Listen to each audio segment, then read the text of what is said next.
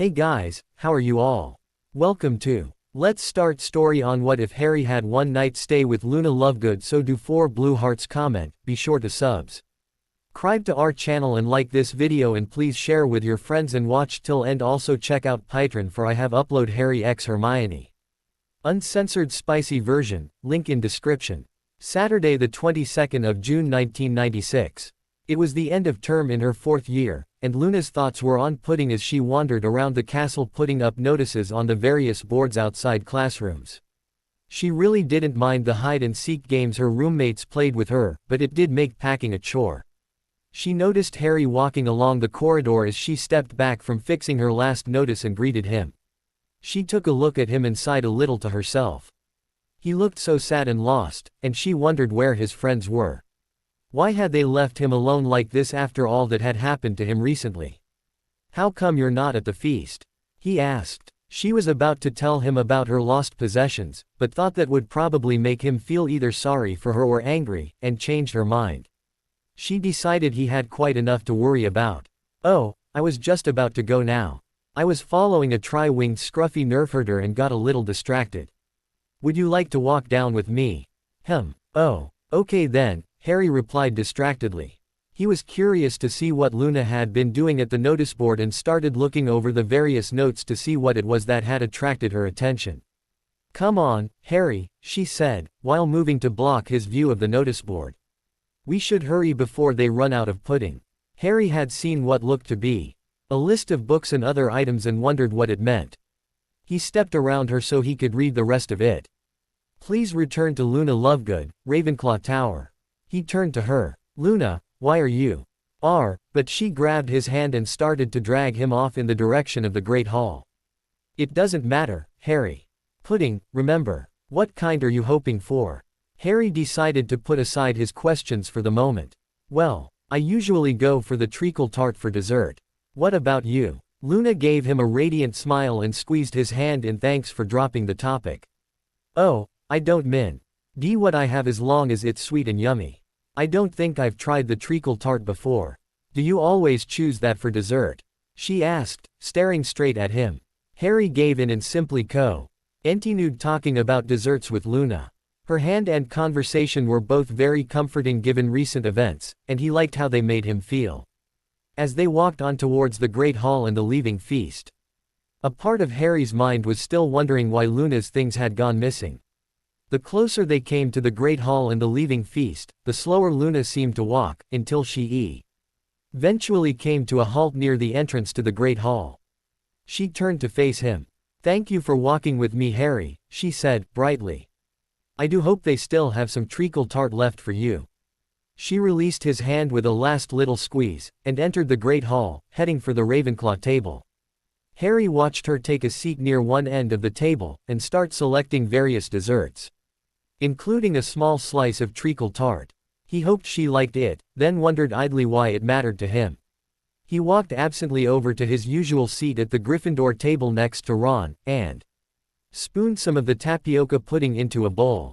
Remembering what Luna had said, he drizzled a tiny amount of honey over it and then a spoonful of cream. Harry studied the pudding suspiciously. What was tapioca anyway? He'd always steered clear of it because it looked like fish eggs in a white blancmange. Mate," Ron began. "What is tapioca anyway?" he asked, instinctively looking across the table at Hermione. "It's like sago, Harry," she answered him. He looked at her and waited for her to continue. Surely she wasn't going to stop there. He had no idea what sago was either. "Sorry, Harry, that's all I've got," she said, a little embarrassed. "That's okay, Hermione, I'm just surprised to find there's something you don't know." He grinned at her. "It's kind of refreshing in a way. Besides," he teased, "it's not really a life skill or something that's going to come up in our newts now, is it?" Hermione darted a look at Ron as though not quite sure how to react and looking for some help. "What's wrong, Hermione?" Harry asked. "It's just, well, an hour ago you were so sad that you didn't even want to come down with us to the feast, and now, you're joking around like normal, and you never eat tapioca. You don't even add anything to ice cream when you have it, but now," she gestured to his bowl and he looked down at it, almost as though noticing it for the first time. "We're just worried about you, mate," Ron added. We know it hasn't been easy for you after the ministry, but you know you can talk to us anytime, don't you? Harry swallowed a little. He hadn't thought about Sirius at all since he'd run into Luna. And now those feelings of loss were starting to return at Ron's mention of the ministry. Guilt at how he'd led his friends into the trap started to overwhelm him again. They all could have died. So easily. He thought the image of that purple curse hitting Hermione was going to stay with him for the rest of his life. Like Sirius falling through the veil, the image of Hermione falling had haunted his dreams every night so far, along with Ginny trying to walk with a broken ankle. The images returned to him again, unwanted. There was Neville trying hard to see. Asked spell after spell with a broken nose, and Ron struggling while the tentacles from that brain thing wrapped around him. Then his breath caught as his mind replayed the image of Luna flying through the air and hitting a desk. Before sliding across it and onto the floor, still as death. Harry, Hermione said softly, interrupting his thoughts. Her hand had touched his where it shook, loosely gripping a spoon. As his gaze lifted to hers, she saw the desolate look he'd had the last few days had returned to his eyes. Her grip tightened on his hand as she struggled to think of how to bring her friend back from his thoughts. Oh, I see you're going to try the tapioca, Harry. There wasn't any left on our table, so do you mind if I share some of yours? Hermione looked over to see that Luna had walked over and was standing next to where Harry was seated, her left hand on his right shoulder as she looked down at the table. Taking his lack of reply as assent, she squeezed in next to him and pulled his bowl closer to herself. May I? She asked, gesturing towards his spoon. Hermione released his hand as he handed the spoon to Luna, a small smile playing across his face. She took a spoonful of pudding and ate it happily. Then looked at Harry. Yummy, she exclaimed. So why haven't you tried it yet? She asked. When Harry didn't reply straight away, she scooped up another spoonful and held it out towards him. His smile widened, but he didn't make any moves towards it. Come on, Harry, open wide. It's not like I'm trying to feed you Polyjuice potion. Polyjuice isn't that bad really, he replied. Thinking of the Polyjuice potion Hermione had brewed and automatically trying to protect her feelings. It wasn't her fault it tasted like raw sewage, that's just how it was. Hermione raised an eyebrow at him. Well, come to think of it, yeah, Polyjuice tastes really awful. Harry grinned. Harry took the mouthful of pudding Luna had patiently held for him, and thought about the taste as he swallowed. It was quite bland in his opinion. He could taste vanilla, and a hint of the honey he'd added, but the tapioca itself didn't seem to have any real flavor. As a pudding it was okay, but he doubted he'd choose it again. He wondered why it appealed to Luna. There was so much he didn't know about her. My mother always made this for me when I was feeling sad, Luna said, as though reading his thoughts, and it always made me feel better. Anyway, I've got some things to do now, so I better go. She stood up and waved her farewells to the Gryffindors around her and started walking off. Harry wondered what she could possibly have to do the night before leaving, then remembered the notices she'd put up on the board. Wait up, Luna, he called, starting to get to his feet. Luna stopped and turned back towards him. Harry, what is it? Hermione asked. He leaned across the table while still standing, and noted Ron had leaned forward to listen in as well. Keeping his voice down, he quickly told them what he knew and suspected about Luna's missing possessions. That's just not right. Ron blurted out a little louder than he should, and at their looks he lowered his voice and continued, We're going to help Luke as well, aren't we? Quote, Well, of course we are, Hermione said. Harry thought for a minute. You two go with Luna and get started then. I think I need to have a word with Padma and see if I can find out what is going on in that bloody tower. I'll use the map to find you afterwards. He watched his best friends get up and led Luna out of the hall, then started scanning the Ravenclaw table looking for Padma. Not having any luck spotting her, he looked up and down the Gryffindor table for her sister, but it looked like she'd already left for some last-minute packing, or whatever, as well.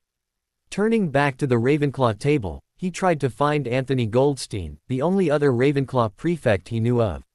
He doubted he'd be able to help, but he could at least get Padma for him if needed. Anthony, can I have a word in private please? He asked, after finding him at the table. Sure, Harry. He excused himself from his friends and followed Harry out of the hall and into the corridor where they had a little privacy. What's up? He asked. What do you know about Luna's stuff going missing? Harry asked without any preamble. Anthony frowned. I don't have much to do with Luna, why would her stuff be missing? He asked. Why indeed? Harry replied, before leading Anthony over to a notice board. Sure enough, Luna had placed one of her notices on it, and Anthony read it. Anthony appeared to be puzzling out what this meant, and from what Harry could tell from his expression, he wasn't any happier with the conclusion he'd reached than Harry was. I didn't know anything about this, Harry.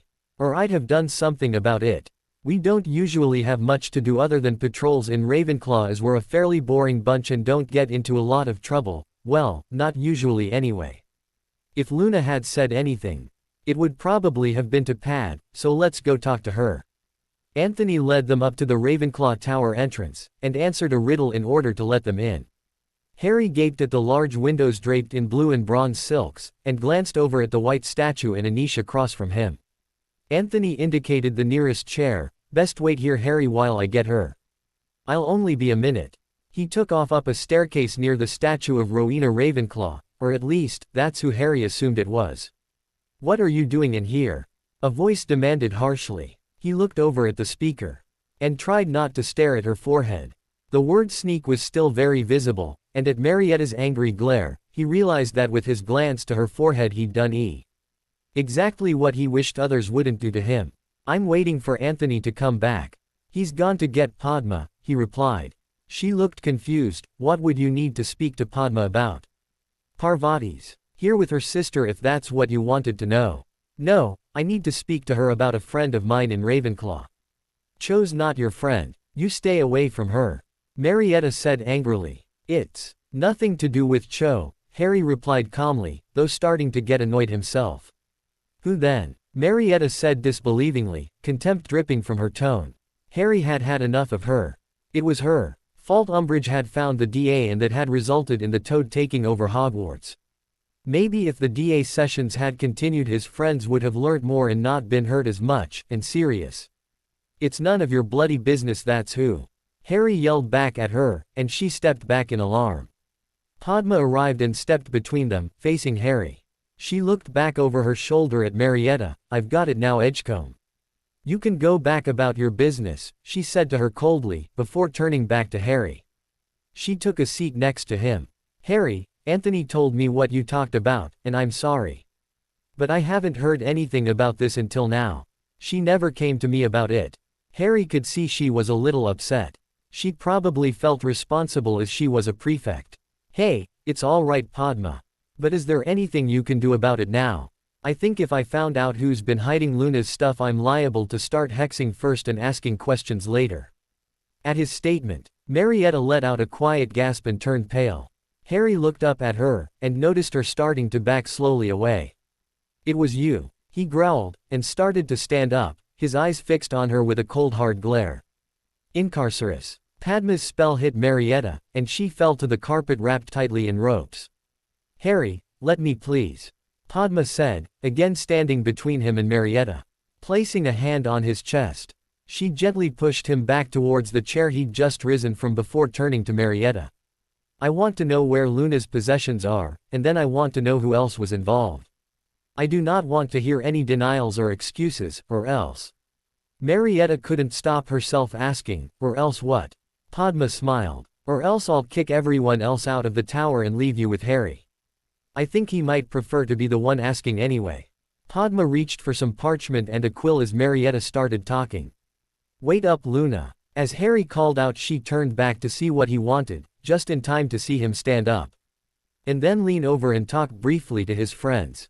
Before long, Ron and Hermione got up and walked over to her. Come on, Luna, Ron said. Harry's going to catch up with us in a bit. Oh, all right then, she replied serenely, and followed them out of the hall. Where should we start looking, Luna?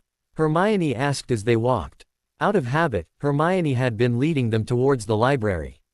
Anywhere really, she replied, there isn't any sort of pattern to it. She realized that her missing possessions was probably what Harry had been speaking to them about. Pattern. Then, this has happened before. Hermione said, somewhat shocked. Oh yes. People have been taking and hiding my things since my first year. She leaned in a little closer to Hermione and Dee spoke conspiratorially. I think they must think I'm a little odd, you know, because some of them call me loony. Hermione could scarcely believe the matter-of-fact way Luna had accepted her housemate's cruelty, and this had been going on for 4 years. She impulsively grabbed Luna in a tight hug. What could Luna possibly have done to deserve that mistreatment? The injustice of it made her furious. She released Luna and turned to Ron. Right, Ronald, I want you to check the Quidditch pitch and change rooms. You know the area better than either of us would. Then I want you to check the classrooms on the first floor. I'll meet you back here in an hour. Her tone did not invite argument or debate. Sure Hermione. One question though, what am I looking for? Luna walked over to the nearby notice board, removed her note and handed it to Ron. Blimey, all that. Hermione moved so that she could read the list over Ron's shoulder, and obligingly he tilted it towards her to make it easier. Hermione didn't say anything, but her look got even more determined if that was possible. This is really very nice of you, Luna said, but I'm sure everything will all turn up. It always has before. Hermione thought about what Luna said for a moment, and then started nodding. Yes, I suppose your things would be returned eventually. If they stayed missing, then you would almost be forced to report it. And that would result in an investigation that I doubt the perpetrators would want started. Something occurred to her. So if you aren't going to search for your things, and obviously you don't have your things to pack, what was it that you were going to do when you left the table? Hermione asked. Luna tilted her head to the side a little as she looked at her, and Hermione got the distinct impression that Luna was deciding something, or perhaps she was waiting for Hermione to work it out for herself. Hermione turned her full focus to the problem. Nobody had said anything rude to her, not even Ron, who could usually be counted on to say something inappropriate. Perhaps she was embarrassed to be at the Gryffindor table.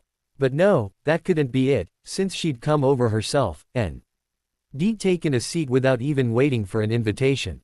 She said she'd come over for the pudding, but then why leave after only one spoonful? Hermione wondered. So if it wasn't the pudding, then why did she come over? Well, whatever the reason, Hermione was grateful as her arrival and interruption had managed to distract Harry from, "Oh Merlin, how could I have been so blind? You brought him around earlier as well, didn't you?" Hermione guessed. "I was a little put out with you two at first, you know," Luna replied. Hermione blushed. Ron just looked between them with a look of confusion. We sorry Luna," Hermione said contritely. What are we sorry about? Ron asked Hermione, even more confused. Honestly Ron, think about it. When Harry left us earlier tonight he was depressed. He showed up feeling a lot better. He sits with us for 5 minutes and he's depressed again. It's clearly our fault, since we practically forced him to start thinking about Sirius again. Hermione has started to pace during her explanation, and it was obvious she was becoming more annoyed. But all we did was tell him we were worried about him, and that he could talk to us, Ron argued. How was that wrong? It wasn't wrong, as such, Hermione agreed. But we just didn't think it through. We should have known what Harry's reaction would be.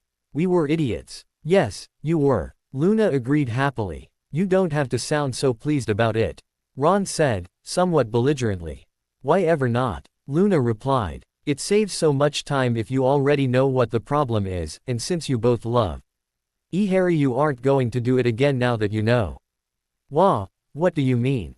I mean, that's not, Ron stammered. Oh Ron, she's right.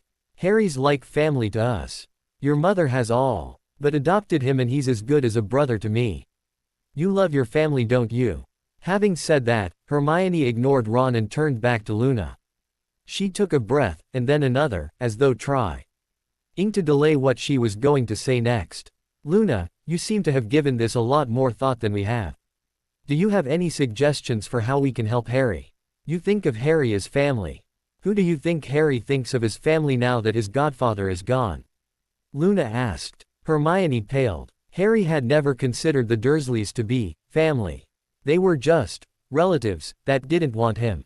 So with Sirius gone, he'd feel alone again. He doesn't think he has anyone left, does he? Hermione said softly. No, that's rubbish, Ron exclaimed. It's like she said. He's got us. And you said yourself that Mum's all but adopted him. He's got us. Ron insisted angrily to Hermione. Hermione placed a hand on Ron's arm to try and calm him down. I know Ron, but you know what Harry is like. He won't think of it the same way. Ron looked about to argue, but stopped himself and looked thoughtful. Hermione looked over at Luna, and she could see from her expression that something unpleasant must have occurred to her. Luna, what is it? We're going home tomorrow, she said sadly. Hermione nodded. How do you suppose Harry will be spending his summer? She almost whispered. Hermione gasped. Those damnable relatives of his would torture him mercilessly. We've got to talk to Dumbledore. He can't possibly stay there, she stated, and stormed off towards Dumbledore's office, too preoccupied to notice Ron and Luna following her. The headmaster would have to see that he couldn't stay with the Dursleys this summer. He'd need to be with people that cared about him, that could help him through this. Surely the headmaster would understand, wouldn't he? When she reached the gargoyle, she realized she had a problem. She had no idea what the password was. Please, I must speak to the headmaster. It's about Harry. And it's very important. The gargoyle remained unmoved. Now what do we do? Ron asked. Hermione barely hesitated. We go and see McGonagall, she said, already moving towards her head of house's room. Muttering to herself, what's wrong with me tonight? I should have gone to see her first. Oh, Miss Granger, Mr. Weasley, Miss Lovegood. What can I do for you this evening? Please, Professor. We need to see the headmaster about Harry. Hermione said. Professor McGonagall frowned. I'm afraid that's not going to be possible, Miss Granger. He's been called to the ministry. He has. What has? Miss Granger, McGonagall interrupted. I'm sure you must already know I could hardly discuss ministry matters with a student, even if I did know the details of why he has been summoned. Now what is so important that you needed to bring it to the headmaster before even raising it with your head of house? Hermione blushed. I'm sorry, Professor, I've really not been thinking straight. It's just that we were talking about Harry, and we realized that he's going to be going home tomorrow to those horrible relatives of his. And he just can't be sent there. Miss Granger, McGonagall began. Professor, you must know what they're like. You've seen how he looks when he arrives at school each year. Miss Granger, you know what he's just gone through. He needs to be with his friends. He needs to be with people that. Miss Granger. Hermione flinched and stopped speaking immediately at the professor's raised voice. She couldn't remember ever hearing it directed at her before. Hermione, take a seat please. McGonagall said in a softer tone, but one that expected obedience.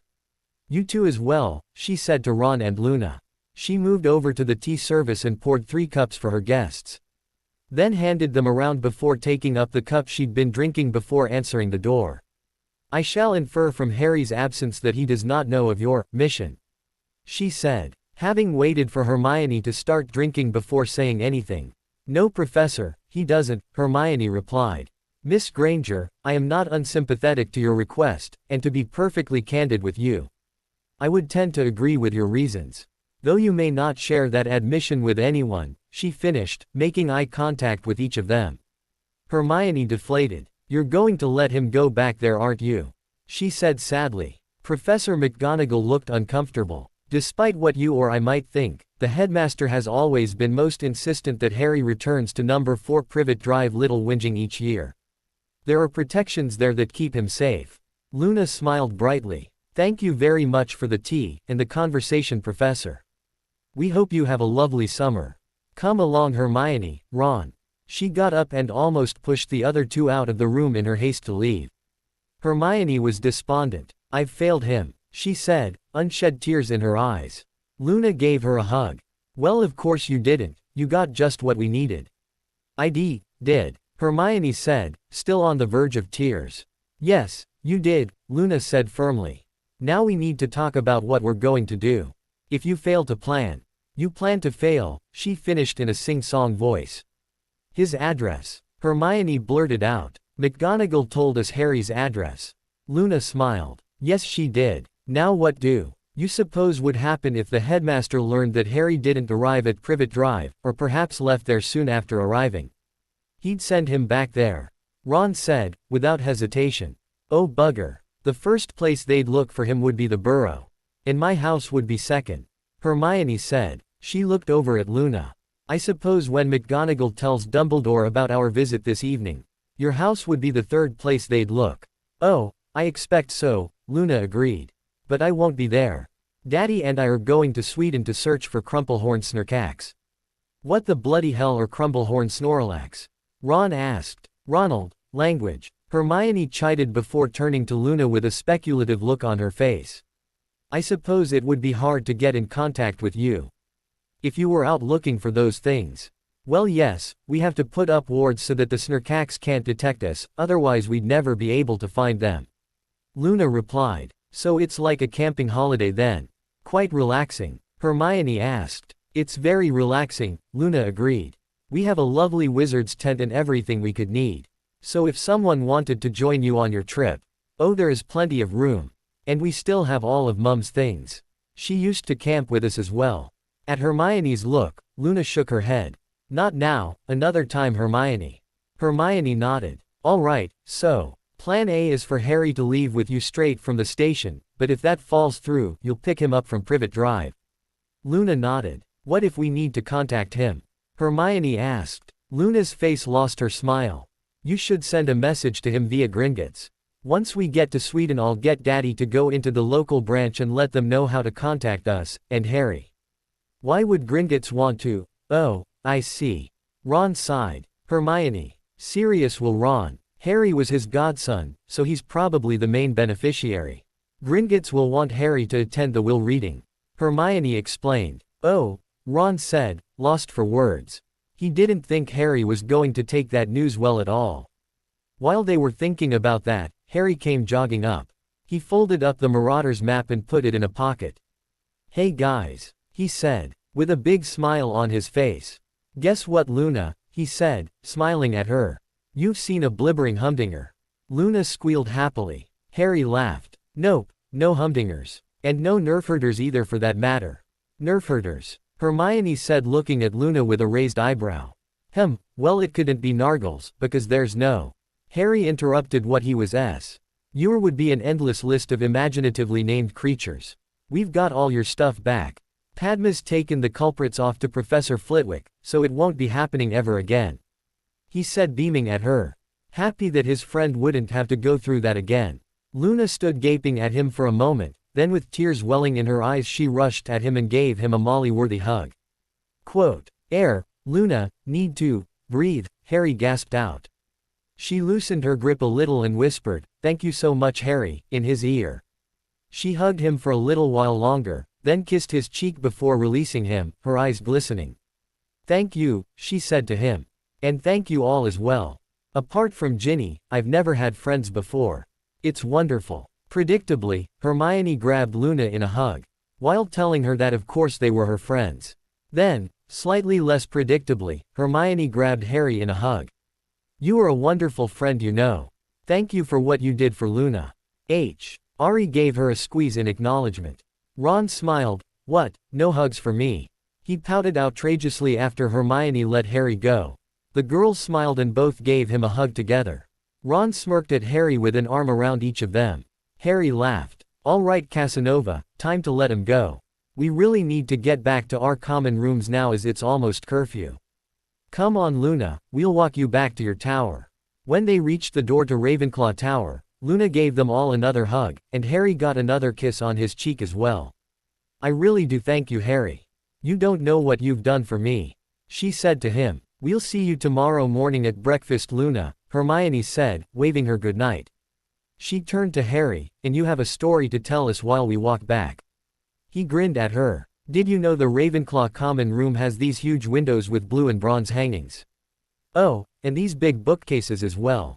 Hermione gasped, and made as though she was going to head back and try to get Luna to give her a tour.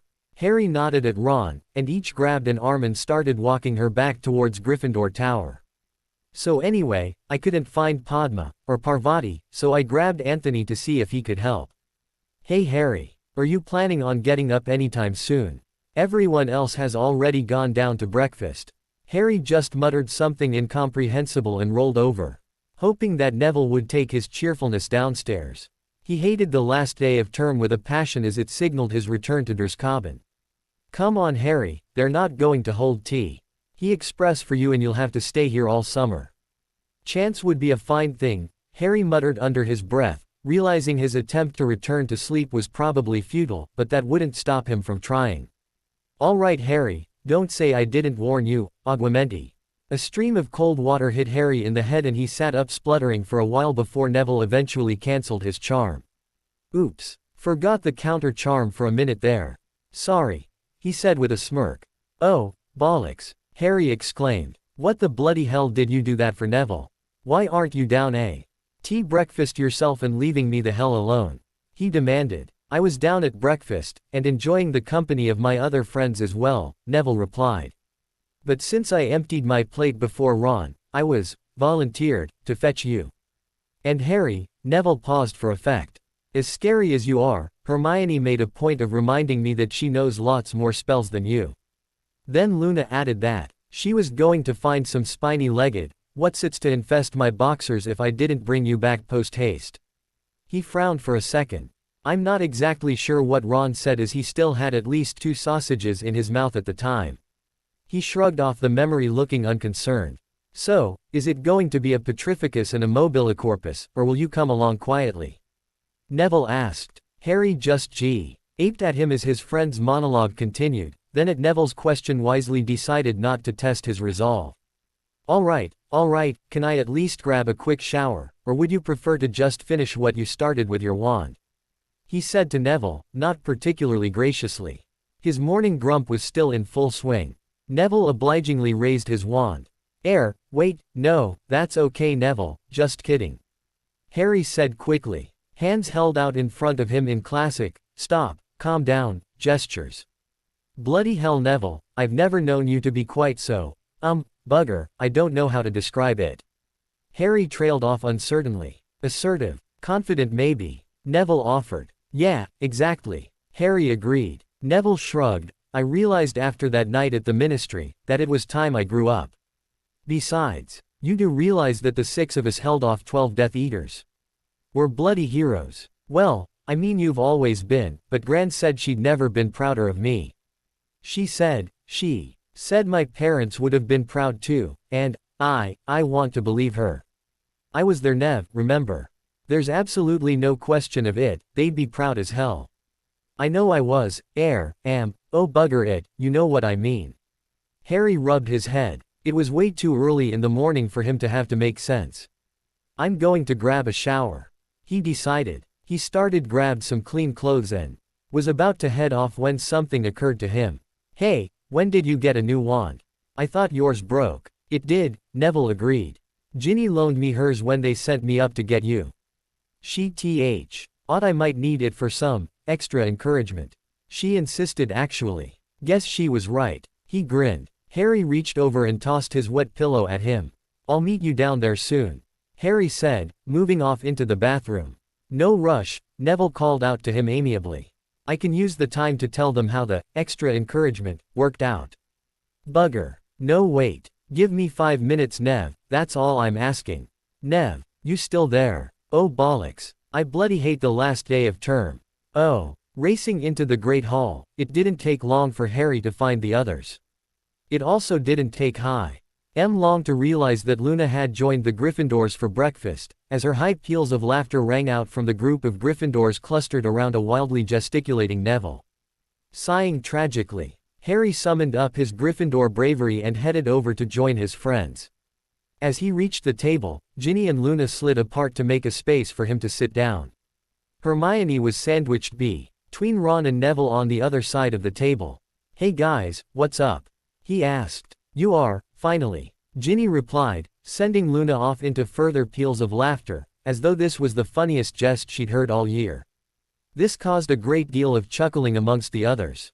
Against the wishes of his grump, Harry couldn't help but chuckle along as well. There was something about Luna's laughter that he found infectious. Hermione reached over and grabbed his plate, and swapped it with her own. Here Harry, I saved you some breakfast before it all disappeared. She said, giving a nod in Ron's direction. Thanks Hermione, Harry said gratefully, and started to tuck into his eggs. As he ate, he listened to the conversations going on around him. Luna was explaining some article or quiz in the Quibbler to Ginny. who sounded as though she was interested in it. Ron on the other hand was trying to convince Neville that the cannons were going to be a dead cert for the finals now to they were going to have Gudgeon coach some new recruit they'd picked up. Hermione seemed to be trying to listen into both conversations at the same time, and added a comment here and there to each. Oh good grief Potter. Haven't you surrounded yourself with enough losers? You have to attract them from other houses as well. Harry realized that Malfoy's arrogant drawl always managed to push his buttons, and wondered whether he practiced his snarkiness, or if it came naturally. He reached over and lifted some of Luna's hair, as though inspecting the strands. Well, I suppose she is at least a pureblood, even if, URK. Harry had looked around, and when he saw what Malfoy was doing, he had leapt to his feet, his hand shooting out and around Malfoy's throat, rage twisting his features. You touch her again Malfoy, and so help me. I'll. Potter. Release him immediately. Harry turned his cold stare from Malfoy to Professor Snape. He had reflexively squeezed a little tighter at the sight of the hated potions master, but released his grip on Malfoy's throat as ordered. I'll see you expelled for this. Snape hissed at him. Harry just stared at him and didn't respond. It wasn't as though he hadn't heard that before. Well, what do you have to say for yourself? Snape demanded. About what? You haven't asked me anything, Harry asked. What do you have to say about your impending expulsion, you foolish boy? Harry shrugged. Nothing, he replied. So, you admit you deserve expulsion then? Snape practically crowed. Malfoy had a look that suggested his Christmas had come early. That isn't what I meant, Harry replied calmly. I'm not giving those gits the satisfaction, he thought to himself. Oh really, sneered the professor. Then by all means, explain yourself. I have nothing to say. Since you don't have the power to expel me. If you did, then I'd have been on the train home before I'd been sorted in my first year. As it is, all you can do is yell and bluster, since even the house points are done for the year. Harry paused to consider something. And since we are leaving in about an hour, you don't even have time to allocate any detentions or punishments. Snape looked at him as though considering whether he would be able to justify drawing his wand and cursing him on the spot. However, since I'm sure you will at least insist on an apology, Harry turned to Malfoy and mimicked the Slytherin git's usual drawl and manner. Malfoy, I apologize. I suppose it's not your fault you are such a foul git, having been raised by Death Eaters, what else could you be? He looked Malfoy up and down with a sneer. Then again, I suppose it could be inbreeding. My Aunt Marge always says that if there's something wrong with the bitch, then there's something wrong with the pup. Snape snarled and reached out, grabbing Harry's robes. Professor Snape, Minerva McGonagall's voice rang out. I'll thank you to not manhandle my students. Snape released Harry and stepped back with an angry glare. Potter, with me. Now, McGonagall said, walking off briskly before Snape had a chance to say or do anything else. Harry smirked at Malfoy and followed his head of house. She led him into her office, and she sat down behind her desk, leaving him standing. Potter, what could you possibly have been thinking? Harry shrugged. As satisfying as it was to talk back to Snape and give Malfoy back some of his own medicine, he knew that it came with a price. They got away with it, he never could. That's just the way things were. Well Potter, what would you have me say, Professor? For 5 years Malfoy has done nothing but provoke and insult me and my friends. None of the professors do anything to curb him, and we are always the ones that always end up in trouble. Surely you exaggerate the situation. Harry just muttered under his breath. What was that? She asked. I said I don't know why I bother talking to you. Harry replied angrily, it's not as though you're actually going to do anything about it. McGonagall looked shocked. She'd never known Harry to be so angry with her. First year, I came to you to tell you the stone was going to be stolen. Did you believe me? No, you didn't even bother to hear our reasons. Me and my friends had to go and save it ourselves. Oh, and let's not forget that was the year we got 50 points off each, and bloody detention at night. Tea in the Forbidden Forest, and for what? Walking the halls after curfew. Thank Merlin we didn't tell you we were trying to save Hagrid's job that night by sending off the baby dragon he'd hatched. Harry was pacing in his anger. Years of frustration had been topped off this year by Umbridge, the Ministry, and the prophecy, and he'd had enough of trying to bottle it up. The anger he'd had during H.'s rant in Dumbledore's office was coming back to him as well. Damn Malfoy, and damn Snape for doing this to him. You have a right funny way of looking after your Gryffindors, you know. I hate Snape's guts, but it couldn't be said he doesn't look after his Slytherins. I tried to do as you said around Umbridge this year, and look what it got me. He thrust his fist under McGonagall's nose, and she thought at first he was going to hit her. Then she made out the scars on the back of his hand. I must not tell lies. Where? How did you get those? Bloody Umbridge made me write lines with this quill she had that wrote with my blood. McGonagall gasped. A blood quill. She tried to regain her composure, with little success. Why didn't I tell you? Harry asked sarcastically. Would it have done any good? You'd already proved how well you listen in my first year. You know, I've had 5 years of abuse from Snape, and probably lost more bloody house points in that class than most entire houses do. Have you ever followed up the unfairness of that? Do you even care that he makes a mockery of the house points system? Gah, why'd I even bother? A chime was heard, signaling the coaches would be departing for the Hogsmeade station in 30 minutes. He stopped his pacing and returned to standing in front of McGonagall's desk. So what happens now, Professor? By all means, keep me here at school and assign me punishments. Whatever you have in mind won't be any worse than what I'll have to put up with at the Dursleys, where I can look forward to starvation and a list of chores every day that would make a house elf sigh. McGonagall seemed almost speechless. Harry, I will follow up the things you've said to me, and I will see what I can do about the problems you've raised. For now, I think you should go and get your things and meet up with your friends. I'll talk to the headmaster when he returns, and I'll make sure you're not expelled. Harry gave her a wry grin. I don't have to worry about being expelled, Professor. Our dear headmaster won't let his weapon out of his control after all. McGonagall stared at him. Weapon? What weapon? What? Harry looked at her in disbelief. You mean, he hasn't even told you the prophecy yet? You know, the one that starts, the one with the power to vanquish the Dark Lord approaches, that one. Well, I suppose I shouldn't be surprised. The old bastard didn't bother telling me about it until after Sirius was dead. You'd think he might have made a bit of an effort to train me up though. I'm not likely to have much of a chance to vanquish anyone. Let alone a Dark Lord with the generally piss-poor defense professors he's been hiring. You have to laugh, don't you? The ruddy Death Eater that impersonated Moody did the best job. Though I did like Remus. McGonagall had gone white, and her throat had tightened up completely. She was unable to speak, and could only stare at him, stunned at what she'd just heard. Well, I suppose I'd best go then. He gave her a chance to say something, and then turned back with his hand on the doorknob. Regardless of what I just said, I am glad you're back, Professor. Oui. All outraged at what Umbridge did to you when she went after Hagrid. He opened the door and left the office, closing the door behind him. McGonagall slumped in misery. His claims were outrageous, surely. Yet, could she have failed her Gryffindors so badly? Harry seemed to think so.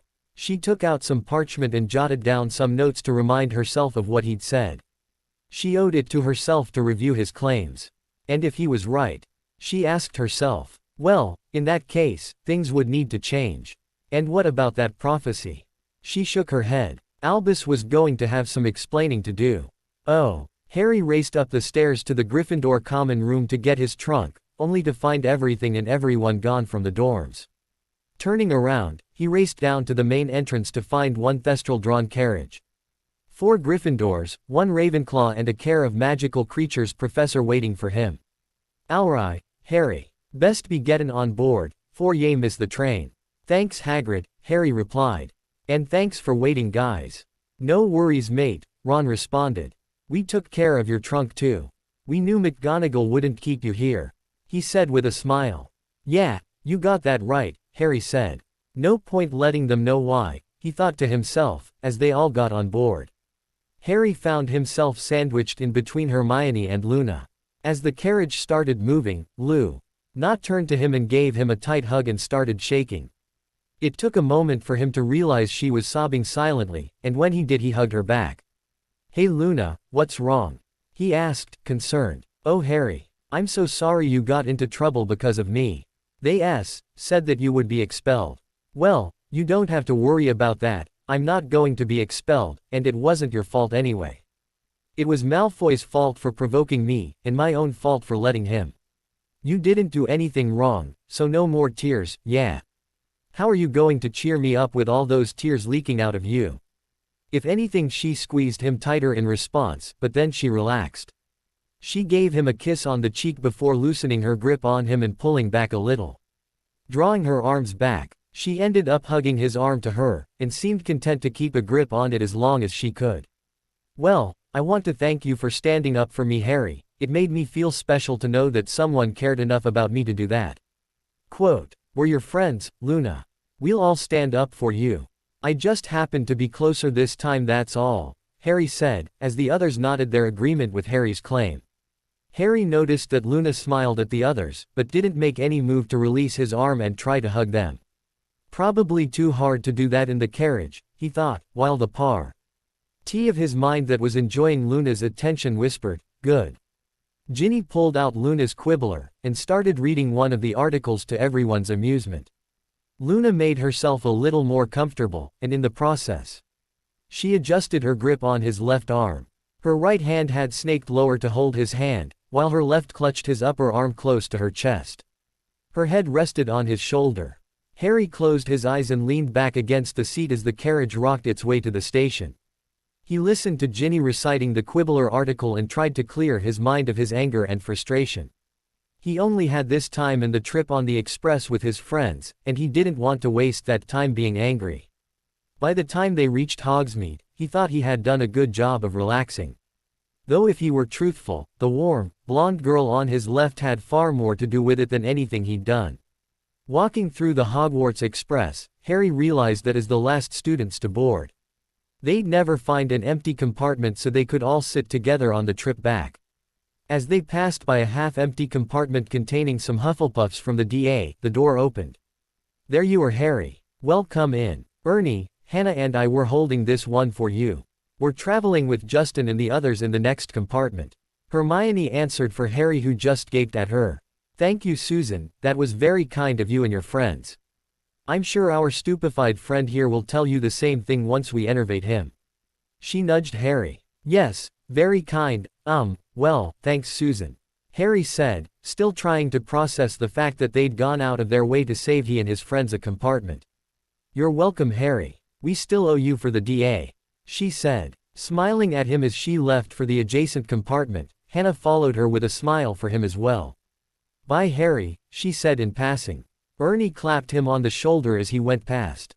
This is the least we could do for you, Harry. The group piled in and sat down, seated in the same way that they had in the carriage. Luna regained her possession of Harry's arm, and Harry couldn't think of any reason not to let her. He had asked her to cheer him up, and it seemed she'd decided this was the way she was going to do it. It was working. Ginny had barely begun reading from T. He Quibbler again when the door opened to reveal Malfoy, Crabbe and Goyle. So Potter, enjoying your last ride on the Express, are you? Of course, even if you weren't expelled, it's not like you would live through the summer now that. A large assortment of spells hit Malfoy and his goons and they were blasted down the corridor. Susan, Hannah, Ernie, Justin, Anthony and Terry walked into view, wands in hand. Terry poked his head in on the way past. Sorry about the interruption, guys, we'll just take out the rubbish. He waved at them in farewell and closed the door. As Ginny started reading again, Harry thought about all the oddities that had been occurring this morning. It could all be coincidence, he thought to himself, yet, not one of his friends had asked him about his meeting with McGonagall yet. He'd have bet galleons that either Ron or Hermione would have asked him. Come to think of it, they hadn't asked him how he was feeling this morning either. That was new. It was almost as how they had decided not to ask him any questions, and would let him decide what and when to talk to them about things. If that was the case, shouldn't he tell them what had happened this morning? Well, part of it at least, he decided. He owed them some explanation. He cleared his throat. So, who wants to hear about how I told McGonagall off this morning? He asked. He looked around the compartment and counted 4 dropped jaws and 1 smile. The train had barely pulled into King's Cross Station, yet the platform was already crowded with students eager to begin their summer holidays. In one compartment, however, The occupants had barely even thought about disembarking. Hermione, I don't know how many other ways to say it. I'm sorry, alright. I really didn't mean to have a go at McGonagall. But with everything that's been going on the last few days in her, well anyway, it just came out. I'll tell her I'm sorry when I next see her. No wait. I'll send Hedwig off when I can. Harry said, not vocalizing his follow-up thought, if I can, that is. The Dursleys had locked Hedwig in her cage before to prevent her from flying out. Hermione was a little confused. She had been incensed at Harry's description of his blow-up in her favorite professor's office.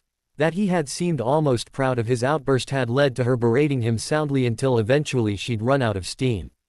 The strangest thing was that Harry almost seemed to relax as she was doing it. Oh, he wasn't enjoying the telling off, she could see that, but there was something there. Then it occurred to her. He was grateful that she was laying into him as she would normally, instead of treating him with kid gloves and letting him off because of it. It was Neville that responded to Harry's latest apology attempt. Sounds good, Harry. I reckon that'll do it. Won't it, Hermione? Hermione nodded. Since when did Neville develop a stare like that? Harry sighed. Good. Well, come on then, let's go. The train should be mostly empty now and we can't sit here all summer. Luna disentangled herself from Harry's arm and stood up with the others. She watched as Harry lifted her trunk from the storage rack and placed it next to her. Before he retrieved his own. Grabbing the end handle, she was glad Hermione had conjured wheels on the ends of everyone's trunks, as it made them much easier to drag around. As she led he way off the train and onto the platform, she stood to the side as her new friends followed her off and joined everyone else in looking around for familiar faces and family members. Neville was the first to notice the stuffed vulture hat move in their direction, and he smiled as his grandmother walked up to them. He introduced her to Luna and made sure she still remembered his other friends from when they'd met at St. Mungo's. His gran looked intently at Harry as though making up her mind about something, then gave him a brief hug. Thank you, dear, for all you've done for Neville. You've helped him become the man he was meant to be. If you ever need anything, you be sure to remember you're a friend of the Longbottoms. She turned to Neville. Have you got everything, dear? Well, let's be off then. She waved her goodbyes and was about to leave when Harry blurted out, Mrs. Longbottom. Well, I don't know if Neville has mentioned it, but it's my fault his wand was broken. And, I'd really like to buy him a new one. She smiled at him, then reached out and cupped his cheek softly. Thank you, Harry, but if it's okay, I'd like to be the one to buy it for Neville. At Harry's disappointed nod, she thought for a second. Well, perhaps you could buy him a wrist holster for his new wand instead. Harry shared a smile with her before she and Neville made their final goodbyes and walked off. Hermione shook her head in resignation. That boy wasn't happy unless he took responsibility for everything going on around him. She looked around and nudged Ron. Judging from the number of redheads heading this way, I think your family is here. Luna piped up. Would you say we have a plethora of redheads heading this way? She asked Hermione. Caught off balance, Hermione asked, a what? A plethora. Hermione caught the reference and gave Luna a funny look. Yes, El Guapo, we have a plethora of redheads heading our way. Luna beamed at her reply, practically bouncing on the spot, and Hermione wondered how much of Luna's odd behavior was due to loneliness and imagination. There, but for the grace of God go I, she thought, and wondered idly whether being attacked by a troll in our first year was actually the luckiest thing that had ever happened to her, instead of one of the scariest. She was startled out of her thoughts as Hurricane Molly swept in, dispensing hugs and comments in equal measure. Often to the embarrassment of the recipients. Oh Ron, look at you, you must have grown at least an inch.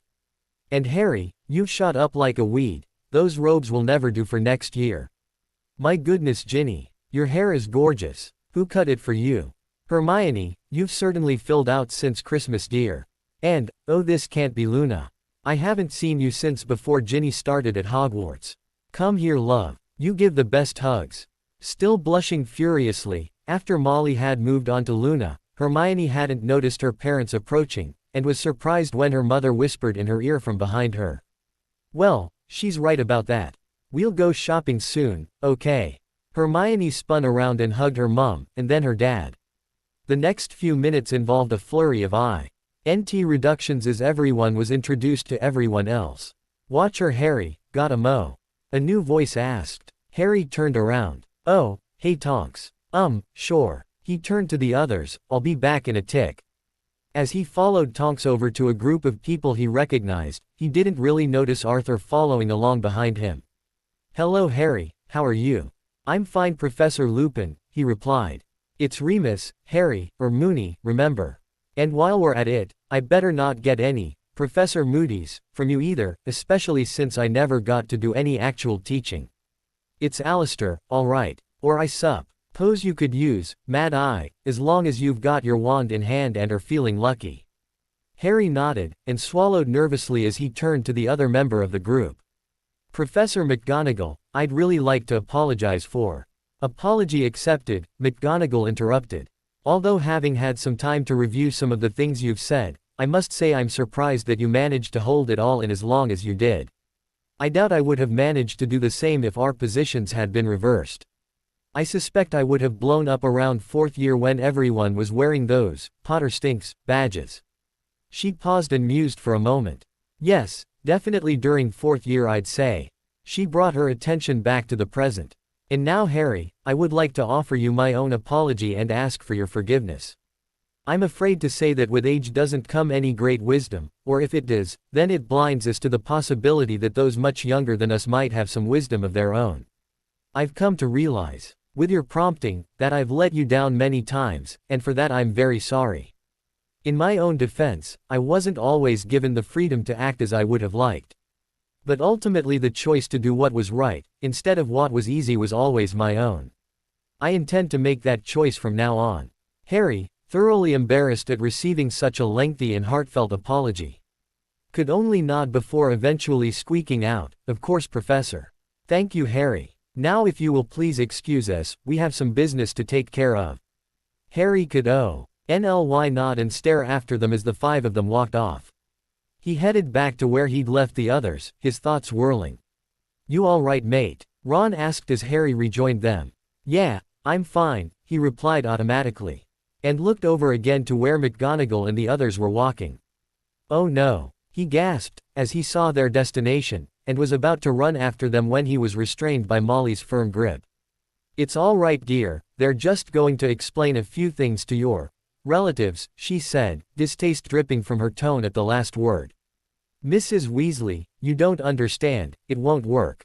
It'll just make things worse." Molly turned him to face her, hands on his shoulders now.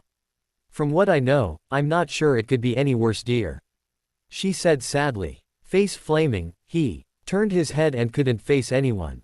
He could see Hermione's parents whispering to her, but she was shaking her head, dismissing their questions.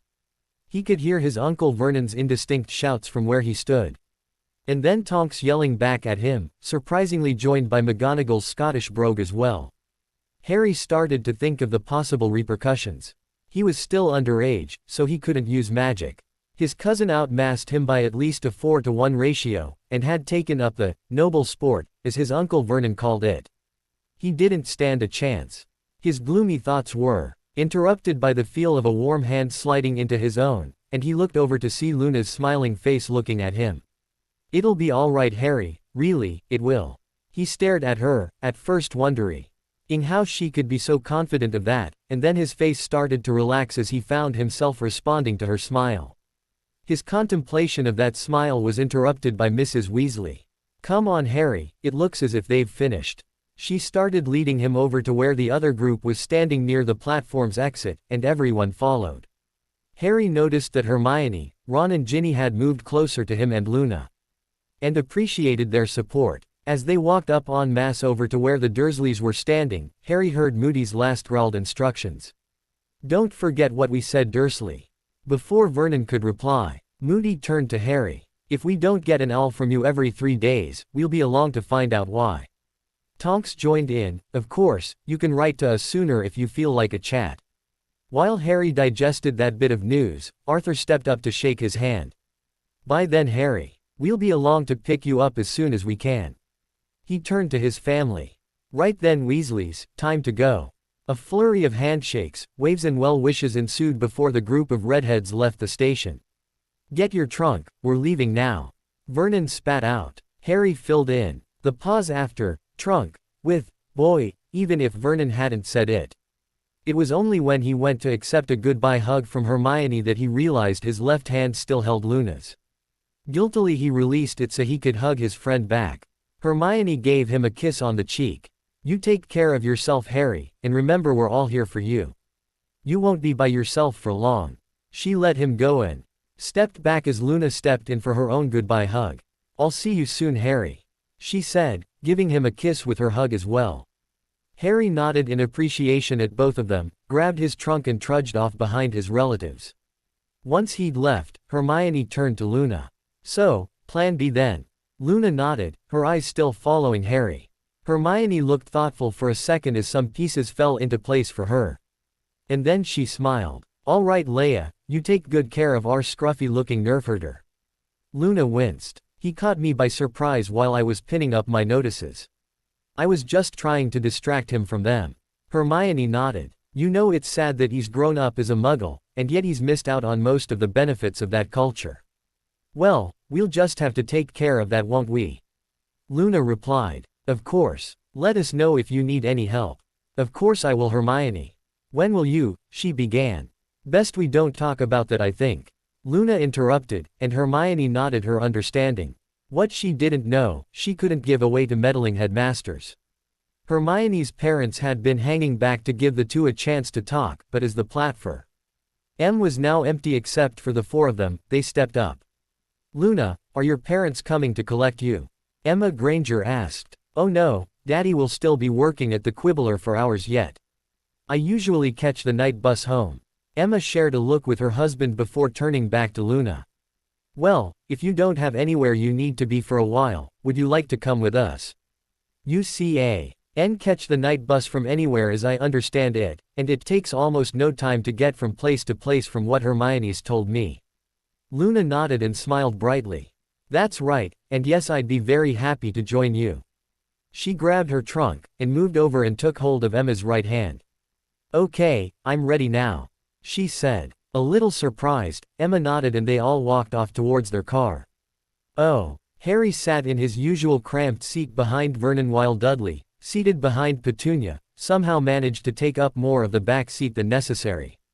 Dudley kept looking over at him as though torn between wanting to ask him something, and wanting to rip into him because of the things those freaks had said to his father.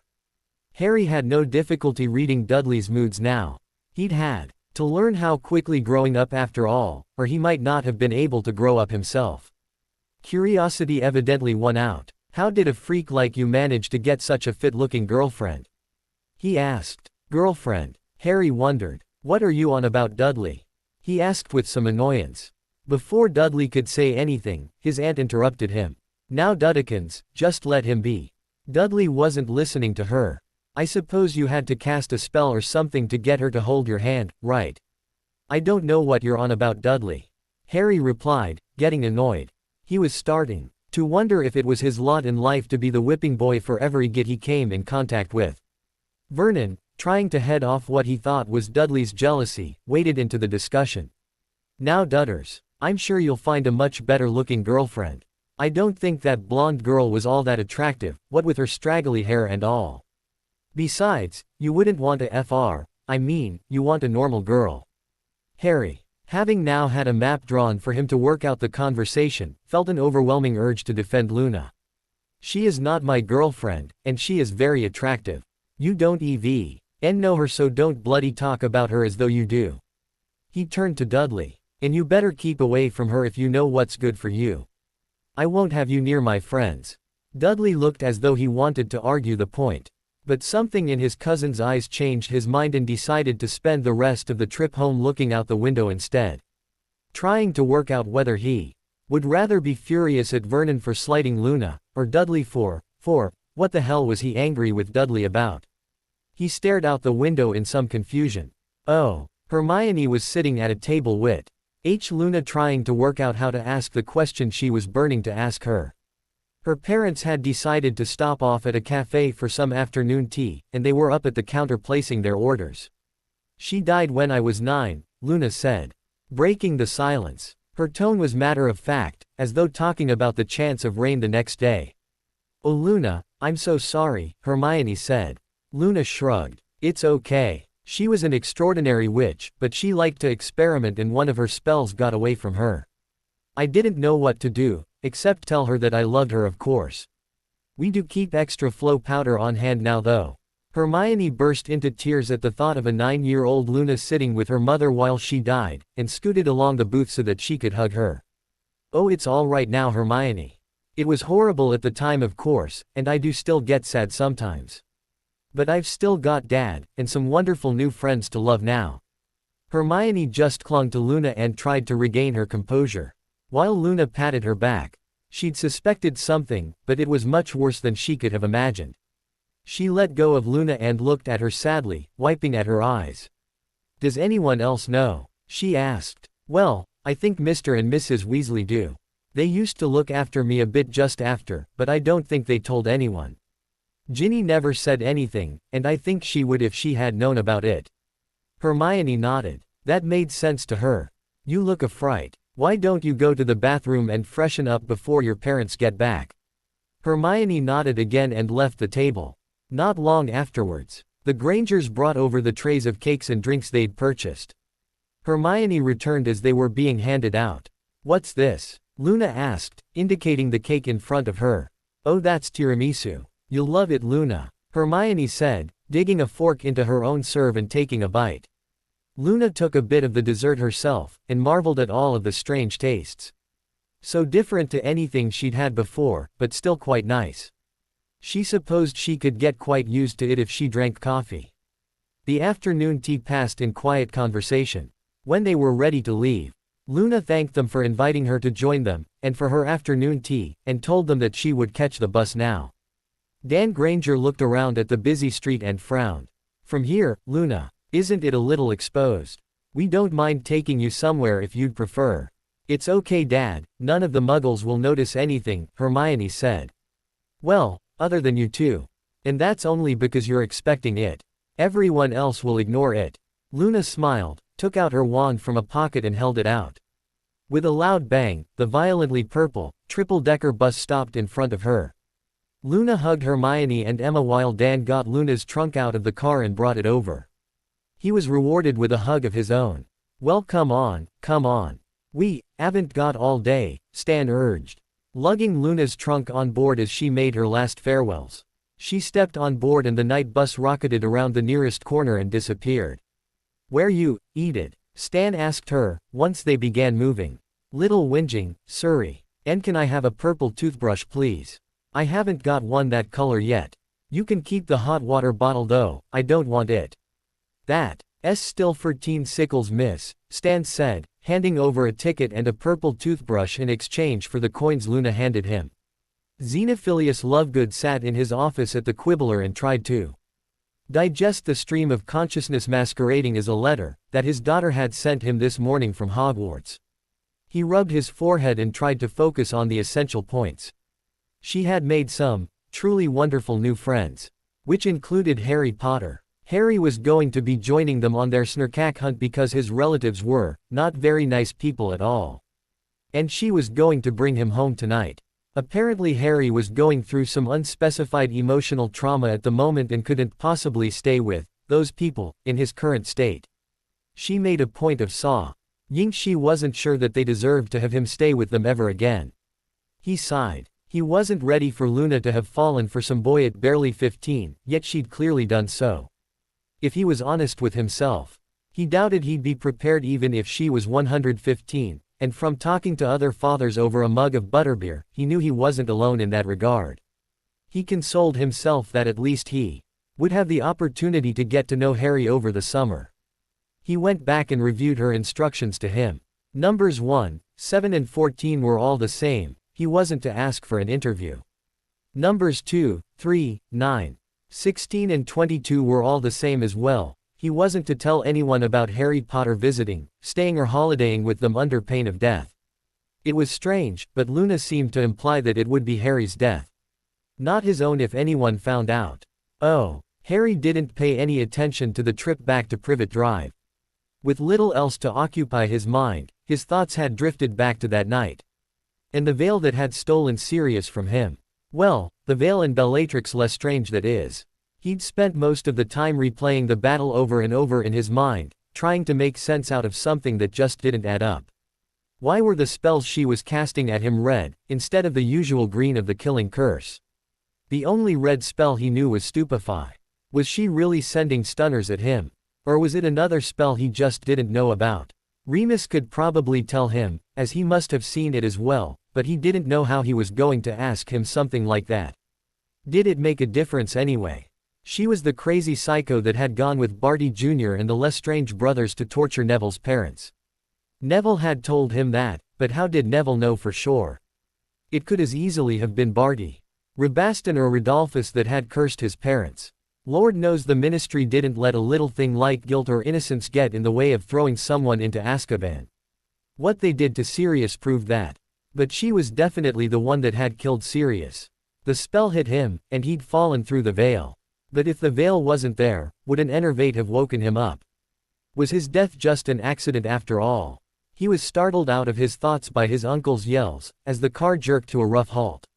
What the bloody hell is she doing here? I won't have it. I don't care what those ruddy freaks said, boy, this is the last straw and there is no way she is staying here.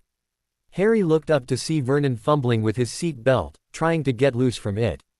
As he looked out the windscreen he could see Luna sitting on her trunk near the front door, and he blinked. The unreality of her being there confused him, and he just stared, trying to make sense of what he was seeing. Why would Luna be there with her trunk? The sound of Vernon's seat belt clasp cracking against his side window as he finally threw it off him woke him up to the inherent danger Luna faced. Reaching forward, he slammed his hand down on Vernon's door lock to delay him, then undid his own seat belt and quickly got out of the car. Drawing his wand, he moved to stand between the car and Luna, readying himself for what was likely to happen next. Stunners would be best. They were quick to cast, and he didn't have to worry about them being enervated as had happened at the Ministry. Struggling out of the car, Vernon started storming toward the freaks when he noticed something. The boy was standing there with his thing pointed straight at him, and there was a look on his face that he'd never seen there before. In the mirror, oh yes, that look was very familiar when he thought about the boy, but he'd never expected to see it on the boy's face directed at himself. Put that away, boy, before someone sees you, he hissed. His demand was ignored. He held his stick unwaveringly pointed at him, as though it were a loaded gun. Did the boy know enough after 5 years at that freak school to use it against someone? He looked for any trace of bluff in boy's glare, but couldn't find any. There wasn't a trace of the fear that should be there either, and Vernon began to wonder if he was actually in any danger. It was Petunia that eventually broke the deadlock. "Huh, Harry. Aren't you going to introduce us to your friend?" Harry's eyes flicked over to his aunt, before returning to stare unblinkingly at Vernon again. Finally cowed at the thought of what the boy might do to Petunia or Dudley, Vernon dropped his gaze and unclenched his fists, before putting his hands in his pockets. Luna hopped up from her trunk and stepped up next to Harry. "I'm Luna, I'm Harry's." She paused, and tilted her head slightly as though trying to decide how to describe herself. Then just shrugged as though it didn't matter, but she didn't finish the statement either. "Well, we're pleased to meet you, Luna," Petunia replied, before looking over at her husband. "Aren't we, Vernon?" "Yes," he grunted shortly. "Well, you think we can all go inside and have a cup of tea, Harry?" Petunia asked. "Oh, that does sound nice," Luna said. "But I'm afraid we really have to be going now." "We? Who is we?" Vernon demanded shortly, and Harry's eyes locked back on his again. "Oh, well, Harry and me, of course," Luna replied. "What?" Harry said, speaking for the first time. He was echoed by both Petunia and Vernon. "Oh dear, I probably should have asked you first. Harry, would you like to spend the summer with me and Daddy in Sweden while we look for Crumplehorn Snorkax?" "A Snorkax?" Vernon muttered to himself. Petunia, seeing an opportunity, took it with both hands. "Oh, that sounds lovely, Harry, and much more interesting than your usual summers here. You should go, of course." Harry couldn't see himself agreeing with the Dursleys over the color of grass, but he was being given a chance to leave the Dursleys before he'd even arrived. So what the hell was he still doing here thinking about it? "That sounds great, Luna, thank you, and yes, I would like to go with you. Luna made an excited squealing sound, then bounced back to her trunk and dragged it with her back to Harry, where she grabbed his left hand and started pulling him towards the road. Petunia hurried out of their way, walking around the back of the car to stand next to Vernon.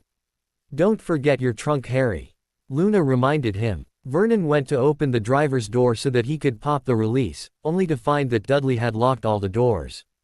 Since his car keys were still in the ignition, he banged on the window until Dudley eventually unlocked the door so he could reach inside. A minute later, Harry and his trunk were reunited and ready to go. Bye, Harry, I hope you have a good summer. Harry just stared at what must be a polyjuiced replica of his aunt until Luna nudged him. Ah, yes, Aunt Petunia, thank you. You too, he said, before looking over at Luna as though checking to see if he'd done it right. She smiled at him, and then waved goodbye to the Dursleys before facing the road and extending her own wand. Petunia shrieked at the sight of the bus, but when she looked over at Vernon, he seemed to be paying a great deal of attention to the garden. Have you sprayed the roses, pet? It looks as though they might need it, he said, having completely ignored the bus that had arrived, and subsequently vanished as it departed. Oh, welcome to the night bus, emergency transport for the stranded, Stan began. Harry ignored him and looked around. Absolutely nothing seemed to have changed since he last caught the bus 3 years ago. We're going to Ottery Street Catchpole, Stan, and we'll have 2 hot chocolates, please, Luna said, before turning to Harry. Would you like a toothbrush as well? I've been collecting them each year when I ride the bus, but I've never had a chance to get 2 in 1 year before. I think I'll get an emerald green one this time. Well, a blue one then. Right then, Stan said, that's 15 sickles each. Harry handed over a galleon and 13 sickles, and received 2 tickets and 2 toothbrushes. Back in a mo with your OT chocolates. You, Avenue this one, he said, leading them to one of the beds. Harry lay back quickly, knowing what to expect once Stan had stowed the trunks under the bed. Take her away, Stan said, and Harry braced himself. With a bang, the night bus took off, and suddenly Luna was thrown hard against him from the explosive burst of speed. Harry grabbed at her in reflex to help steady her. Thank you, Harry, she said, seemingly unconcerned at being sprawled on top of him on a bed with his arms around her. That's okay, Luna, he said, as he let his arms go and they moved apart in order to sit up. A minute later, Stan arrived with their drinks. So, you live in Ottery Street Catchpole? He asked. Luna nodded. Oh yes, just over the hill from Ginny actually. We used to play together as children sometimes. That must have been nice. Growing up with friends, Harry mused out loud. So what sort of games did you and Ginny play? Oh, I suspect the same as most other children do. We'd run around OT and sometimes chase each other or the Gurnumblus, and sometimes we'd go swimming. We also liked to take it in turns to dress up and pretend to marry you. Harry had just taken a mouthful of hot chocolate, and it sprayed out of his mouth and all over Stan just as he was bringing over their hot water bottles. "Chew'd do that for?" he asked, bringing out his wand and casting a spell to clean himself up. Before walking off, muttering to himself, "Was his problem then?" Marry me?" Harry asked, confused. What sort of game was this? "Oh yes," Luna replied quickly.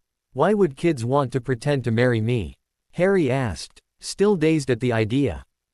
Well, I don't know that many boys played it, but you know that most girls tend to imagine themselves as princesses, waiting for their Prince T. Oh, come and take them away on a white horse, don't you?" He didn't really, but he understood the general concept and nodded. "Well, after you defeated Tom the first time, you became every girl's real-life hero. You had slain the evil wizard and disappeared. It was all very heroic and you were our prince, you see." He nodded again. He got it now, and really, it made a kind of sense when she put it like that. "So, now that I'm back in the wizarding world, does that mean those games aren't being played anymore?" he asked hopefully. Luna looked at him in disbelief for barely a second before he burst into loud laughter that showed little signs of stopping soon. She clutched her sides and rolled around as though in pain, and Harry couldn't help but laugh along while having no idea what she was laughing about. She calmed down after a while and sat up, working on regaining her composure. She turned to face Harry again, and opened her mouth as though about to answer him, but instead started to snigger and giggle. Eventually she gave up all pretense of control and let loose the laughter she'd been trying to hold back. It was a long time before she was able to speak again, and mirth and laughter weren't far away. "Oh Harry, do you honestly think after all you've done since you've been back that little girls would be playing it less? Besides, they could only imagine how handsome you'd be before. And now there are plenty of pictures of you for them to dream about when they pretend to marry the boy who lived." He looked at her in horror. Luna reached over and patted his shoulder with a broad smile.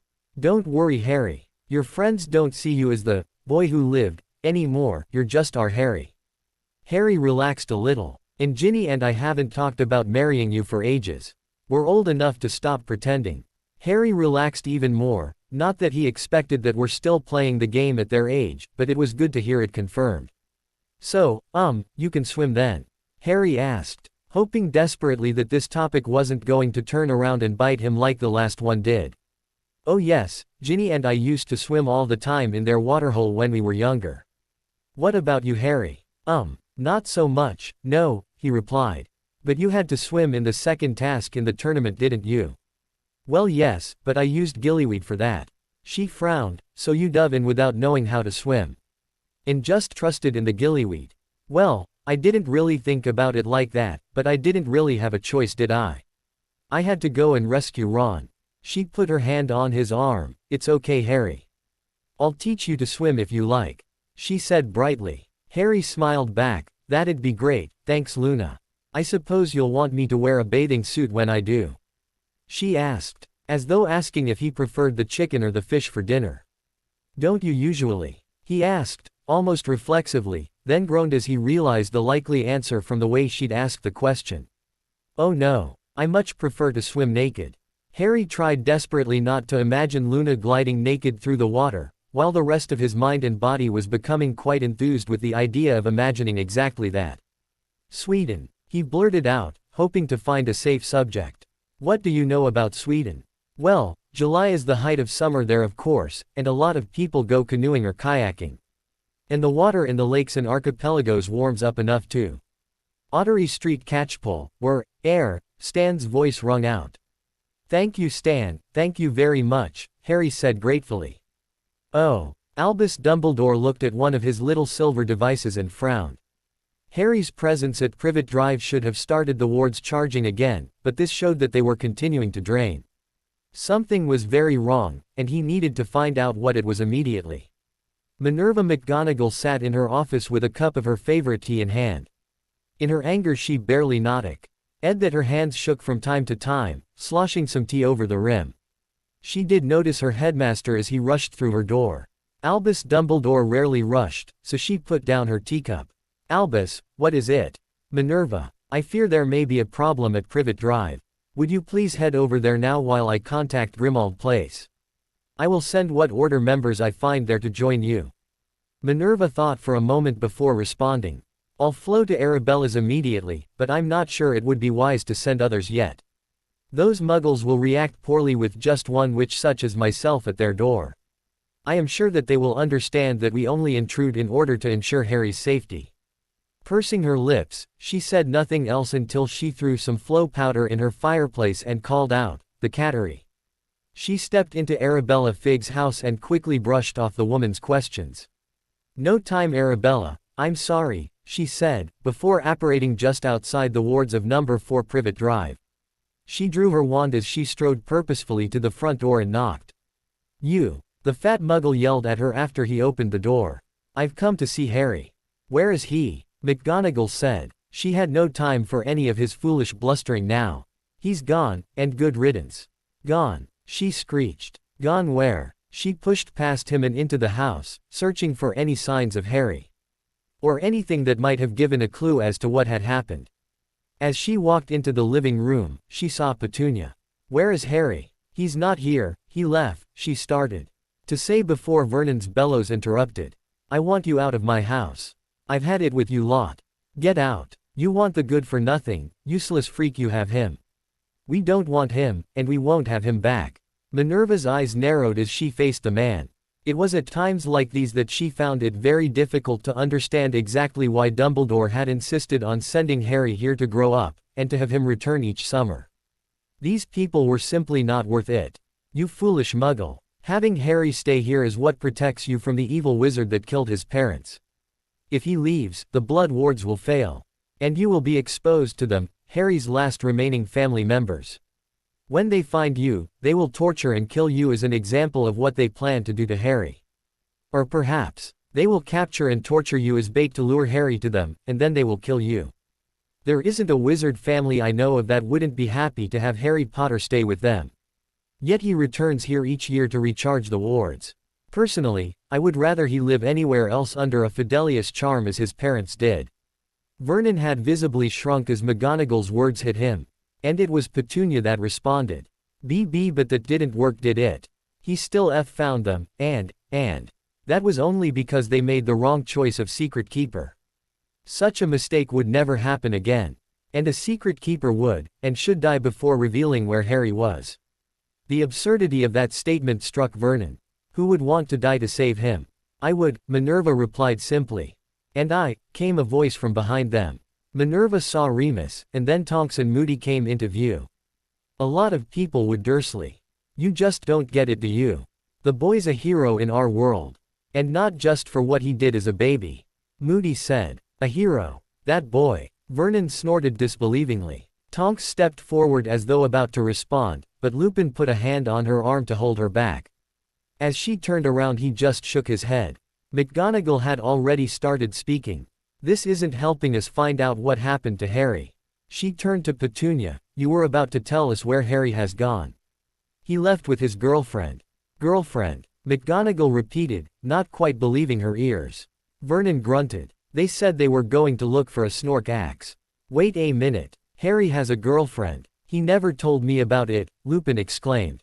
Remus, now is really not the time. Minerva looked back to Petunia. What else do you know?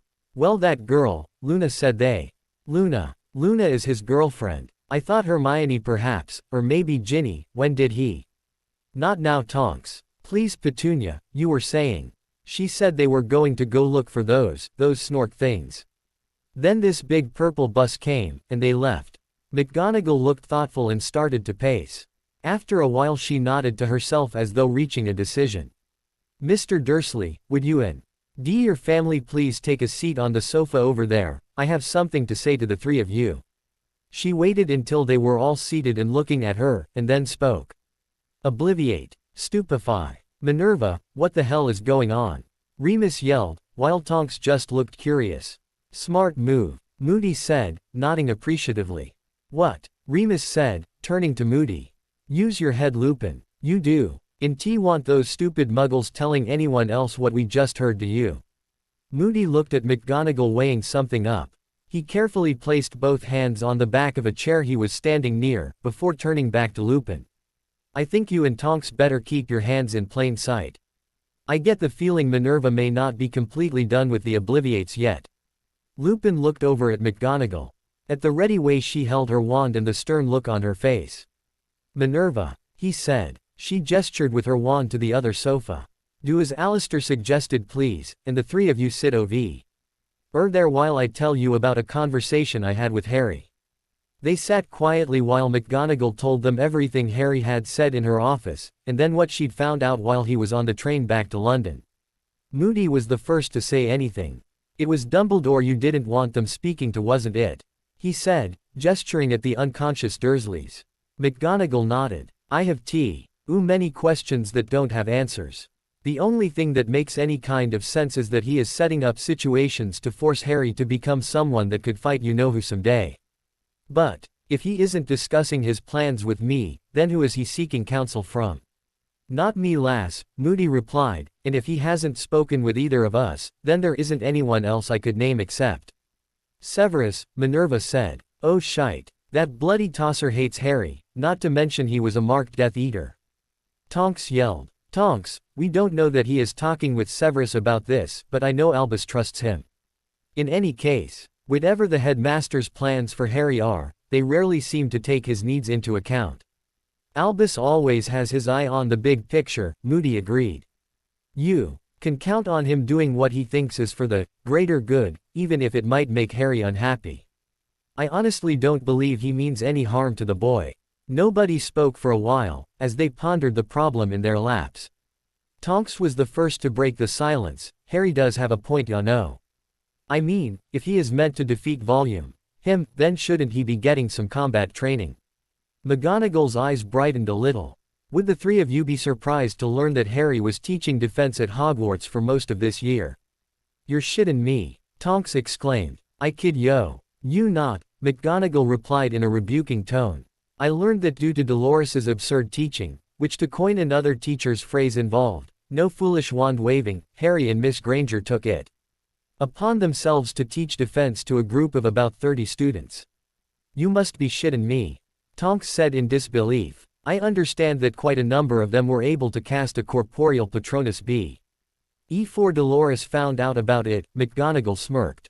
Oh, now I know you're having me on, Tonks said, sounding slightly annoyed. How would Harry be able to teach kids how to cast a Patronus? He's been casting them since he was 13, Remus said absently. Sirius told me that he drove off over 100 Dementors with his stag Patronus in his third year actually. I'm surprised you didn't know. I thought he was telling everyone. Or maybe it was just Snape. McGonagall spoke up before Tonks could respond. From what I've heard from Madame Marchbanks, there is quite the statistical anomaly with the defense grades. Nearly 30 students have achieved an outstanding grade, or close to it, while the rest of the students have either barely passed or failed outright. I had to do some very fast talking to explain it.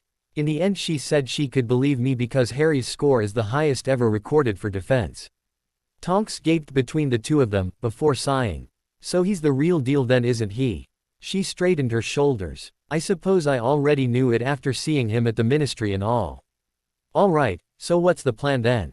I intend to offer to train Harry when I see him, McGonagall replied. I had also thought of talking to Phileas when I see him as well. His knowledge of charms far exceeds my own, and he was a dueling master in his day. As long as he can be trusted to keep it to himself. I think that's an excellent idea, Tonks said. Moody nodded approvingly at her caution. What about you three? McGonagall asked. I'm in, Tonks said, as the others agreed as well. Needless to say, I don't think Albus needs to know any of this, McGonagall said. Nope, he doesn't, Tonks agreed, and then smirked. He's going to go spare when he finds out what's happened. To his plans for Harry's break, isn't he? Well, I'm sure you know what they say about the best laid schemes, or plans if you will. McGonagall volunteered, and Remus nodded. So what now, we all head over to the Lovegoods or what? Tonks asked. I suspect that Harry's trust has taken something of a blow in the last few days. I'm sure the sight of 4 people known to be working for the Order will put him on edge. And possibly provoke a more extreme reaction before we get a chance to say our piece. McGonagall said. No worries, I know what we need to do. Tonks volunteered with a smile. MMA Granger was more than a little concerned. She'd been in outright panic when Hermione's professor had told her about the injuries she'd sustained just before the end of term. What on earth was going on at that school when a handful of children were fighting terrorists? She still didn't know the full story yet. She was greatly relieved when told a few days ago that the various potions Hermione had been taking had done their job well. And she was completely healed. But now it seemed that Hermione was about to be hurt again. From the many letters she'd received from her daughter, she had suspected that sooner or later her daughter would write and tell her that she was now dating Harry Potter. Other than a couple of letters about someone called Victor, the only other boy she'd ever really written about was Ron Weasley. Since most of the time she was ranting about how much he infuriated her at the time, she doubted any romance would develop there. Which left Harry. The boy clearly cared for her from his body language. But it looked like that Luna girl had swooped in and stolen him away from her, before Hermione had even decided whether she wanted him. But had she realized it now? The drive home from the cafe had been quiet, when usually Hermione would have been talking non-stop about what she'd learned over the year, and how her exams had gone. Arriving home, she'd taken her trunk up to her room. And pleading tiredness, had decided to take a nap before dinner. Penny for them. She looked over at her husband, and took the wineglass he offered her. The simple meal was simmering away now. And they could eat whenever Hermione came down. She joined him on the living room sofa, and took a sip before answering. I was just wondering whether Hermione was going to let him go, or fight for him. Are you certain she even wants him that way? Dan asked. He is her best friend, you know, that may be all she wants. You were my best friend. She reminded him. Do I need to make why?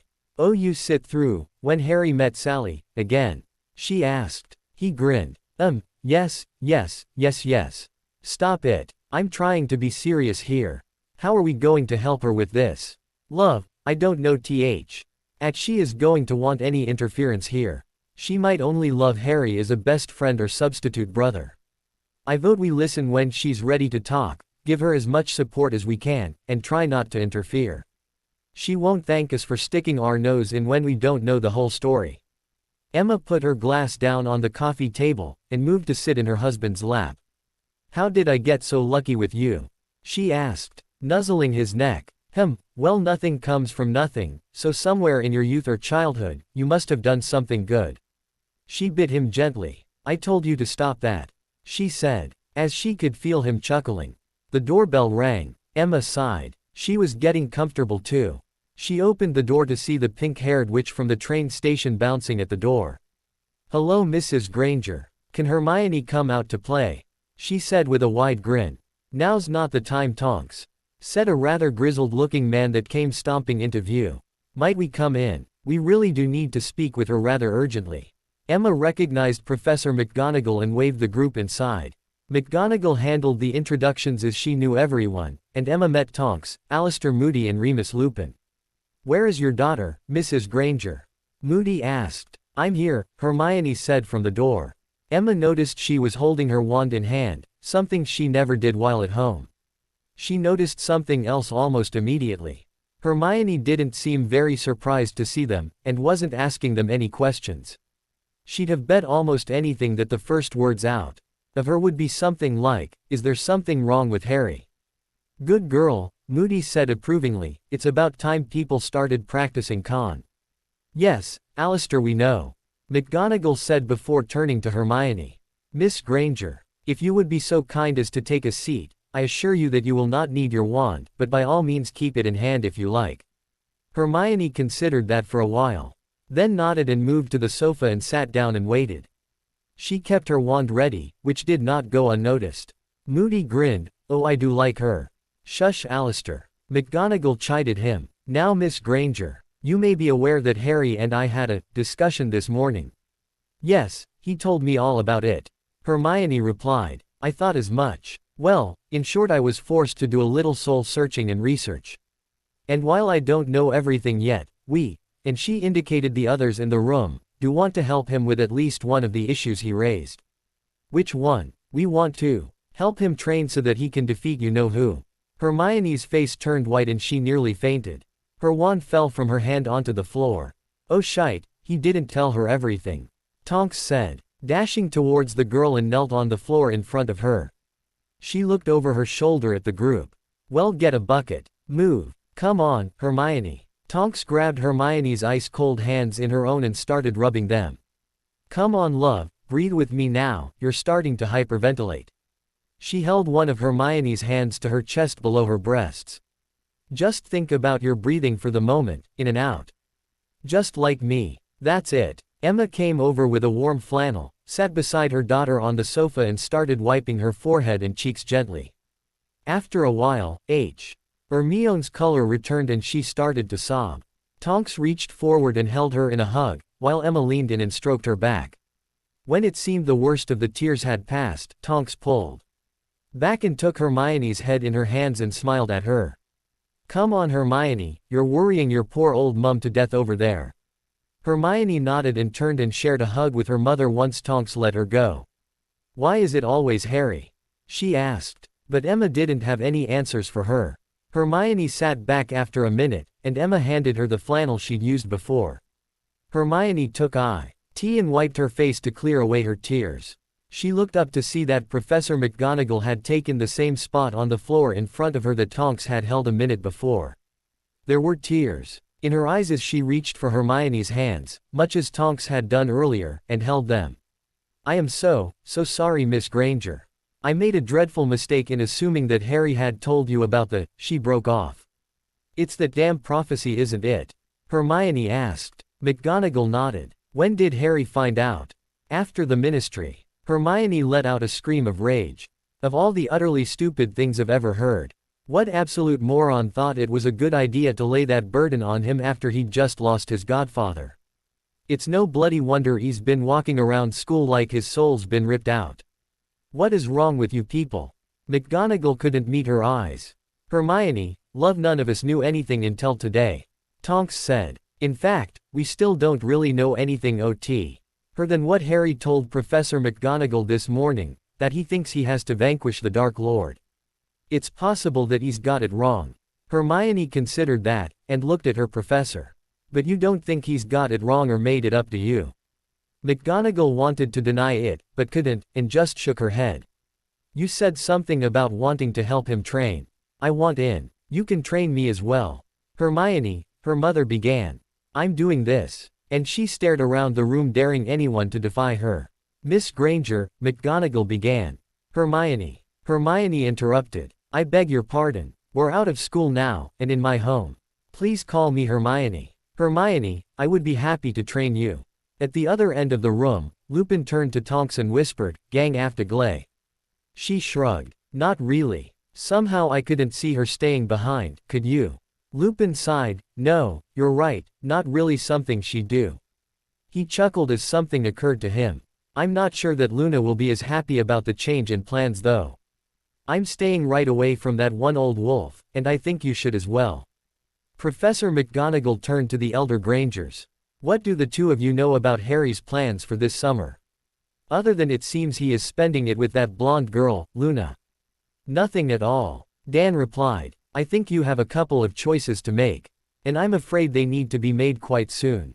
You could be helped to forget what you know about Harry, or... Professor, you will not obliviate my parents. Or, McGonagall continued as though no interruption had occurred. You could join us on holidays. I think the latter option is best all round. In fact, I think it's the safest option given you know whose return. Call him Voldemort, Hermione said, or Tom Riddle. Have I told you how much I like that girl? Moody said to Lupin, grinning from his spot near the living room door. Where are we going on holidays? Dan asked the professor. I have absolutely no idea. I know just as much as you do as it happens, which is what has brought us all here to your house tonight. Everyone turned to look at Hermione. She sighed. Well, looks like the original plan has pretty much gang after. She said and paused as a number of her visitors started chuckling. What? Nothing, love, you go right on ahead while this lot has their little chuckle, Tonks said. Smirking. Well, it was Luna that came up with the plan. Dumbledore sat behind his desk trying to concentrate on the parchment in front of him, a pile of similar parchments were in a large tray on his desk, proof that being a headmaster wasn't all pumpkin juice and lemon drops. Any other wizard would have been pacing around the room worriedly, but Dumbledore's only concession to his anxiety was the lack of attention he gave the document in front of him. The others should have reported in nearly 2 hours ago. When he hadn't heard from Minerva or any of the OTers he'd sent to Privet Drive after 30 minutes, he had made the journey himself, wand at the ready, to see what he could learn. He'd found no disturbance at the Dursleys' house, nor any sign of Harry Potter, or his order members. The Dursleys had not seen any freaks, the boy included, and had only a vague awareness that Harry wouldn't be spending the summer with them. His subtle legilimency confirmed they believed what they were telling him, as well as the unmistakable traces of obliviation. Leaving Privet Drive, he apparated to the Burrow, the most likely place for Harry to be. Finding nothing unexpected, he asked the Weasleys to contact him should they hear anything, and then apparated to Grimmauld Place. A quick search showed the place to be empty of all but Kreacher, who was simply sitting cross-legged in front of Walburga Black's portrait, rocking backwards and forwards.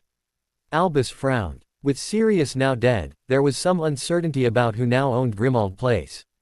Though he had his suspicions, he realized that prudence dictated that they should avoid using the house until ownership had been firmly established. Should the wrong sort of person take possession unexpectedly, a Malfoy for example, It could be disastrous for any Order members present at the time. Realizing that the others may already have returned to his office, he used the fireplace to flow back to Hogwarts and wait for word to reach him. Oh. He looked down again at the parchment that was barely attracting his attention. Fudge seemed to think that there was merit in still having a High Inquisitor based at Hogwarts. Though of course he understood that Madame Umbridge might not be the best person for it. He was about to put it aside when green flames filled his fireplace and Minerva McGonagall stepped into his office. Minerva, I am pleased to see that you appear unharmed. I was quite concerned for you and the others. I am fine, thank you, Albus, as are the others you sent over. She said, brushing off a trace of ashes. She moved to the chair in front of Albus's desk. She took a seat at his gesture. Do you know where Harry is, as he is no longer at Privet Drive, if indeed he even returned there? I am most concerned for his safety. Minerva regarded him steadily. Would you like to tell me why, Albus? Why Harry's safety as opposed to, say, Ginny Weasley, who was possessed by Tom Riddle's memory in her first year? It would be unlikely in the extreme that Tom would not have found out what happened to his diary from Lucius. Albus regarded his deputy over his half-moon spectacles, but did not say anything. Albus, is Harry the one with the power to vanquish the Dark Lord? Now Albus did react. His eyes widened slightly before returning to his usual implacable gaze. What has Harry told you, Minerva? He asked. Minerva looked angry now. Never mind what Harry told me, Albus. I want to hear it from you. How many years, Albus? How many years? I fought in the Order with you during his first rise. Why would you keep this from me? Albus sighed. As I said not so very long ago to Harry, I have made many mistakes lately regarding him, and... Minerva interrupted him. No, Albus, that isn't anywhere near good enough. I let you talk me into leaving him with those damnable muggles almost 15 years ago. Do you have any idea what he went through there? Albus looked a little abashed. I knew. It would be difficult for him without his parents, or learning anything of the magical world until he got his Hogwarts letter, but... No, Albus, do you know what those disgusting muggles did to him, how they treated him? He frowned slightly at what her words and tone implied, did to him. He wondered. No, Minerva, I am not aware of his treatment at the Dursleys. Why? Why? She spat out. I told you what they were like. But you insisted he had to stay there anyway. Did you never once think to check up on him? If you had, you would have learned why yourself. The poor boy was treated worse than a Malfoy house elf. Never shown any love or care, and never having heard a kind word. He would have been better off being raised in a Muggle orphanage, then at least he would have had other children to play with. He would also have had a bedroom to grow up in, and not a damn cupboard under the stairs. What were you thinking? Albus dropped his eye contact in dismay, and brought a hand to pin the bridge of his nose behind his glasses. If Molly ever finds out what I've learned today, Albus, I honestly don't know what she'll do to you. You best hope Miss Granger never learns either. Haven't been on the receiving end of her wrath already today, misplaced as it was. I can guarantee you that it will not be pleasant. Albus looked up, and appeared to wipe moisture from the corners of his eye. Yes, as he removed his hand from his face. Miss Granger. Then Harry is with the Grangers now. He started to stand and found himself looking at Minerva's wand. Fawkes let out a small cry of protest from his perch. Perhaps frustrated that he couldn't do more. He was still growing from his recent rebirth as a result of taking the killing curse for Albus at the Ministry. We have not yet finished our discussion, Albus. Where Harry Potter is now is not presently your concern. Whether you learn where he is, or have any say in what happens to him from now on will depend in part upon how this conversation goes. And before you try to read it from my mind, Alistair removed the specific memory of his location before I came here. Albus sighed and sat down. More of his constant vigilance, I suppose. It was my idea actually. But he seemed quite pleased with it. Albus actually smiled very slightly. I expect he was. Minerva smiled slightly in reply. Indeed, I almost expected him to hand around cigars. Minerva sighed and put her wand away. Albus, we have been friends for far too long, and have been through so much together for things to fall apart completely. But I meant what I said before. I will not let you anywhere near Harry unless you can convince me why I should. Albus frowned. I would not want you to take this the wrong way, Minerva, as I have no intention of dismissing your concerns. Nor our need to rebuild our friendship, But, are you sure that you could prevent me from contacting Harry, or that it would be for the best if you could? Could I? It's already done, Albus. He is out of your hands. Whether he returns to Hogwarts, ever, will depend on what oaths I can obtain from you between now and September 1st. There are other magical schools, as you are well aware, not to mention he is quite capable of affording private tutors. She paused and looked over at him. You do realize that although we might like to think we are the premier magical school, the reality is the ghost we have teaching history focuses far too much on goblin rebellions. Our defense professors have been largely abysmal since Harry started, and as for potions, Severus is the most talented potions master in the country. Albus interrupted. That may very well be the case, Albus, but that doesn't mean that he can teach students any part of his skill. Harry challenged me to review the punishments and points awarded and removed during his classes. I was thoroughly shocked at the outcome of my investigation. I strongly suggest you investigate as well. She waited for his nod in agreement before continuing. Since you have been far too lenient with him, I will, as deputy headmistress, take over his supervision. He will follow appropriate teaching methods, and he will behave professionally to all students. Or I will dismiss him. Albus opened his mouth as though to interrupt her tirade, but she didn't pause to let him. I will make him aware of this and inform him that he is on probation. He will then demand to speak with you. You will then explain that he will follow my directions as I have explained them. Are we agreed? Minerva, it is more complicated than that. You know Severus' role as a spy requires him to do certain things to maintain his cover. I am not fully convinced that he is spying for you, but whether he is or not is irrelevant. He will follow the rules now. I will review all points and detentions he allocates while he is on probation. He will also be required to accept Newt Potion students that have exceeds or better grades from now on. Minerva, this is not up for debate. Have you forgotten that Aurors need a potions, Newt? Why do you imagine we have so few Aurors? It is your fault, Albus. You have allowed him to dictate that unnecessary requirement. And have allowed him to teach only a handful of students each year. Not all of them even want to be Aurors. How do you? Because I spoke with Tonks, that's how. Between Fudge's failure to boost Auror funding and the lack of available applicants, the Auror numbers are at dangerously low levels. How could you allow this to happen? Albus removed his glasses, and ran his hand over his face and head, as though trying to massage out some tension while he considered her words. After a short while he replaced his glasses and looked back at her. I will agree with your demands regarding Severus. I will inform him when he speaks with me that you have my complete confidence, and he is to follow your directions. What do you wish to discuss next? I wish to hear the prophecy now. Albus didn't reply, but instead got up and removed his pensieve. Placing his wand to his temple, he withdrew a silvery strand and placed it into the stone bowl, then activated the memory. A silvery Ge of Sybil Trelawney rose from the bowl and recited the prophecy. When it was over, he replaced the memory back in his head, and put the pensieve away. Was the prophecy the reason the Potters went into hiding? She asked. Albus nodded. Do you know what the power he knows not is? I believe it is most likely his power to love so deeply. Tom could not abide his touch during his first year, nor Sue. Ld he stay in his mind when he tried to possess him at the ministry. And how long have you held this belief that love was the power? I suspected it shortly after hearing the prophecy. In fact, it occurred to me that whatever the power was, it would be something that Tom would be incapable of knowing, rather than something as random as a spell, or a weapon. Minerva looked at him with a look of shock. I think your reasoning is sound. It does seem to make sense. She shook her head. And do you realize now, that leaving him in a loveless home as you did, and forcing him to tolerate Severus C.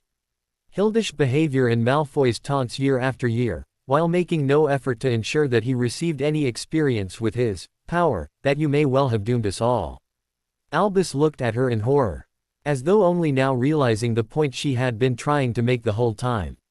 Were it not for the Weasleys and a handful of others, I'd say we would not have been able to keep the flicker of hope alive these last few years. And now with Sirius passing, that flicker has all but died. His hope for a future home died with him. She looked across at Albus. Do you see what your plans have wrought? What do you suppose he can look forward to now? What bright future will inspire him to risk his life in defense of the world that either loves or hates him depending on the latest story in the Daily Prophet? I'll tell you Albus, it will be for his friends, and for them alone that he will strive. And if you try to manipulate him again, then do not be surprised if he simply uses High's wealth to move himself and all of the people he cares about overseas, into hiding, and well out of Tom's reach. Albus looked at her, and started nodding as he understood the truth of what she was saying. Your argument is very persuasive. What would you have me do, Minerva? For now, I simply want your assurance that you will leave Harry and his friends alone. Whatever you can think of that will help, you can discuss with me. I will encourage Harry to accept your advice and even direct aid where I can, but... Albus nodded. I'm beginning to understand, Minerva. He sighed. I thought the worst. T was behind me after he destroyed my office. It seems that was only the tip of the iceberg. He steepled his fingers and tapped them against his chin. I do have an idea of how I might be of assistance in the short term. If you will give me a few days, I will compile some memories and place them in my pensieve. You can then take it to Harry, and perhaps it will serve in lieu of any more direct help. Minerva smiled at him. I think that is an excellent idea. She thought for a moment. A pensieve would be invaluable as a training tool. Would it be possible for you to locate another one for Harry? I'm sure you will need yours back long before we would no longer have a use for it. Albus waved the suggestion off. Do not give it another thought, Minerva, my pensieve is now Harry's. His need is far greater than mine. How shall I contact you when I have stored the memories? Could you have everything ready Friday evening? Albus nodded. I shall endeavor to do so. In that case, Albus, I shall join you for dinner at 6 Friday evening, and I will fill you in as much as I can on how things are progressing. She looked at him intently. Is there anything else I should know before we part? Albus shook his head. I do not believe there is anything we need discuss now. We do of course have a vacancy to fill in defense, but that can wait until Friday if you like. Why not simply hire Kingsley or even Tonks? For that matter, you hired Alistair a couple of years ago, why not hire him again? Honestly, Albus, I don't see why you must make things more difficult than they need to be. None of the Order members are doing anything as important as training our children to defend themselves. You should be able to talk Amelia into stealing one of her oars with that argument alone, despite how short-handed she is. I had thought of hiring Horace back again actually. Horace Slughorn. She frowned. I know he was a good potions professor but, oh no Albus, you aren't seriously thinking of, she shook her head. Absolutely not. Talk to Amelia and let me know what she says on Friday. She said firmly. Albus nodded. Very well, Minerva, I shall see you on Friday. He stood up as she started to move towards his fireplace. And if I should need to reach you before Friday? She thought about it for a moment. You can leave a message with the Weasleys. I shall see you on Friday. We can arrange the oaths then. If you still think that is necessary, Minerva, then I shall of course comply. Minerva frowned. We haven't even covered anything like half of the problems you've caused, Albus. I'm warning you, if you try anything, we will leave and you will not find us. At that point, you had better hope the prophecy is false because as far as the wizarding world will be concerned, Harry Potter will cease to exist. Do you truly believe Harry would leave all of the other students to Tom's mercies? Would you truly leave them? Minerva scowled at the man. You cannot help yourself, can you? Even now, after all I've just said. Your urge to manipulate people is so ingrained, that I wonder if you even know how to stop. You'll fight tooth and nail to try and redeem people like Severus and Draco for a chance at turning them from the dark path they are on. Yet, you'll sacrifice good people like Harry and his friends with barely a pause. I sometimes wonder if I truly know you at all. She stalked to the fireplace. Do not test my resolve on this, Albus. And you're right, I no longer think an oath will be required. Albus inclined his head. Thank you, Minerva. I will accept nothing less than an unbreakable vow. She threw some flow powder into the fireplace, and quietly said, the leaky cauldron, before stepping through. After stepping out of the fireplace at the leaky cauldron, she immediately apparated away again. Without a word of greeting to anyone. On arriving at her new destination, she waved her wand in a complicated pattern in order to check for any tracking charms. After ensuring she was clear, she then activated a portkey and vanished. Earlier, Minerva touched her wand to a ring she wore with the Gryffindor coat of arms, and said, Portus. The ring glowed blue for a moment in evidence that the Portkey spell had worked. Satisfied, she turned to Moody. Alistair, you'll need to come with me for the first hop. I can't be here when you cast the Obliviate. Harry watch. His head of house as Moody stomped over to where she was standing. She smiled at him, and then there was the distinctive pop as she and Moody apparated away. He leaned back, resting his head on the back of the sofa he was sitting on, and tried to clear his head. He'd barely begun when he heard the pop of Moody returning and he looked up, alert again. It's done. She's on her way, Moody said to the room in general.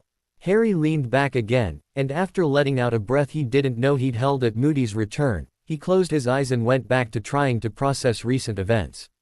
She'll be fine, Harry. You don't have to worry about her, he heard Luna say. He opened his eyes, only to see her looking down at him. She was standing behind the low sofa, and so appeared to be upside down from his perspective. He smiled at her in appreciation for her reassurance, and closed his eyes again. A moment later he felt someone sit down next to him and claim his left arm.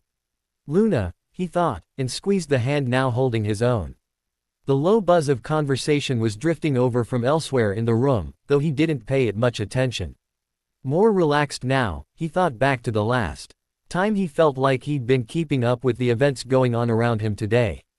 While certainly a day that he'd remember for some time to come, he hadn't really felt as though he'd fallen down the rabbit hole until seeing Luna sitting on her trunk at Privet Drive.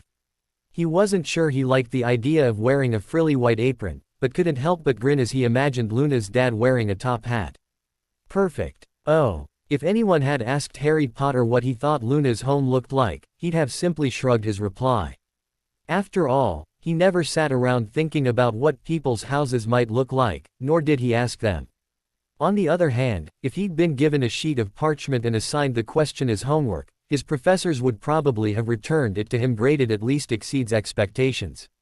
Possibly even an outstanding if he'd correctly guessed that her house looked like a black tower. The house was just so, Luna, he'd thought to himself once he'd been shown around it. After getting off the night bus, he and Luna had walked along the twisty path leading to the Lovegoods' front door. Reading the signs, he'd picked some mistletoe, and made a note to avoid stepping on any dirigible plums. Not knowing what a dirigible plum was, he'd resolved to keep off just about everything. Luna had led the way into the circular black building and he'd found himself, unsurprisingly, in a large circular room. It was a kitchen, and every appliance and surface was covered with pictures of flowers, insects and birds painted in bright colors that assaulted his vision and said quite clearly, "Wake up." She'd shown him the rest of her house, then left him to sit and relax in the cluttered living room while she disappeared downstairs.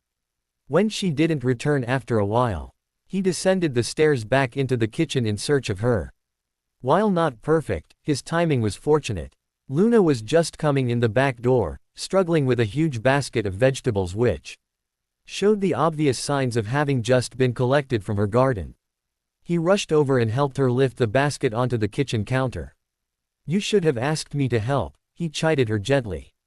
"You're right, I'm sorry, Harry," she replied, surprising him. He'd more or less expected to be told that she could manage by herself or something like that. That she would recognize that it made sense for him to help. Being larger and stronger never really occurred to him. He resolved to try and pay more attention to what he said around her. Luna set a large pot of water to start heating on the stove, and deftly threw in various herbs and spices. Taking his cue from her, Harry began washing, peeling and cutting vegetables for what looked to be enough vegetable soup to feed a small army. Luna, meanwhile, had started preparing dough to bake fresh bread, and as Harry watched her from the corner of his eye, he revised his opinion about being stronger. He'd made enough bread to know how tiring kneading could get. Seeing that he'd finished with the vegetables, she floured another section of the counter, and set him to work on some dough of his own. He was getting into the rhythm of it, working quietly alongside Luna when he heard her say, "Oh, hello Hermione, would you like to make some bread too? You can tell us all about Plan C at the same time." Harry looked up and over to the front door as soon as Luna had mentioned her name, and was now gaping a little at the sight of her standing there. Hermione in turn had looked a little amused at the domestic scene she'd walked in on, courtesy of an open front door. When Luna mentioned Plan C, though, she re-evaluated her new friend's intelligence upwards yet again. Luna truly deserved to be a Ravenclaw.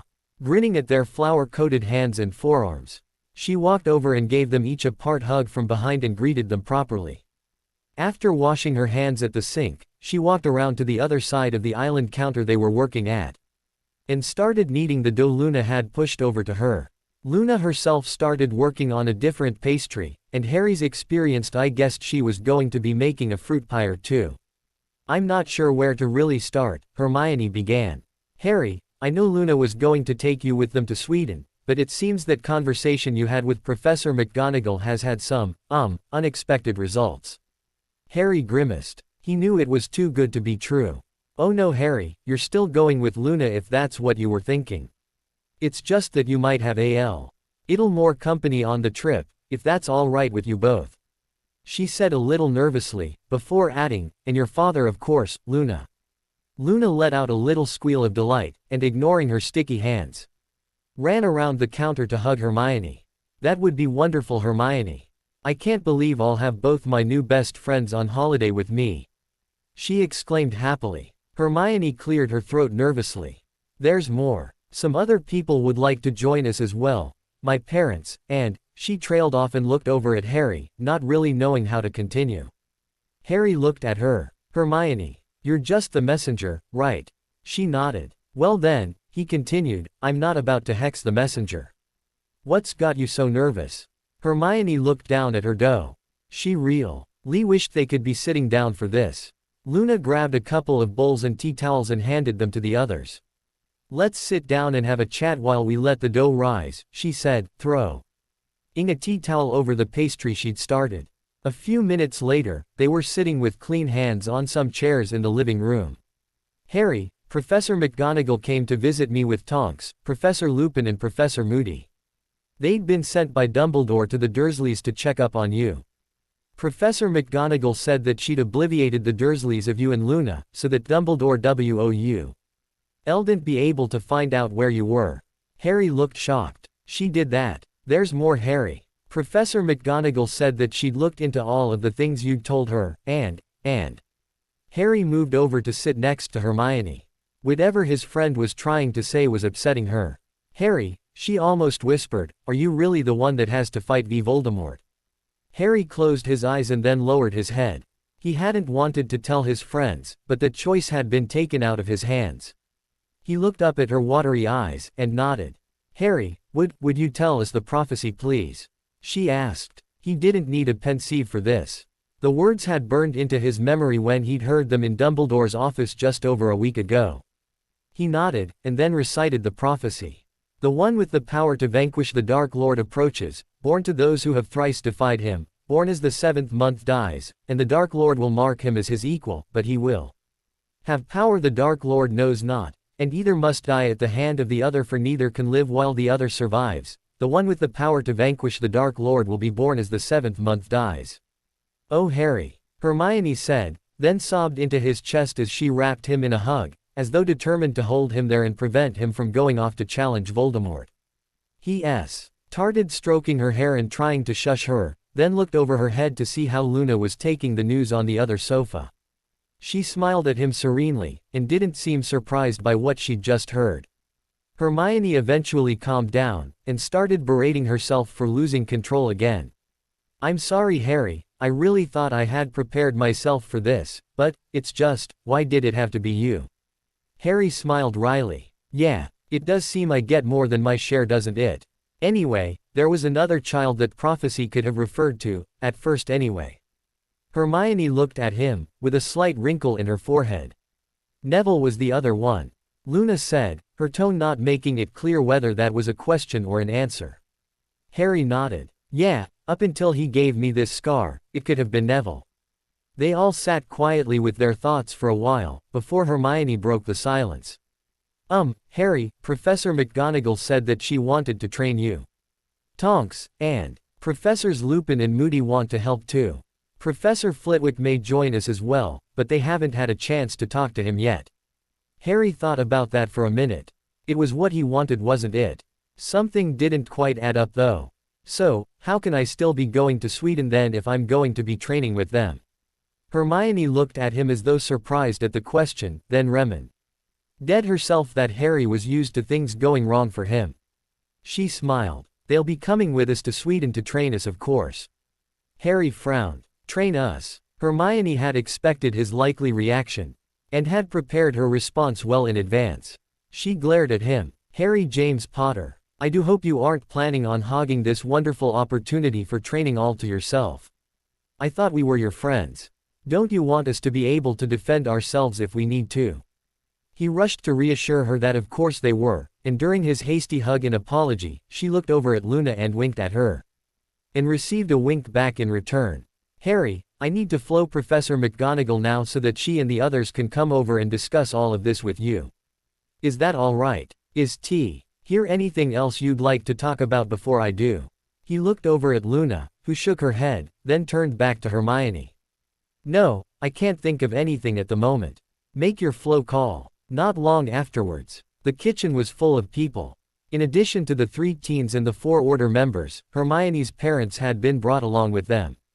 After everyone had been greeted, Tonks and Moody were introduced to Luna, she started to make tea for everyone.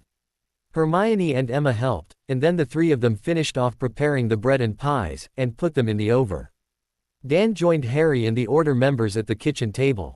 Well, Harry, I suppose we should start by asking if you have any questions for us. Remus asked. Harry nodded. Yeah, I do, but I don't really know where to start. Up until a little while ago, I thought I was just going to following Luna and her dad around Sweden looking for Snurkax, and now it looks as though I'm going to be spending my time training instead. Moody has already started nodding when Luna's voice called out from the nearby counter. Not quite, Harry. We're going to be doing both. As much as you need to train, you need a chance to relax even more. So I think we'll start with perhaps an hour or 2 of training in the mornings, and maybe 3 hours after dinner. She tilted her head a little as though considering whether that plan was acceptable or not. Yes, that should work out fine to start. We can look at it again in a week or 2. If you've been having enough fun by then, we can look at some more time for training. She concluded her declaration with a nod, as though that settled the matter. Everyone in the room had turned to listen to her, and by the time she had finished there were smirks on the faces of Tonks, Lupin and Dan. And smiles on Hermione's and Minerva's. Emma's expression seemed calculating, while Harry's seemed to flick between amused and surprised. Moody on the other hand did not seem pleased at all. Now listen here, girlie. We've got to. Minerva interrupted him. Alistair, it is Harry's decision to make. We are here to offer him help, not direct how he will spend his summer holiday. I for one, like Luna's plan. Harry cleared his throat, and looked around at everyone, then at Luna and smiled at her in appreciation of her standing up for him. Yeah, I'd like to try Luna's plan to start with and see how it goes. Alistair started grumbling under his breath at this, and Luna's voice called out again. Oh, don't worry, Mr. Moody. No plan survives contact with the enemy. Moody stared at her with both eyes for a moment, before bursting out laughing. When he calmed down he gave Luna an appraising look, then asked, Do you want to tell me how you knew that quotation, little lady? Luna replied calmly. At the end of my 3rd year, Harry told everyone that Voldemort had returned. I knew then that we were going to war, and I wanted to know how to do it properly. So I started studying over that summer. I was so glad when Harry started teaching us defense in the DA this year. We wasted so much time in class with Professor Umbridge, and we really couldn't afford it. Moody looked at her for a moment, then got up and walked over to her, and extended his hand, which she took. It's a real pleasure to meet you, Luna, he said, shaking her hand. He turned to Harry. You have 2 excellent friends there, Potter, indicating both Luna and Hermione with nods. You will take very good care of them, or I will be using you for target practice. Frequently. Harry nodded. He had no intention of doing anything else, so it didn't really need saying as far as he was concerned. Harry, hand me your wand for a moment, please. Moody asked him. He did so, and watched as Moody and cast a complicated charm on it using his own wand. Harry watched his holly wand glow briefly at the end, and then Moody handed it back to him. There, you won't be seeing any more owls from your friend Madam Hopkirk. Just don't go casting spells where others might decide to report you though. It's not hard to put the trace back on again. Harry started to stammer his thanks, but Moody had already turned to the girls to ask for their wands. Once he had cleared each of them of the trace, he handed them back to their owners and then turned to listen to McGonagall. Harry, I'm going to need to see Professor Dumbledore soon, as he'll have been expecting a report some time ago now. I have no intention of letting him know where you are now, and I will attempt to mislead him as to your intentions. However, we do need to discuss contingency plans in case I cannot convince him to stop meddling in your affairs. She cleared her throat and then paused, trying to decide how to ask the next question. How do you feel about continuing your education overseas or with private tutors if it should become necessary? I believe more than anything else, that the threat of you leaving, perhaps with your closest friends, would get him to agree to work with you, rather than expect you to work at his direction. Harry blinked, and struggled with the thought. Being given a choice in what he wanted to do was not something he had much practice in. Unfortunately for him, this was not even one of the hardest questions Minerva asked him before she left to meet with Dumbledore. Minerva arrived in the Lovegoods kitchen after activating her portkey and looked around in some surprise. She didn't recognize the round building she found herself in, but she did know all of the people eating at the kitchen table. Moody walked over and touched his wand to her temple briefly, and she felt the block on her memories vanish. He lowered his wand and nodded as he saw recognition appear in her eyes. Glad to see you're back in one piece. Go on and take a seat. There's some supper saved for you. You can tell us all about it once you've eaten. After sitting down, Minerva was handed a bowl of soup and a spoon.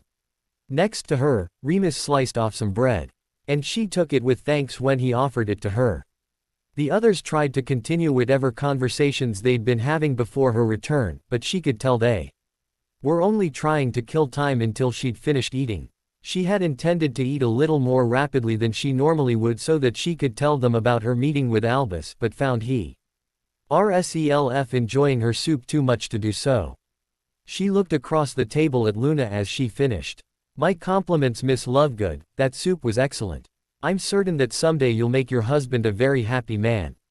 Luna nodded. Yes, I think so too, she said, agreeing with her completely. Minerva noted a smile on Hermione's face at Luna's immodest reply, and a slight frown on Harry's face from where he sat between them. She thought back to Petunia's comment about Luna being Harry's girlfriend, and wondered why Harry would frown, unless she schooled her features not to react as she really said that Harry probably imagined Luna making someone else happy, and himself either rejected, or perhaps dead. She again resolved to do whatever she could to see that Harry had the happily ever after he deserved. If you've finished eating, perhaps we could discuss things of greater importance than Luna's qualifications as a potential wife. Moody asked, sounding annoyed. Tonks, never one to miss an opportunity, started to respond. Oh, I dunno, Mad Eye, maybe for some that would. All right, Minerva interrupted, and then gave everyone a fairly complete account of the discussion she had had in the headmaster's office. She looked around at the reactions from the others. Surprise and disappointment seemed to feature prominently, but Moody's was something different. Alistair, what is it? She asked him. He continued to frown. A man like Albus Dumbledore is used to getting his own way. You've just gone and put the kibosh on his plans for Harry, in the process threatening to remove him completely from his control. Then you've also messed up his plans for Snape and Slughorn and directed him to contact Bones for his new defense teacher, and to top it all off, you expect him to take an unbreakable vow. He shook his head and sighed. Bloody Gryffindors. Big brass ones, but no bloody subtlety. He turned back to her from the pacing he'd begun. All right, I'm coming with you on Friday. I don't know how Dumbledore is going to react, and I'd rather be there to keep an eye on you. Besides, you'll need someone to be your bonder assuming he agrees to the vow, which I doubt. Thank you, Alistair, Minerva replied, somewhat chastened. In the heat of the moment she'd been filled with righteous ire at Albus, but having had a chance to cool down, and having heard Alistair's summary, she felt more than a little embarrassed at her lack of control. She'd lost it with those muggles earlier today at King's Cross as well, and she wondered how long her guilt would continue to affect her judgment. She heard Mr. Granger clear his throat, and looked over a little surprised as he spoke. Mr. Moody, how does this affect our plans? Should we think about leaving earlier? Tonight perhaps? Dan asked. Moody nodded approvingly. That's not a bad idea at all. He agreed. However, since Zeno only planned to take Luna and Harry with him, the rest of us would have to wait until at least tomorrow so that we can get our own portkey. But the professor was able to make a portkey to get back here today, so couldn't she make them herself for us all to get to Sweden? Dan persisted, looking at Minerva. Making a local portkey isn't so hard once you know how, but I'm afraid international portkeys are quite different.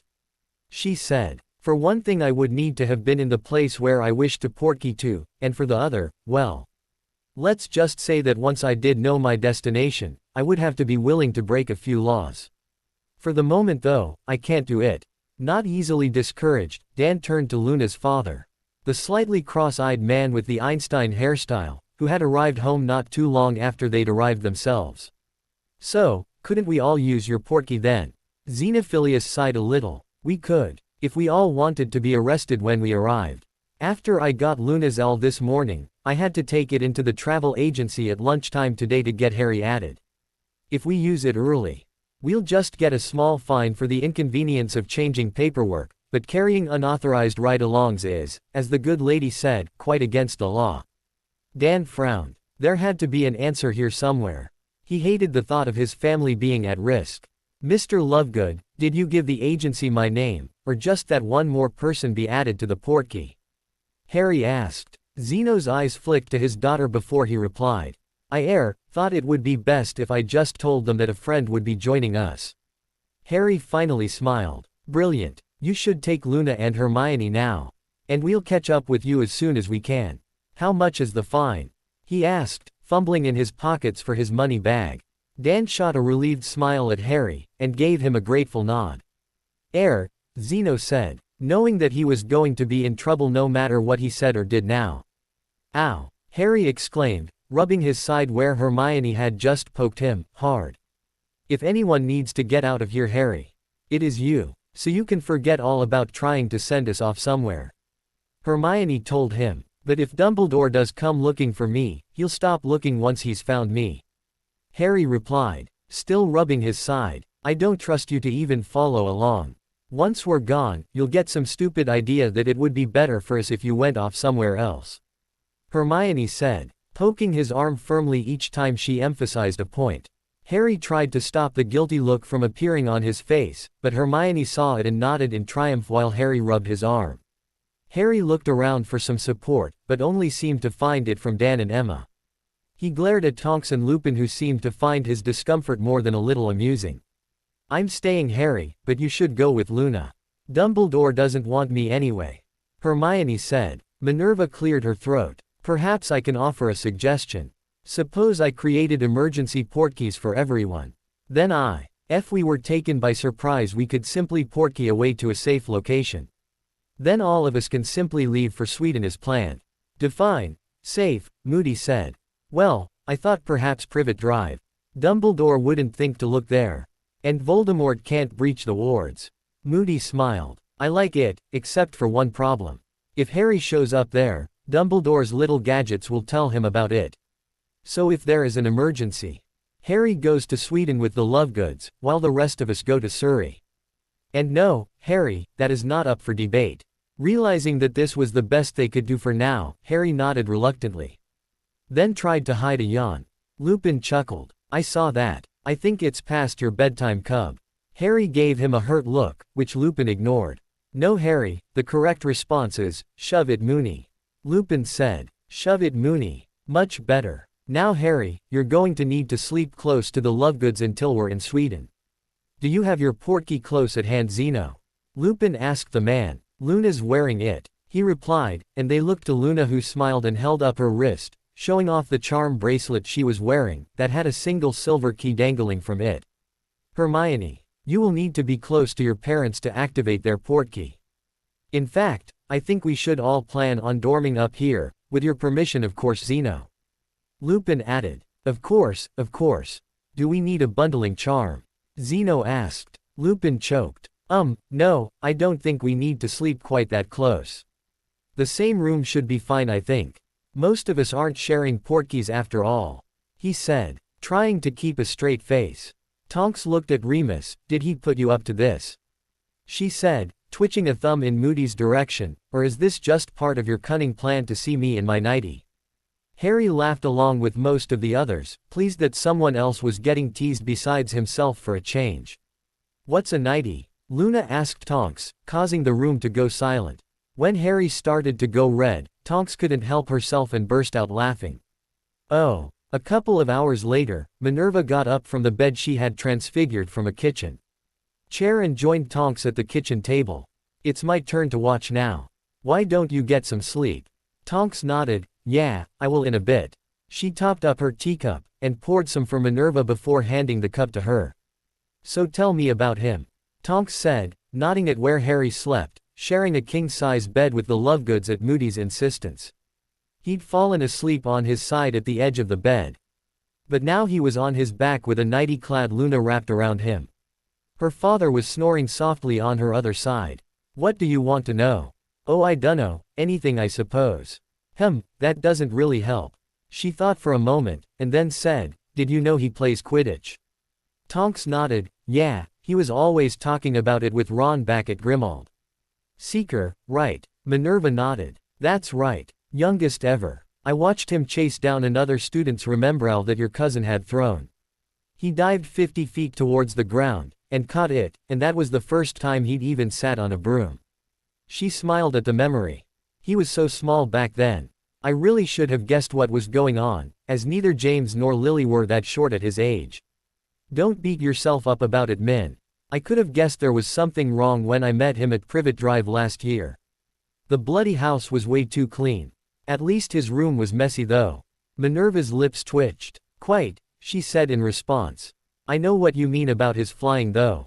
Moody had us flying all over the place dodging gusts of warm air that might have attacked us. Harry Street. UCK to my tail like he was glued there. Course, he might have just liked watching my tail. She finished with a grin. Nymphadora. Minerva exclaimed, a little scandalized at her comment. She just grinned. Oh, come off it. I'm not saying I encouraged him. She waited for Minerva to relax a little before continuing. Then again, I might have wriggled a little bit more than I needed to. She mused, before grinning broadly at Minerva's look of indignation. Relax, I'm pulling your leg. She said. Besides, I think there might be one or two girls his own age that have already staked their claim, don't you think? Minerva followed her gaze back at Harry, and then looked over at the other king-sized bed next to where he slept. Hermione was sleeping on her side, facing Harry. Close enough that if she stretched out, she could touch him. She sighed. It's as well he's as shy around girls as he is. If he were more confident or arrogant about his achievements, I doubt there's a 4th or 5th year that wouldn't be chasing after him. Tonks snorted. You don't think they aren't already? From what I heard from Sirius, if they're not making a move it's only because they've assumed Hermione's already got him. I mean look at him, polite.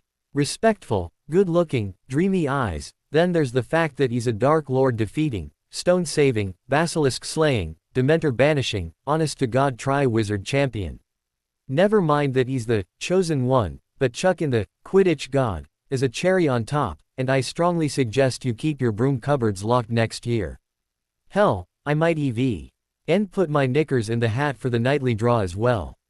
Minerva groaned. Don't worry Min, I'm just kidding you, he's still a bit young for me yet. Something occurred to her. Hey, do you know? If Siri got a chance to give him the talk while they were at Grimmauld. Why would I know? Minerva asked with some exasperation. I better talk to Remus. Someone needs to talk to Harry, and soon I think. I'm not too worried about those two, but I'm sure there's plenty of girls out there that would be only too happy to bag the boy who lived. We don't want to wake up one morning to find out he's now the dad who lived, do we? No, I suppose we don't, she sighed. All right Tonks, you've made sure I'm going to be awake for quite some time worrying now. Off to bed with you. Smiling, Tonks strutted off slowly in Harry's direction knowing it would wind Minerva up a little more, before she headed towards her own bed. Oh, Harry woke slowly. He was warm and very comfortable, and at first he thought he was still at Hogwarts. There was no way his bed at Privet Drive could ever be accused of being comfortable. There was an unfamiliar weight on his left side, so he opened his eyes to see what it was. Blinking in the dim light, he saw that Luna had made a pillow out of his chest, her left arm was around him and drawn up to his right shoulder almost to his cheek. Even without his glasses, she was close enough that he could see a contented smile on her face. He thought about waking her before anyone else found her like that and embarrassed her, but then worried that she might think he tried taking advantage of her in the night. He hadn't, had he? He realized that his left arm was cuddling her close around her waist and moved it slowly back to the bed behind her, so that he was no longer touching her. He looked back to her face to find her smile had gone and her eyes open, looking straight into his. I'm sorry Luna, I was asleep and didn't know what I was doing. He whispered. She frowned. What were you doing? She asked him softly. I don't know, but I know my arm was around you. I'm sorry. She looked sad. I'm sorry too, Harry. What? Why are you sorry? You haven't done anything wrong. Well, I'm sorry that I'm making you uncomfortable by cuddling up to you like this, but mostly I'm sorry that you had to grow up thinking that cuddling your friends was somehow wrong and that's why you took your arm away. Harry was confused. You want me to put my arm around you? Luna nodded, and smiled when he put his arm back around her. She closed her eyes again, contented. Go back to sleep now Harry. It's still way too early to think about getting up. Harry closed his eyes again obediently and drifted off back to sleep as Luna absently stroked the side of his neck. At the kitchen table, Minerva turned to Lupin and gave him a significant look. Yes, I'll talk to him soon and make sure Padfoot told him what he should know, and if not, oh hell Minerva, what do I know? Minerva smiled at him. Remus, you're probably the last link he has to his parents now. Who else is there? Maybe Dan. He's a father. Remus said hopefully. Minerva smiled. Yes he is, Hermione's father. Surely you wouldn't do that to the poor man. Remus nodded. I see your point. Not Dan then. But surely there is someone else. Minerva started listing names. Alistair, Albus, Filius, Rubius, Argus, Severus, or perhaps you're thinking of Dursley. Remus shuddered. I see your point. He thought for a moment, pondering how he was going to get out of this, then a name occurred to him that Minerva had missed. The most obvious one. Wait a minute, what about Arthur? He's got a truckload of sons and experience with this. He said, an accusing look in his eyes. By all means Remus. Asked Ginny's father to give Harry the talk. His daughter has only been pining after him for about 10 years, add to that the life debt she owes him for saving her from the Chamber of Secrets, but, by all means Remus. Remus winced. All right, I give up, you win. Go to bed Minerva, I doubt I'll be able to sleep even after my shift ends now. Oh, hey Harry, are you planning on getting up anytime soon? Everyone else has already sat down to breakfast. Harry's eyes shot open as the phrase triggered a memory he'd rather have forgotten. He started to sit up. Okay, Hermione, I'm getting up, no need for any water charms. He felt his glasses pressed into his hands and he put them on. Hermione was sitting at the end of the bed still wearing her pajamas, though she had a towel around her head. Water charms Harry. Why would I need one of those? He looked at her suspiciously, not responding. She'd break. She couldn't hold it in. Honestly Harry, I have no idea what you mean. He allowed one of his eyebrows to rise slowly as he watched the corners of her mouth twitch. Any second now, and, there we go. Hermione had started laughing. I wish I'd let Ginny send Colin off with Neville now, we could have had photos. Well, if you stop that, then thank you. I'd hate for anyone else to have found that out. Colin would probably have sent the photos to the Prophet. He's a menace. Right, Sada. T means you owe me, will you show me the memory in your pensieve when you get it then? Harry thought about it. All right, I'll show you all but the last bit as I'd gone in the bathroom by then. So, Hermione, I was in the shower. She shrugged as though it didn't matter and gave him a smile. Come on Harry, breakfast. He shook his head and got out of bed, following her to the table. Was that a wink? She never winks. I'll never understand girls. Taking a seat at the table, he poured a good serve of what appeared to be muesli into his bowl, and then added some milk. Oi Potter, don't sit there sniffing it, get it into you. That's the breakfast of champions that is. Yeah, Tonks, I'm getting to it. He took a mouthful and chewed. Damn, it was good. This is good. Very good in fact, he said, once he had swallowed. Thank you, Harry. Luna beamed at him from across the table. Having already taken another spoonful, he gave her a mock salute in acknowledgement of her culinary skills. And then focused on eating his breakfast. After scraping the last bits out of his bowl, he looked up to find everyone else looking at him. What? I'm not going to turn into a canary or something, am I? He asked worriedly. There was a little laughter. Remus smiled and shook his head. Not today anyway. Harry, we've been talking about our plans for the day. We're in a bit of a quandary about the portkey to Sweden. If any of us goes in to buy a second portkey, there is going to have to be a name on it, and that name will be fairly easy to trace. On the other hand, Zeno can take his portkey back in today and get the rest of us added onto it without giving any other names. So, why don't we do that then? Harry asked. Because then you wouldn't be where the portkey was. Moody said. You can. Go with him, there's too much chance of you being recognized even with a glamour charm. And we don't have time to brew any polyjuice. But then we had an idea, and everyone seems to think it'd work okay, Emma said. Okay, what is it? Harry asked. We're off to the pictures. Tonks said, bouncing on her chair. Really? Harry said with the biggest grin. I've never been before. What are we going to see? We thought you wouldn't mind seeing Twister. It's supposed to be pretty good according to our receptionist. Emma said. Yeah, so get your ass in the shower, Potter, and hurry up. I'm going, Tonks. Wait a sec, who's going? You, me, Remus, all the Grangers, and Luna. So move it before we leave you behind.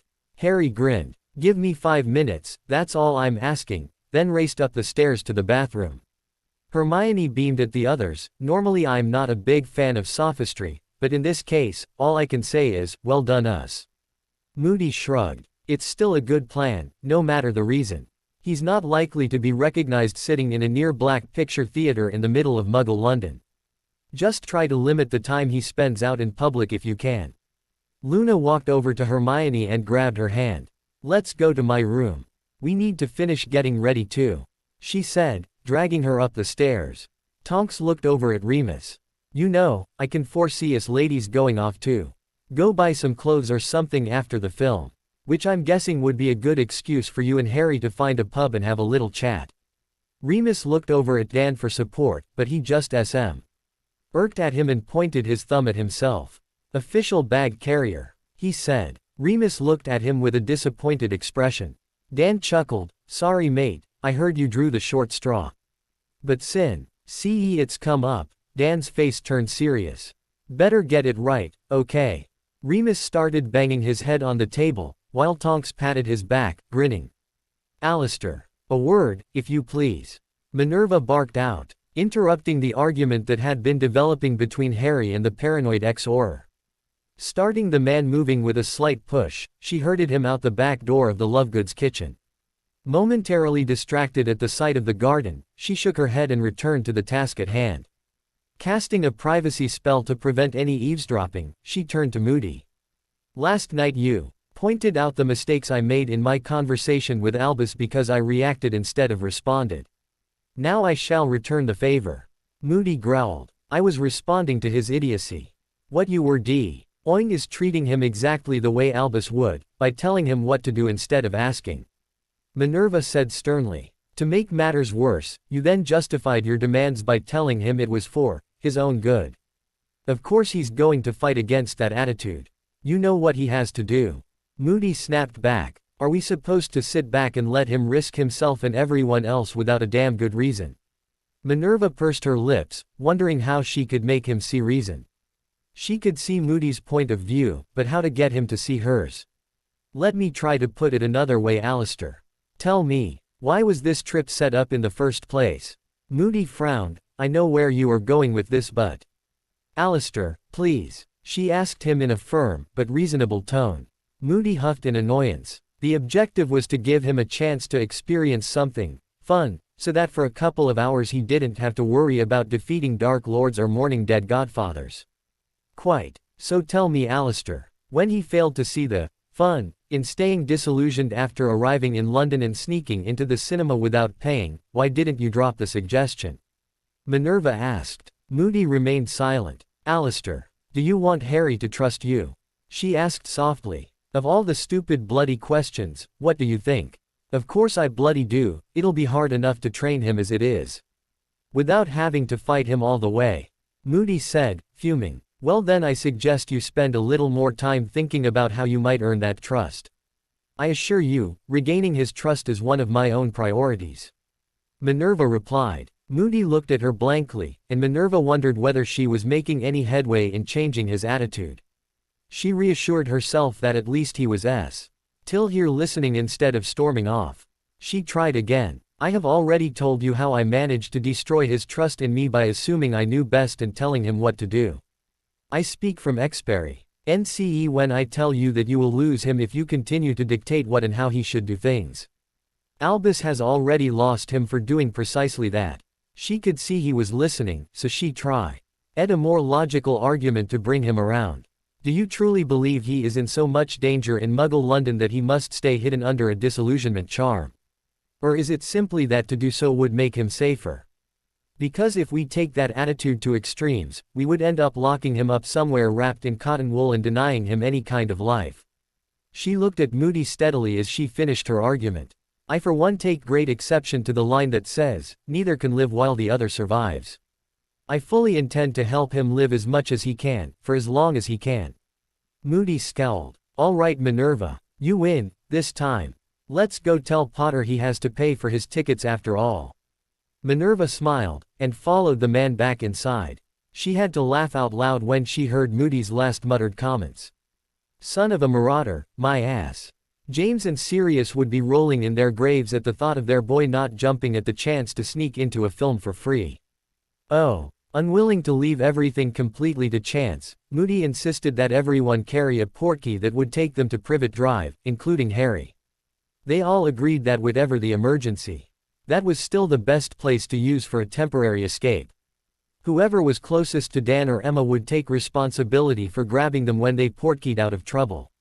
Moody noticed that Harry seemed fixated over the portkeys and asked what the problem was. Harry wasn't sure he really wanted to know the answer, but thought he'd better raise it anyway. Well, it's just that if Professor McGonagall can make portkeys to Privet Drive, then what's stopping the Voldemort or the Death Eaters from doing the same thing? Moody nodded approvingly. Wondered when someone would ask that Potter. All right, I'll tell you lot. But I want you to keep this quiet. The only people that can make portkeys to Privet Drive are the people present when you were dropped off as a baby and Dumbledore set up the wards. The other requirement is that the maker needs to have seen the location, and as far as I know, only Minerva's been inside the house. Still it would be best to assume Albus could as well, or his phoenix could probably take him I suppose. Minerva looked a little startled. I hadn't really considered that Alistair. Can you truly not make one? Moody shook his head. I can't get the necessary detail to stay in my head Minerva. As soon as I start to think about casting Portus, the image blurs and fades. Theoretically Hagrid could make a portkey since he was there, but I doubt he'd be able to learn the charm. Moody looked at Harry. You should be able to make them as well Potter, once you learn how. Eventually everyone agreed on what they were going to do for the day. The Cinema Grove. P would be disillusioned before portkeying to Charing Cross Road. Then, after finding a quiet place to cancel the charm, they would take the tube to Piccadilly Circus, where they would catch a matinee screening of the film. After the film, they would do a little shopping for a couple of hours before everyone met at the St. James Tavern for a late lunch at 2 p.m. None of the teens knew that Remus would be taking Harry to the pub early for a quiet chat instead of shopping. Meanwhile, Alistair would be keeping a disillusioned eye on Xenophilius while he went to Diagon Alley to upgrade his international portkey for the extra travelers. With Moody shadowing him, he would then purchase some needed supplies for the trip before heading to the lunch rendezvous with Moody. Minerva decided to skip the FILM so that she could visit Severus and explain the changes required if he wished to continue teaching at Hogwarts. By having the conversation today, it would give Severus a chance to talk to Albus before Friday. She'd be able to discuss any complaints then during dinner, rather than have to make another meeting with Albus later. The less contact she had with him for the time being, the less chance there was that he would find Harry. Oh. Once Tonks removed the disillusionment charm, the three Grangers separated and ensured they stayed close to Luna, Tonks and Remus, who were the most likely to Onder off gaping at something unfamiliar. As she had at King's Cross, Luna took Emma's hand much as a young child might, and chattered away to her about everything they saw. Harry was surprised to see the two of them seemingly so close. Since as far as he knew, they'd barely met. But then he realized that Luna always seemed to be holding someone's hand lately. His fingers curled a little in line with his thoughts, and he realized that it was usually his hand that Luna held. Harry looked around and noticed that Tonks and Hermione were having a quiet conversation, their heads often together. They even started giggling over something at one point, much to Harry's surprise. Hermione hardly ever giggled, and by his count, this was only the fourth time he'd heard the sound from her. It was nice. He looked over at Dan and Remus, and thought about joining them. Their conversation, while similarly private, seemed to be a little more serious though, so he stayed back. Having been focused on the other two pairs, he didn't notice that he'd come within reach of Luna. She grabbed his hand, drawing him into her conversation with Emma before he realized it. He joined in happily as they walked to the tube station. Some time later, with tickets and snacks purchased, Remus found himself sitting in the cinema looking at the two yellow wafers and the foil-wrapped block of vanilla ice cream in his hands. He had an idea of what he was supposed to do with it, but was there a way of making his ice cream sandwich without making a mess? Somehow he must have got the wrong ice cream block, as the wafers were the wrong size. He tried looking at the occupant of the seat beside him for clues, but Dan seemed to be the only one without one. Dan must have noticed the look because he leaned over for a quiet word. Just play along. Emma loves them, and there aren't too many places that still sell them now. Just open the packet all the way along the middle, and the rest is easy. Remus assembled his ice cream wafer as instructed and took a bite. Maybe if he ate it quickly it wouldn't have a chance to drip all over his hands, but he doubted it. So, you think your mate Sirius would have had a talk to Harry then? Dan asked, resuming the conversation they'd started on the walk over from the tube. Remus nodded. I'm sure he would have. He had time with Harry last summer, and I know he loved being Harry's godfather. He would have taken his responsibilities seriously. Dan gave him a look, wondering if he'd intended the pun, then moved on. From what you've told me, he and Harry's dad were quite the lads at school. Assuming he did give Harry the talk, are you sure he'll have given him the right one? Remus froze. He'd been pinning his hopes on asking Harry whether Sirius had covered the topic with him. Waiting for an embarrassed nod, and then moving on to discussing Quidditch or something. He hadn't considered that he'd need to review and quiz Harry on what he was told. Damn it. He felt something cool run down his wrist and under his sleeve. Oh, damn it. Dan briefly watched Remus fighting with his ice cream with some amusement before turning back to the movie screen that had started showing ads. He liked the man, and could tell that as long as he understood the problem, he'd try to resolve it. On his other side, Emma and their daughter were eating their ice cream wafers like professionals. Harry, on the other hand, had decided there was little chance he could manage to eat it cleanly. Forsaking his Gryffindor courage, he handed his wafers to Luna, and instead ate his ice cream safely from the end of the wrapper. Luna, delighted at having 4 wafers, used one of them to slice her ice cream block in half, to make 2 thinner sandwiches. Tonks, sitting at the end of the row next to Luna, watched in amusement as Luna completed her deft surgery and emerged with a sandwich in both hands. As she started to lick the edges of each sandwich in turn, Tonks couldn't help but reach out and tuck a strand of her long blonde hair out of the way. Luna turned and smiled her thanks and returned to her ice creams. Once she had finished them, she licked away the ice cream that dripped on her hands, then rubbed them together until the friction had mostly dried them. Satisfied, she then attached herself to Harry's arm and hand as she had the day before, then settled her head on his shoulder as she watched the trailers for the coming attractions. Walking out of the cinema some 2 hours later, Luna looked concerned and very thoughtful. Tonks, do you think the Muggles need any help to get another, Dorothy, into a twister? Could you teach me to apparate so I could get close to one before popping out? Do you think? Whoa, Tonks said, interrupting. How abo? Ood I have a quiet word with Kingsley and Arthur when I next see them, okay Luna? Luna nodded. Just don't forget to tell them I'll be happy to help if they need it. You got it, Tonks replied. Observing the conversation, Harry suddenly realized he was possibly the only person that understood Luna's fervor, since it was his hand that was getting crushed during the scene when young Jo watched her father sucked up into the twister at the beginning of the film. "So, everyone have fun?" Emma asked the group, hoping to distract Luna from her new quest. Everyone agreed they'd had a fantastic time, and couldn't wait until the next time. Harry couldn't stop talking about the preview for Independence Day, and Dan assured him that even if they couldn't get the girls interested, he'd be happy to go along with him. As they walked out of the theater, Emma turned to the three males. "All right, we women folk are going to go do some shopping for an hour or so. We'll still meet up with you at St. James Tavern for a late lunch at 2 o'clock. As we arranged with the other three, all right." Hearing his cue, Dan piped up. "Maybe I should come along to carry the bags. I know how you ladies like to shop, and this way none of you will have to worry about them," he said with a smirk at Remus. "No, that's okay dear," Emma replied, with a smirk of her own.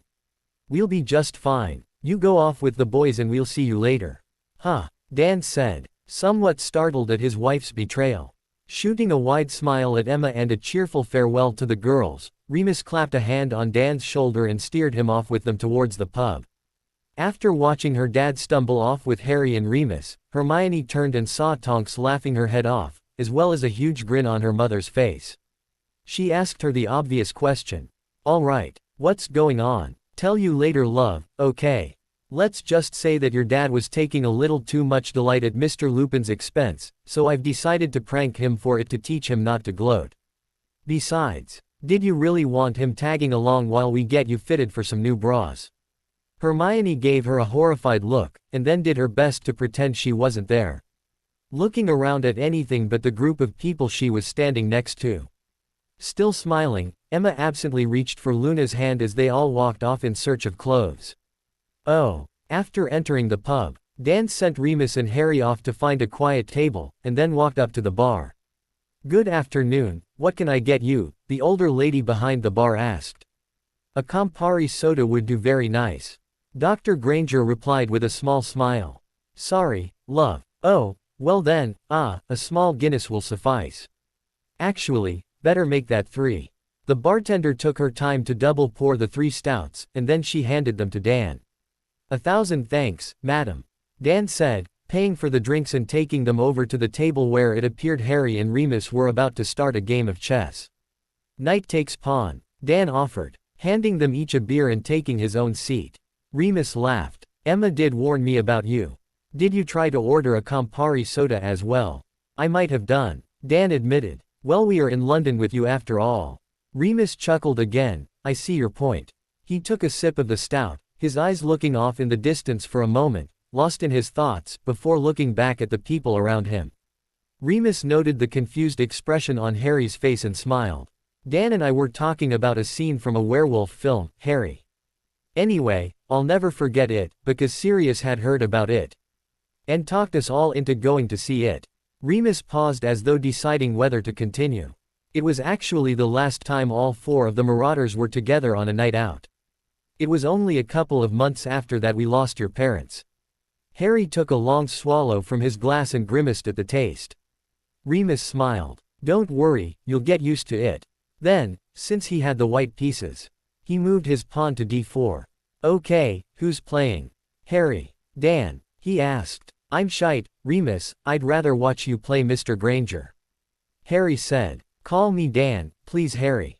Dan said. Harry nodded, and exchanged seats with Dan, who moved a pawn to f5. Remus moved a pawn to g3, and Dan followed with a pawn to g6. The next 2 turns had Remus move his bishop to g2, and then his knight to c3. While Dan moved his bishop to g7 and knight to f6. Remus," Harry said hesitantly. "Do you think you could tell me some stories about my parents, or Sirius?" Remus looked over at Harry. "I'd be glad to Harry. Anytime, you should know that. Now let's see. Oh yes, I've got one for you," he said, giving Dan a sly smile when Harry wasn't looking. "It was around our 4th or 5th year I think. And your dad was still trying to get your mother to date him. He'd just failed, again, which prompted Sirius to announce rather loudly. The other 2 watched as Remus became quite animated in the retelling of the story. And by that, I mean loudly enough that the entire common room could hear him, that, and I quote, it was probably just as well. Remus finished off, adopting G's serious posture and mimicking his voice for the quote. He told everyone that he doubted James would even know what to do with Lily if he did manage to win her. But he didn't leave it there, of course. Remus said, continuing his tale. He then decided that James needed to hear the talk, and proceeded to give it to him in detail. Poor James was mortified, especially since Lily was still sitting in the common room at the time, giggling with her friends. I'd have run, I think, Harry offered, trying not to laugh at his father's expense. So would James. Remus agreed, but Sirius had Ulraya. Di hit him with a preemptive Petrificus before he started. Now Harry couldn't help but laugh. So where were you during all this? Harry asked. Oh, I was sitting on the lounge next to your father listening along. Like most of the other Gryffindors. It wasn't directed at us, so we all found it very entertaining, and more than a little educational. Remus said, a little smugly. During this conversation, the next few moves had been made. Bishop to g5, knight to c6, queen to d2, pawn to d6, pawn to h4, and pawn to e6. Remus kept his eyes on the chessboard, though watched Harry with his peripheral vision. So Harry, did Sirius prank you with the talk as well, or just keep it between the two of you? Harry, now concentrating again on the game in front of him, hadn't really been paying attention after the story ended. Huh, oh, no prank, we just had a chat over Christmas. Are you going to castle? Remus cheered inside. Excellent Harry, yes, very good indeed. He castled on the queenside. Dan cleared his throat and gave Remus a significant look, as he moved his pawn to h6. Remus glared back at him, and studied the board.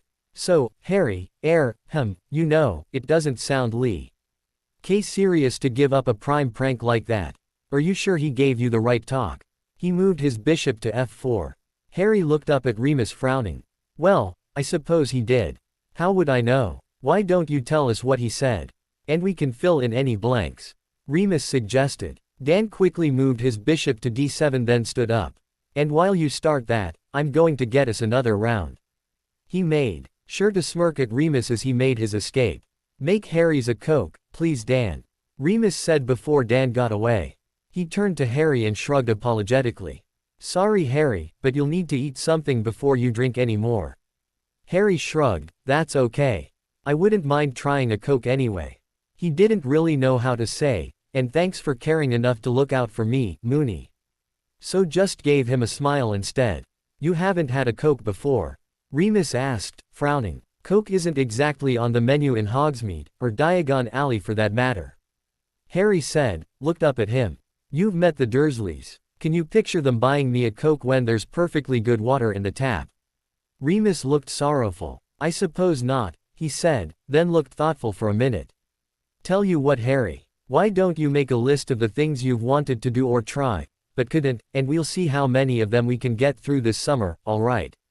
Harry looked startled. Really? That'd be great. Thanks Remus. No problem Harry, he replied, feeling a sudden urge to be in the vicinity of Little Whinging 6 days from now. He normally wasn't a fan of blue moons, but, he sighed a little. Knowing that Harry wouldn't forgive him any more than he'd forgive himself if he took it further than wishful thinking. It amused him to think about it though. Dan interrupted his musings of mayhem by returning with the drinks. So, what did I miss? He asked, looking between the two. Not much, Remus said. Though come to think of it, Harry, you were about to tell us about the chat you had with Sirius. Well, I'm not too sure what all the fuss is about really. I mean, I don't think I'd want to have it in public like you were saying before, but I don't think it's as bad as everyone seems to make out. Remus frowned. This didn't bode well at all. Go on, he encouraged, then it hit him. Wait a second, what did he just say? Harry took a sip of his Coke. Hey, that's not bad at all. Why don't they have this at Hogwarts? Remus nearly groaned. I honestly don't know Harry. Why don't you continue? Okay, Harry said cheerfully, and then drank some more of his Coke. This really is good. Would you like some? He said, offering the glass to Remus. Remus nearly glared at Dan. This was like pulling teeth, and that was a job for a dentist, wasn't it? It doesn't really go with the stout, but thank you. So what did Sirius say? Well, he said he wanted to teach me a couple of spells, and wanted to know if I already knew them. So we went off into the tapestry room to get away from everyone. Harry took another drink of his Coke before continuing. He showed me the Contraceptus charm, and when I told him I'd never seen it before, he made me practice it until he was happy with my wand movements. Remus nearly did himself an injury from preventing himself from laughing at Harry's unplanned double entendre. Then his marauder instincts kicked into high alert, his second double entendre. Something wasn't quite, no, he was imagining things. Okay, so he taught you the spell, what then? Oh, well, then Hermione came in and we started talking about the names on the tapestry. I can't tell you how glad I am that we'd finished the chat beforehand. I'd have died blushing if she'd seen what I was doing with my wand a few minutes earlier. Harry concluded. Remus stared at the chessboard. He dared not look at Dan or Harry for that matter. He wasn't sure he could keep holding his laughter in at Harry's turn of phrases. It was pretty much any expression on Anne's face and it would be all over for the adult discussion, while he rolled on the floor laughing. Then the thought hit him. Oh bugger. It's up to me now. You know Harry, there's more to it than just the spell you know. Remus said cautiously. There is. Like what? Harry said, apparently curious. Remus looked at Dan. Isn't it your turn? Dan smiled. Nope, I moved my bishop before going for the drinks. Remus scowled as Dan skillfully dodged the buck pass. He moved his pawn to e4, and Dan took it with his own pawn. Back to you, Remus. Dan said with another smile, making it clear he had no intention of picking up the ball. Well Harry, it's hard to know where to really begin. There's a lot you need to know about how men's and women's bodies work, the basic biology of it all. Have you had any information on that at all yet? Remus asked, before moving his knight to take the pawn on e4. Harry shook his head. Not yet. Dan moved his knight to d5, and kept his mouth shut, avoiding any eye contact with Remus. I see. Okay, that's going to need to go on the list then. There's also what I suppose we might call a little advanced biology. Remus said, before moving his knight to e2. Advanced biology? Harry asked. What do you mean? Dan moved his queen to e7, eyes firmly on the board and lips twitching. Well, let's see, if basic biology covers the essentials of how babies are created and born. Then advanced covers the rest. Remus said, moving his pawn to c4. Harry gave him a confused look. I'm sorry, I don't really understand. Maybe you should give a little more detail, Remus. Dan, having trouble holding in his laughter, and paying a little too much attention to the conversation, moved his knight to b6, then winced. Damn, I should have taken the bishop on f4. Remus wasn't sure he even knew how to continue. He delayed responding by moving his pawn to c5, then watched Dan take it with his own pawn. He then moved his bishop to c7, taking Dan's pawn. And then watched as Dan opted for a kingside castle. Remus realized he couldn't put this off any longer, and made another attempt to talk about advanced biology. Well Harry, there are certain areas of a woman's body that are particularly sensitive, and he looked over at Harry and saw him struggling to suppress a smile. Oh you rotten little bugger. I knew it. Remus yelled as Harry did so. Lved into laughter along with Dan at seeing Remus well and truly pranked. Did you put him up to this? Remus asked Dan, and watched as the other man shook his head, still laughing. Harry? Remus asked him, and had to wait until Harry stopped laughing long enough to respond. I heard you talking to Professor McGonagall last night. I couldn't make out everything, but I heard enough. Remus thought about how to reply for a moment. Well, I'd have to say that was very well played Harry, very well indeed. You'd have made a fine marauder. Remus congratulated him, and then looked at him steadily without a smile. I'm almost sorry for what is going to happen. What do you mean? Harry asked, a look of confusion replacing the mirth on his face. Retribution, Harry. I'm afraid that the world is divided into marauders and non-marauders. Marauders do the pranking, non-marauders get pranked. That's just how the world is. Pranking a marauder is unthinkable, so I'm afraid that retribution is the only way to avert the paradox you've created. Harry started to look a little wary. Remus smiled. Really Harry, timing is everything if you want to play with the professionals. I mean, just look at The opportunities I have available with the current topic of conversation, he turned to Dan. How long until the girls get here do you think, Dan? Maybe we should get their input as well. Harry's eyes widened until he thought they'd pop out of his head. Oh hell no, Harry exclaimed. That'd be inhuman. Remus grinned, and examined his fingernails. Well, I am a werewolf, Harry, you have to expect us, dark creatures, to do evil every now and again. You just volunteered to be the victim. It's, for the greater good, I'm afraid, Harry. Remus concluded with his best Dumbledore impression. Okay, what do I have to do to get out of this? Harry pleaded. No, Harry, the correct response is, all right then, Moony, do your worst. You want a prank war, you got one. No, this time I think I'll stick with whimpering like a little baby and begging for mercy. Are you sure? It could be a mistake giving up so soon, you know. I might think you just got lucky earlier. Yes, I just got lucky. It was a spur of the moment thing and I wasn't thinking about what I was doing. You wouldn't really embarrass me in front of the girls for that, would you? I can't say I'm not disappointed with you, Harry. All right then, let's continue our discussion and see how far we get before the girls get here. Now I think you were going to tell me what you already know about advanced biology, weren't you? Oh, and don't forget the details, Harry, lots of details. I want to know what you know, and what you don't know. Groaning, Harry started to talk about what he knew while furiously blushing. He doubted Remus would let his skin cool down all afternoon. Oh. As she watched her mother take Luna's hand and walk off, Hermione fell into step beside the still smiling Tonks. Care to share the joke, Tonks? She asked the Auror. Tonks, still amused at how neatly Emma had set Dan up, looked over at Hermione and wondered what she could tell her. It's like your mum said, she managed to prank your dad when he wasn't expecting it. That's the best laugh I've had all week. Hermione huffed. Yes, I already know that, but why would my dad going off with Professor Lupin and Harry be such a big prank? What are they going to be doing? Tonks shrugged. Not really my place to say. Didn't your mum say she'd tell you later? That's not very helpful, Tonks. Hermione said reproachfully. Tonks grinned. Nope, it's not. But you're a smart girl, Hermione. My guess is that if you stopped asking about it and started thinking about it for yourself, I reckon you'd figure it out soon enough. At Hermione's glare, Tonks just stepped closer and bumped shoulders with Hermione to make her stumble a little. Careful, Herms, wouldn't want the wind to blow the wrong way and freeze that look on your face. She said with a chuckle. Hermione let out a growl and turned to Tonks with every intention of rewarding her use of that horrid nickname by using Tonks' hated first name in return. Only to find Tonks Str. Oling along with her hands behind her back, whistling, and with the most innocent expression on her face that she could make. You, Hermione began, suddenly at a loss as to what she wanted to say. Tonks was too outrageous to stay cross with.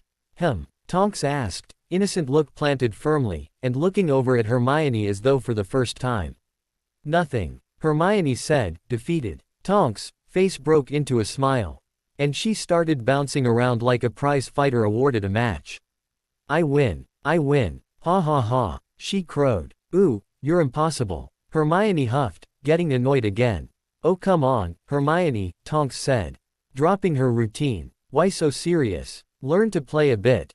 Life's too short, you know. She threw an arm around the younger girl's shoulder as they walked until Hermione relaxed. Emma led the group onto the tube, and off again a few stops later at Knightsbridge. A short walk and they were stepping into Harrods, and, to Hermione's embarrassment, they headed straight for the ladies' unmentionables. Once they reached the department, Tonks and Emma teamed up and started looking over at the various styles and discussing them amongst themselves. Hermione took our distraction as an opportunity to edge away, and tried to be as inconspicuous as possible.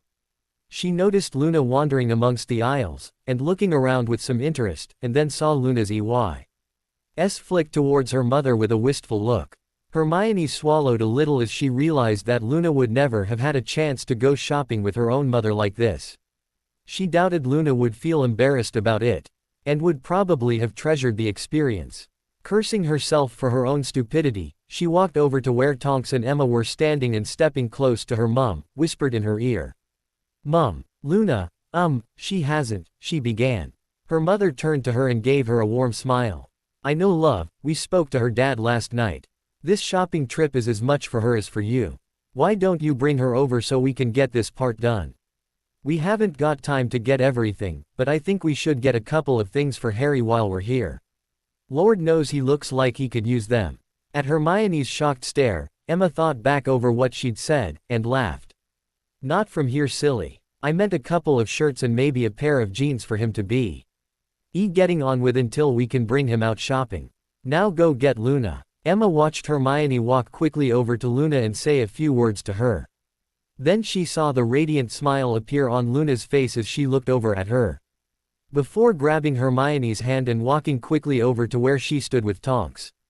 Oh, Harry sat in his chair, staring at the chessboard, desperately hoping for either the forgotten game to recommence, or for Voldemort to show up and put him out of his misery. It turned out that half of what he thought he knew about the facts of life was almost completely inaccurate. And since most of it came from Fred and George, he decided that payback was definitely going to occur. Oh yes, roast carrots were going on the menu, right alongside grilled werewolf. Harry was relieved to learn that most of the inaccuracies revolved around what Remus called advanced biology. It turned out he did actually have a fairly good grasp of most of the basics.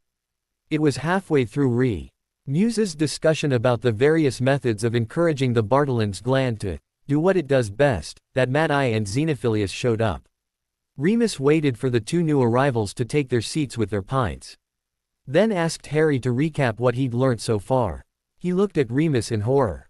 Nothing short of an Imperius is going to get me to do any such thing, he hissed. And don't bother trying, as I can resist them.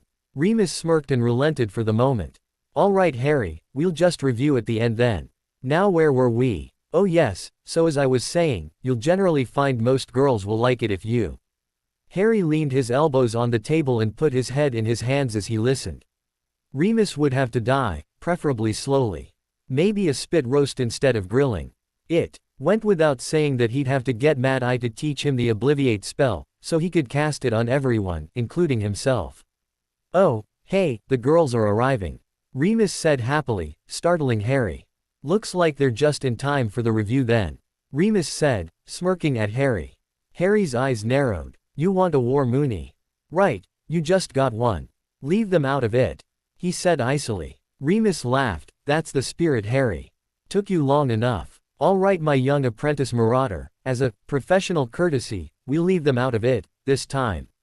Relieved, Harry tried to compose himself so he didn't look like a black-haired beetroot when the girls walked in. He thought he'd just about got it when Remus added in a last comment. So Harry, what do you think of your chance? Of not imagining them naked after that discussion then? Remus said, nodding in the direction of front door, as Luna, Hermione, Tonks and Emma walked in. Dan nearly choked on his beer at that last remark. He knew full well that Emma would have been finding her husband most attentive today, but at Remus' words a pleasant memory of his wife came to mind. He turned to Harry intending to send a warning glare his way, but instead watched as the boy's face took on a horrified expression before turning bright red. He then got up and all but ran in the direction of the men's room. Dan watched as Remus laughed aloud at the success of his last quip, and suddenly Dan couldn't see the humor in it anymore. Harry had done a pretty good job of getting through what was obviously a hideously embarrassing situation for him. But now Remus had made him unable to even face his friends. Proud of yourself? He asked Remus, who gave him a surprised look at Dan's tone. Dan got up from the table, and headed in the direction of the men's room. On the way, Emma intercepted him. Problem? She asked. Remus took it too far and Harry's hiding, I think. I'm going to see if I can talk him round. Why don't you take the girls over and get a table for lunch? Dan replied. Emma nodded. Okay. They're going to ask what's wrong with Harry, you know. What shall I tell them? Dan thought for a moment. Tell them that Harry had too much to drink and he's feeling sick. When he comes out embarrassed, they'll think it's from overdoing the alcohol. Emma kissed him. You're a good man, Dan Granger. He smiled at her and walked off to find Harry. As he entered the men's room, he found it empty, though one of the toilet cubicles was occupied. He knocked on the door. Piss off, Remus, Harry's voice said, but there was far more sorrow in the tone than anger. Try again, Dan said. Sorry Mr. Granger, Harry said, in the same depressed tone. It's Dan, remember. Are you going to open the door?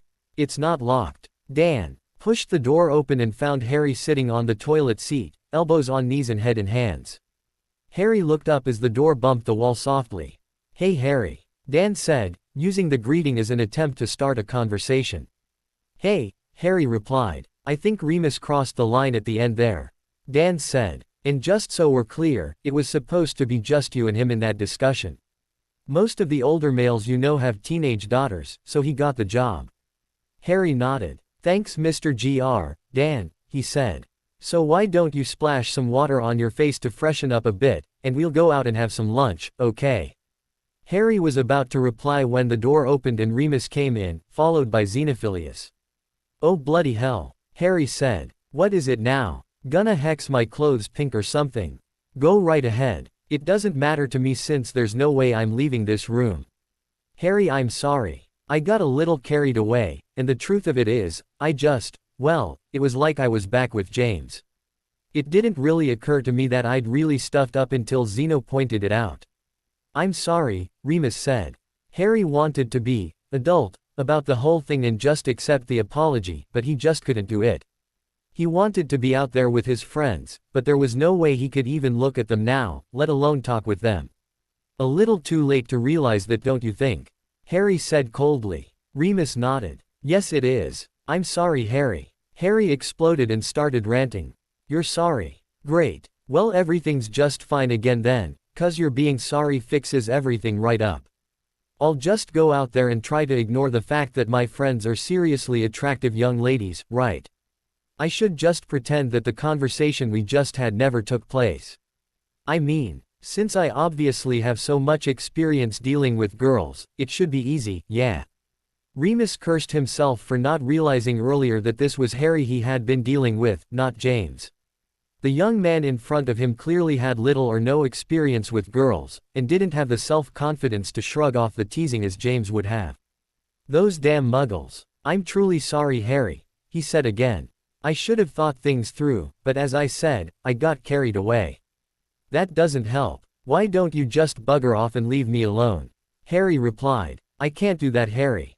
Remus said calmly. Come on Harry. Let's go and get some lunch. Some food will do us all some good. They do a great beef and Guinness pie here, or so I'm told anyway. Dan said, restarting the conversation he'd begun before Remus and Xenophilius entered. Harry looked at him with an expression that was all too obviously meant to say, are you completely barking mad? Dan smiled. Relax Harry, I've already got your alibi worked out. You had a little too much to drink, and came in here to, drive the porcelain bus. It's all Remus' fault of course, because being the prankster he is, aren't your beer to be extra potent without you knowing it. Of course, now that you've, called God on the big white phone, Remus felt guilty and hit you with a sobering charm. Dan looked around at the others. Well, does that sound plausible? He asked. Remus chuckled. Actually, it does at that. He said, turning to Harry. Harry nodded, but didn't say anything. A few minutes, and a sink full of cold water later. The men exited the men's room, after extracting a promise from Harry that he would follow very shortly afterwards.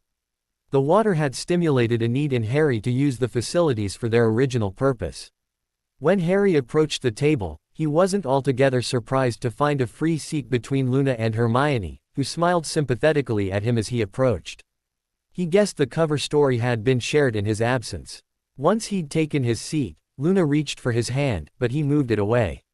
He felt unclean from the directions his imagination had taken during the conversation this afternoon. He flinched as he imagined he could feel a wave of sadness radiate from her from his action. He couldn't look at anyone, so he focused on the table itself, and the menu in front of him. Harry, I'd like to talk with you. Would you come with me please? Luna asked him quietly, before getting up from her seat. Realizing he didn't really have a choice without being completely rude, he got up to follow her. She led him off to a more private section of the pub where they sat down. Harry, did I do something wrong? She asked him. Harry shook his head. Well then, do you think you did something wrong? She asked. Harry nodded, still not able to make eye contact with her. Luna studied him for a minute, and then another minute as Harry started to feel uncomfortable under her stare. Do you think you've done something that would make me not want to be your friend if I knew about it? She asked. Harry looked up startled at her perception, before looking down again. He gave a small nod. You wouldn't have had much time to actually do anything wrong, so is the problem to do with something you have been thinking? She asked. Harry nodded again, getting worried at how close she was getting to his dirty secret. Was it something you thought about me, or someone else? She asked. Harry was horrified. He didn't want to lie, but if he answered truthfully, she'd know he was a sick pervert. His thoughts ran in circles as he tried to think of a way out. She thought about the possible reasons for his pause, and tried again. So, should I rephrase that question too? Was it something you thought about me as well as thinking about someone else? She asked. Harry couldn't breathe. He closed his eyes and wished he knew how to apparate, so he could escape Luna's all too accurate questioning. He didn't realize that in his highly emotional state, if he had concentrated instead on being somewhere else instead of the process, then his magic would have obliged with a spontaneous apparition. Just as it had when he was a child. He was startled to hear Luna's light, joyful laughter, and opened his eyes to see what had happened. She was looking at him warmly. Oh Harry, what are we going to do with you? I've ever met anyone that attracts Raxperts the way you can all by yourself. She said. What's a Raxpert? He asked, grasping for anything that changed the conversation topic. Well, they're invisible, and they make your thoughts go all fuzzy. I sometimes wonder if you might be a nesting ground for them. She said, still smiling at him. Harry was more than happy to talk about Raxperts, or Nargles, or anything else by this point, so he nodded.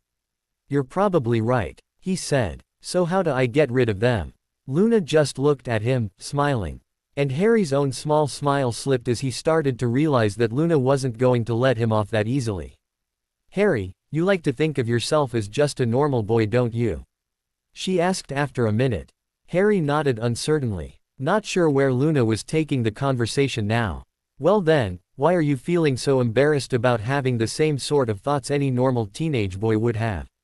She asked, tilting her head a little as though trying to puzzle out the answer for him, despite having asked the question. Harry could only gape at her. How did you, was all he could say. I have good hearing, so I heard some of the conversation last night. I know what Mr. Lupin planned to talk with you about today. She replied, then waited for Harry to look up at her before continuing. I'm very glad to be one of the girls you were thinking about, Harry. That's quite a compliment, she told him. Harry had a deer caught in the headlights expression on his face. Would it help if I told you I had the same sort of thoughts about you? She asked. What? He blurted out, then flinched as he realized how loud he'd said it. Harry, it's quite normal to have those thoughts about people you're attracted to. She said. You're attracted to me? He asked, disbelievingly. Oh yes. You're a very nice person on the inside, and on the outside. Ginny will be ever so jealous when we're married. She said. Married? Harry squeaked. You did ask me to marry you on the night bus, Harry.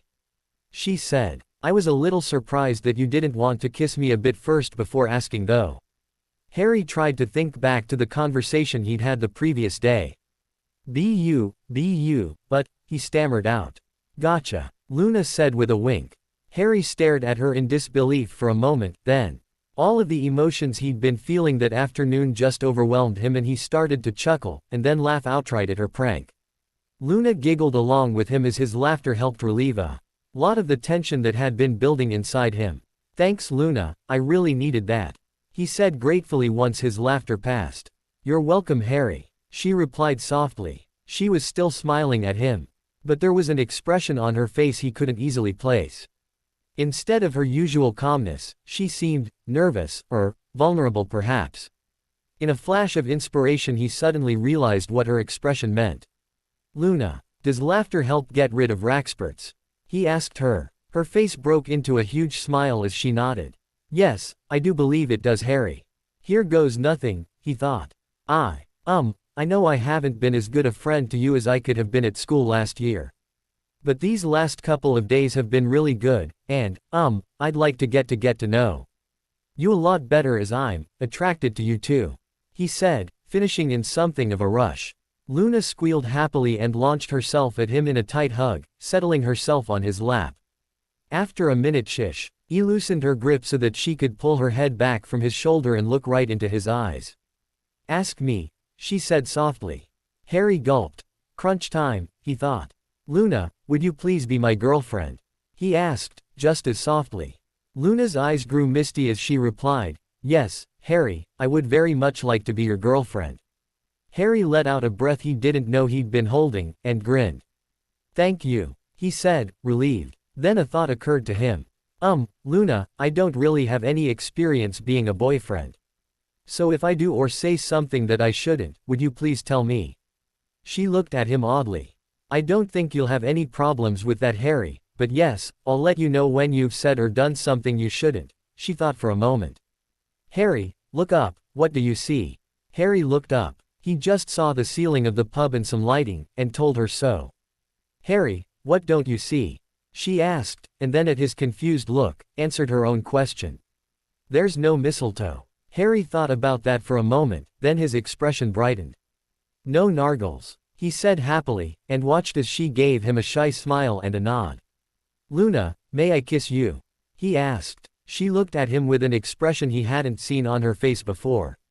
"Yes, Harry, I would like that," she replied. Harry suddenly felt nervous. He was about to have Hi's first real kiss since Cho had kissed him last year, and this time he intended to participate in it. He leaned forward, tilting his head slightly as he did so.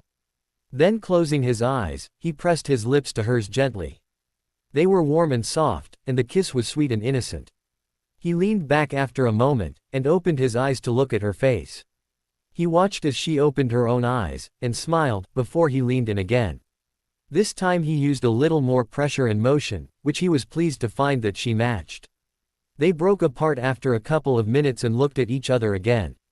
"That was very nice," Luna said. "I'm going to like being your girlfriend." Harry was about to agree when his stomach rumbled, informing everyone within range that it had waited quite long enough for lunch. Luna laughed at the look on Harry's face, and waved off his apologies. "Come on, Harry, we should be getting back to the others anyway." She stood up and reached for his hand, which he extended. He was surprised when she didn't head back straight away. "Harry, I'd rather not announce anything about us to everyone just yet. There are some people we should speak to a little more privately first. Is that okay with you?" she asked. He nodded, somewhat relieved as he had no idea how to really announce something like that anyway. They walked back to the table and sat down. At the enquiring looks from the others at the table, Luna responded, "I had to help Harry with his Raxpert infestation. They're gone now." Xenophilius nodded, "Good work, Luna. I could see they'd gotten a real hold on him." Tonks laughed and gave Harry a wink from her seat opposite him.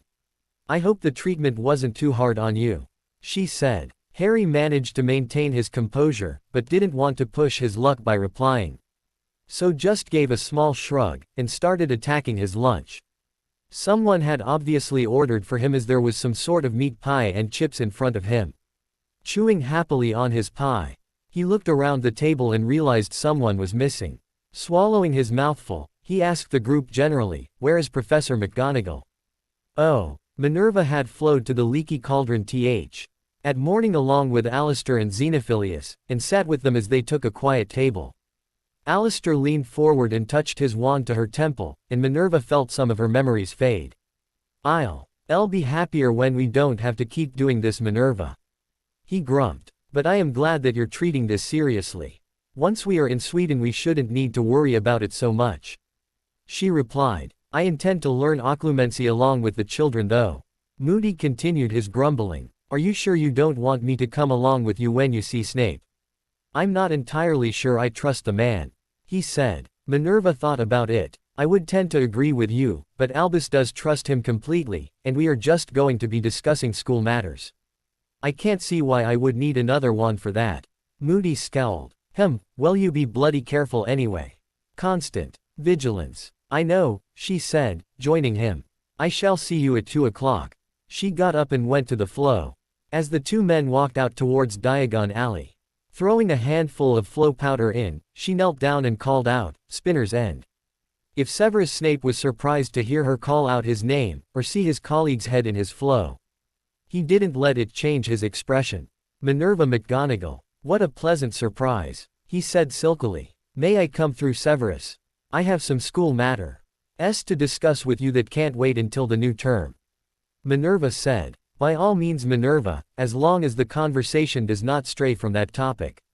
He said. Pulling her head back, she watched as the green flames died. And repeated the process of making a connection to Spinner's End before stepping through into the man's kitchen.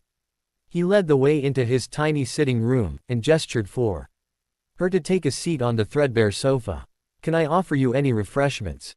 He asked her. Constant vigilance, she reminded herself. Not presently, thank you, Severus. He inclined his head in acknowledgement. And then settled himself in the armchair opposite her. So, what can I do for you? He asked. Severus, I will speak plainly. I am dissatisfied with the way potions is being taught at Hogwarts. And there are several things that I would like to see changed in the new term. I see, he replied, his tone giving no hint of his opinion of the matter. I have detailed my concerns in this parchment, and have listed the changes that I wish to see occur as well.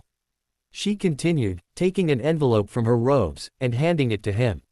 He took the envelope from her, and placed it on the rickety table between them.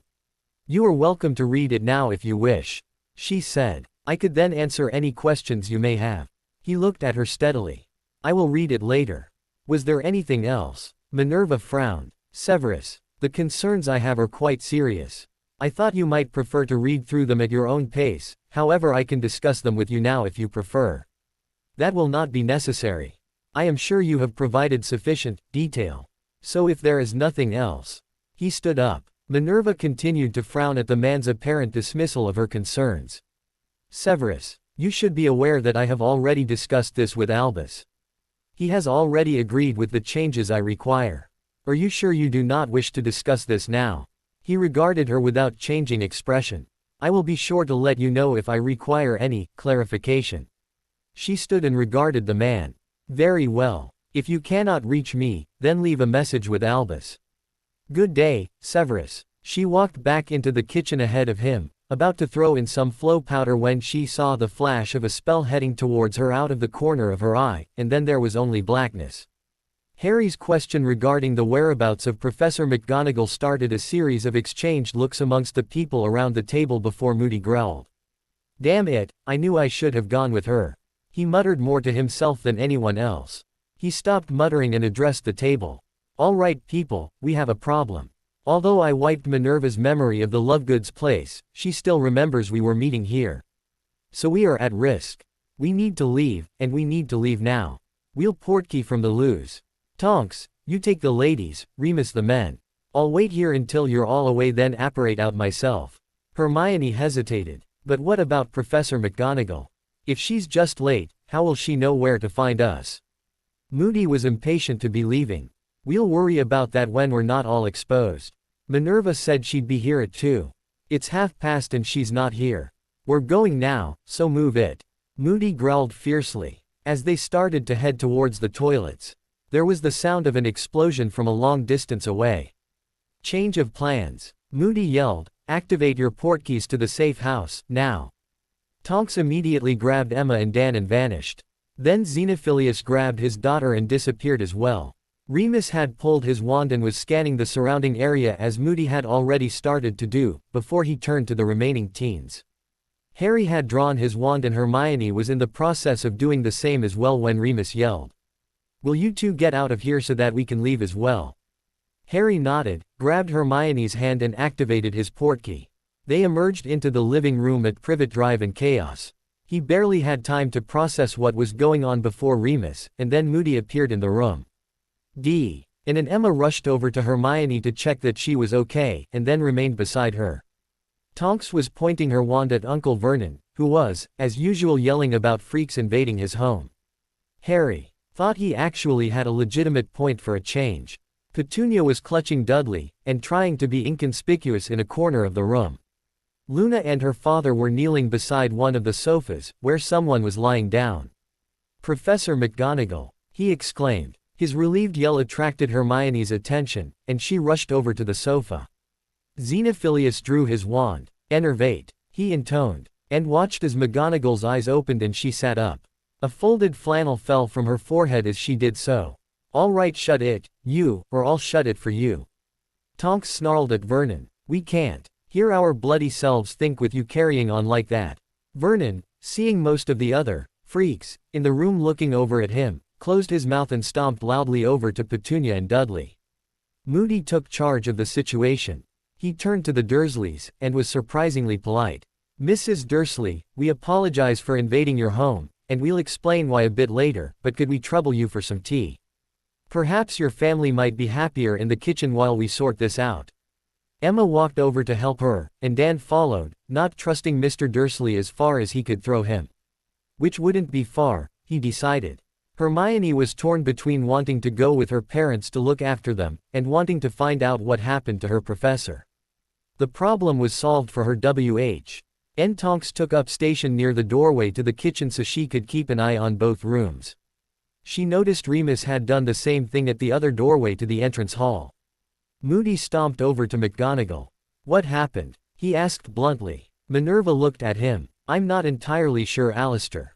I'd spoken with Severus, and was about to leave when I saw a spell heading for me. I'm not sure why my portkey brought me here, since I don't remember activating it. That would be because I added a dead man's trigger to it while we were in the cauldron. Any spell hitting you would activate it automatically. Just be glad it was a stunner. Indeed, she said. Moody placed his wand tip to her temple and a few things became clear to her again. She looked up at Moody with a stern expression. Now that I remember the discussion again, I will repeat my objection to having such a trigger placed on a portkey. Moody stared at her in disbelief. You're bloody welcome, he said shortly. Thank you, Alistair. But simply because you were right this time, it does not make you right. Minerva said. Stubborn woman, I don't know why you didn't just owl him the letter like I suggested.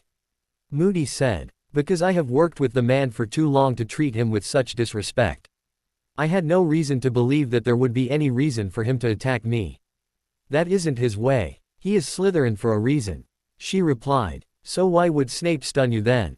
Harry asked, unable to hold the question back any longer.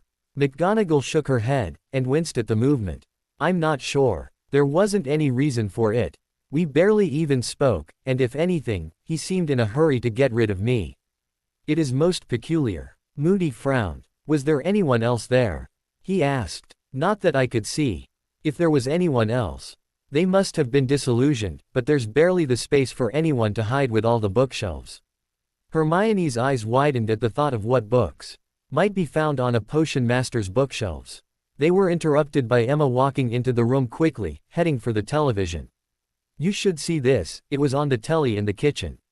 There was a news broadcast in progress, with the camera on a reporter, who was standing by the Thames.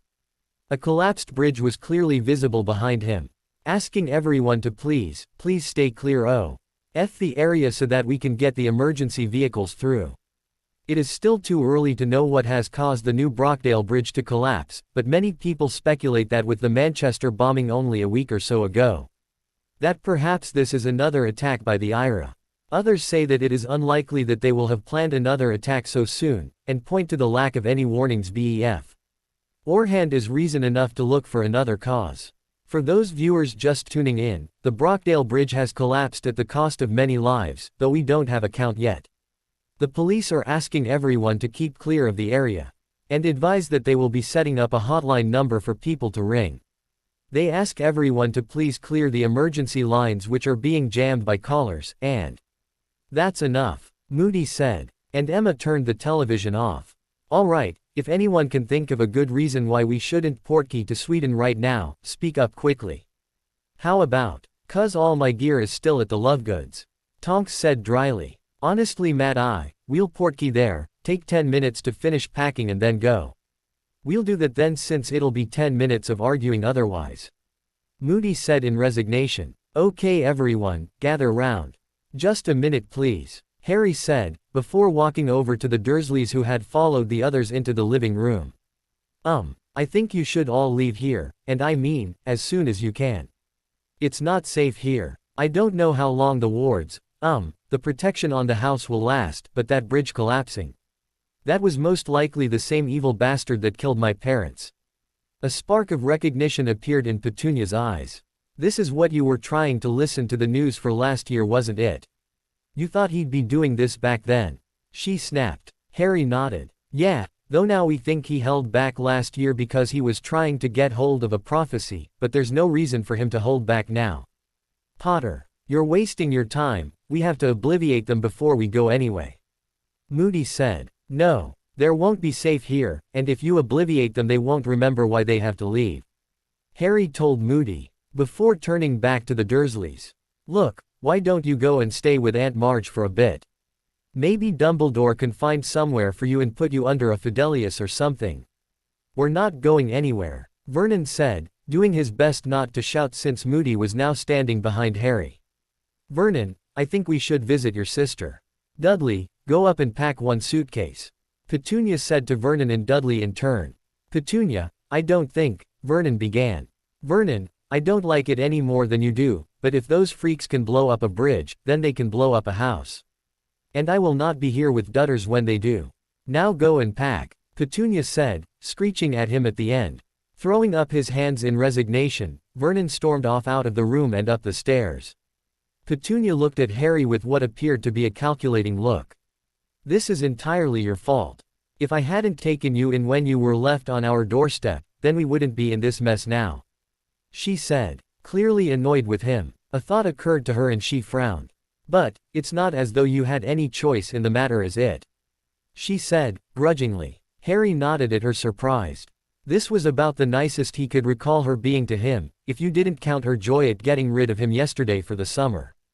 I never thanked you for saving Dudley last year, did I? She mused. You better go before that man behind you blows something up.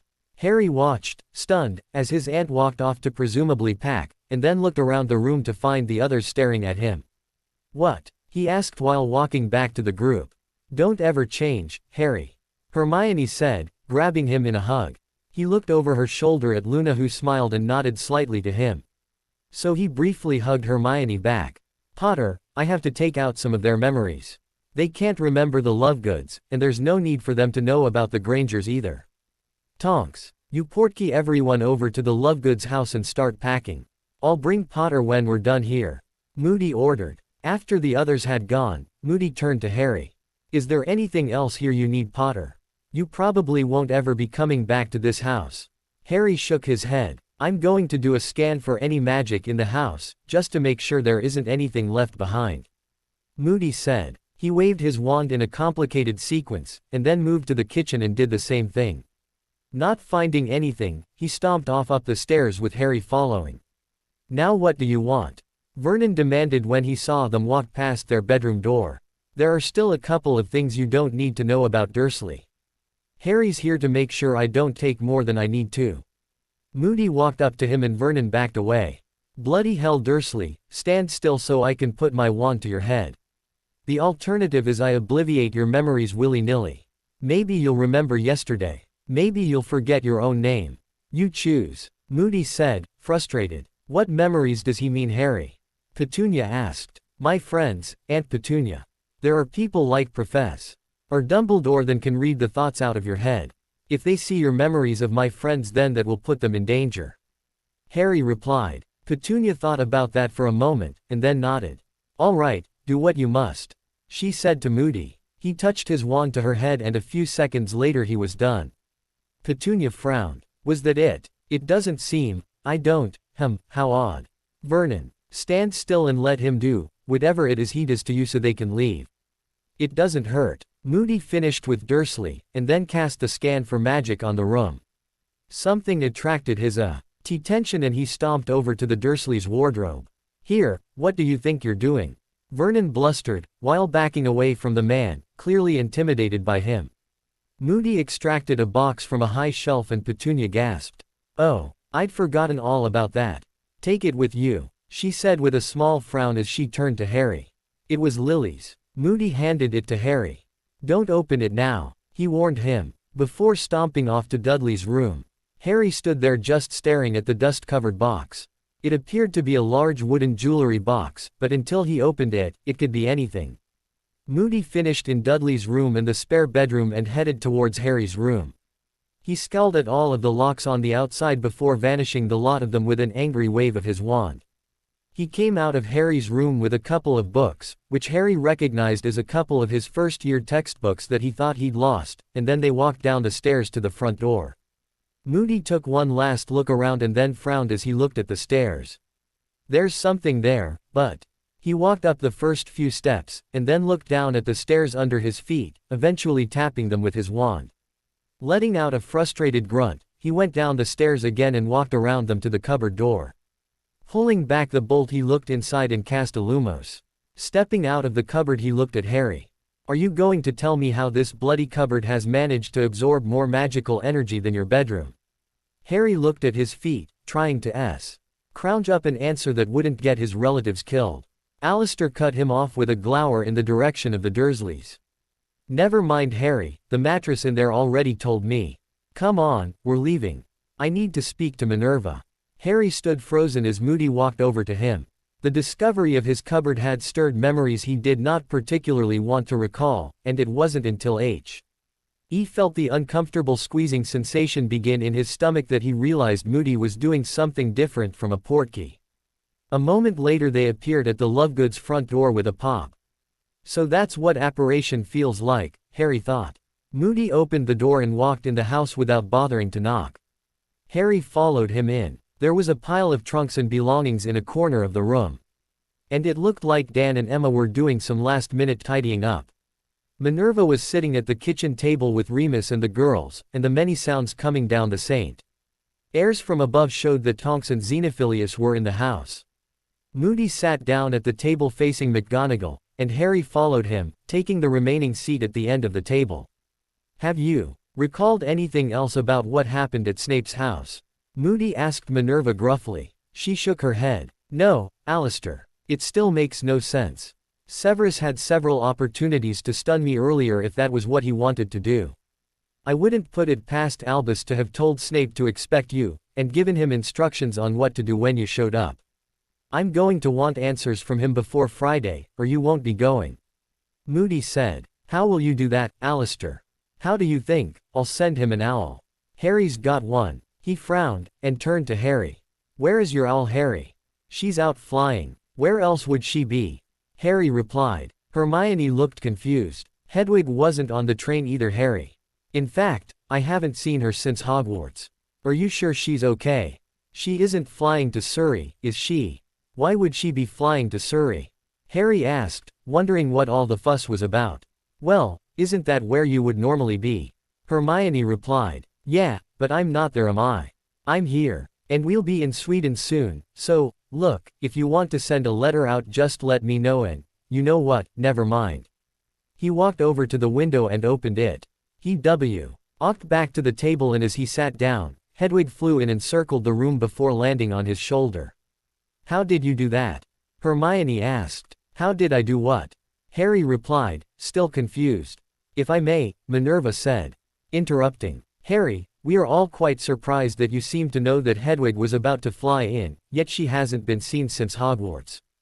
If I understand your reactions correctly, Hedwig always comes to you when you are thinking of her, wherever you are. Of course she does. She knows me now, and she knows I don't like trudging up to the Ollery, so whenever I have a letter to send her I'm thinking of her, then she comes to me.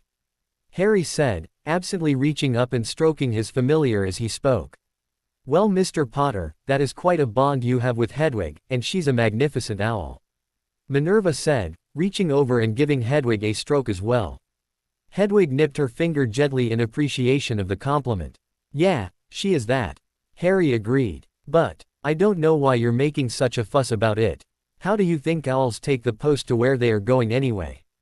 You think they read the address on the envelope? It's just the way the magic works. If they know where they have to go, why is it so surprising that they can know where they need to be as well? That's extremely insightful of you, Harry. Minerva said. I'm not sure that I've ever considered owl post in that way before. She thought for a moment. If you can prepare a paper on your thoughts and observations about post owls in the next couple of days, I'll send it to Madame Marchbanks. You should be able to get a few bonus points towards your care of magical creatures owl. Harry's eyes widened and he nodded. Sure, thank you, Professor. Speaking of I'll post. Do why? Oh, you happen to recall where Harry's Hogwarts letter was sent, Minerva? Moody asked. Don't. Harry said to Moody. Minerva looked between Harry and Moody. Something had happened at Privet Drive. Moody had always referred to him as Potter until then, and what was in the box Harry was holding on his lap. The letters are sent out using a charmed quill, Alistair. Why? She asked, alarm bells just starting to ring. Maybe you should check, Moody began. Don't do this, Harry said, glaring at Moody.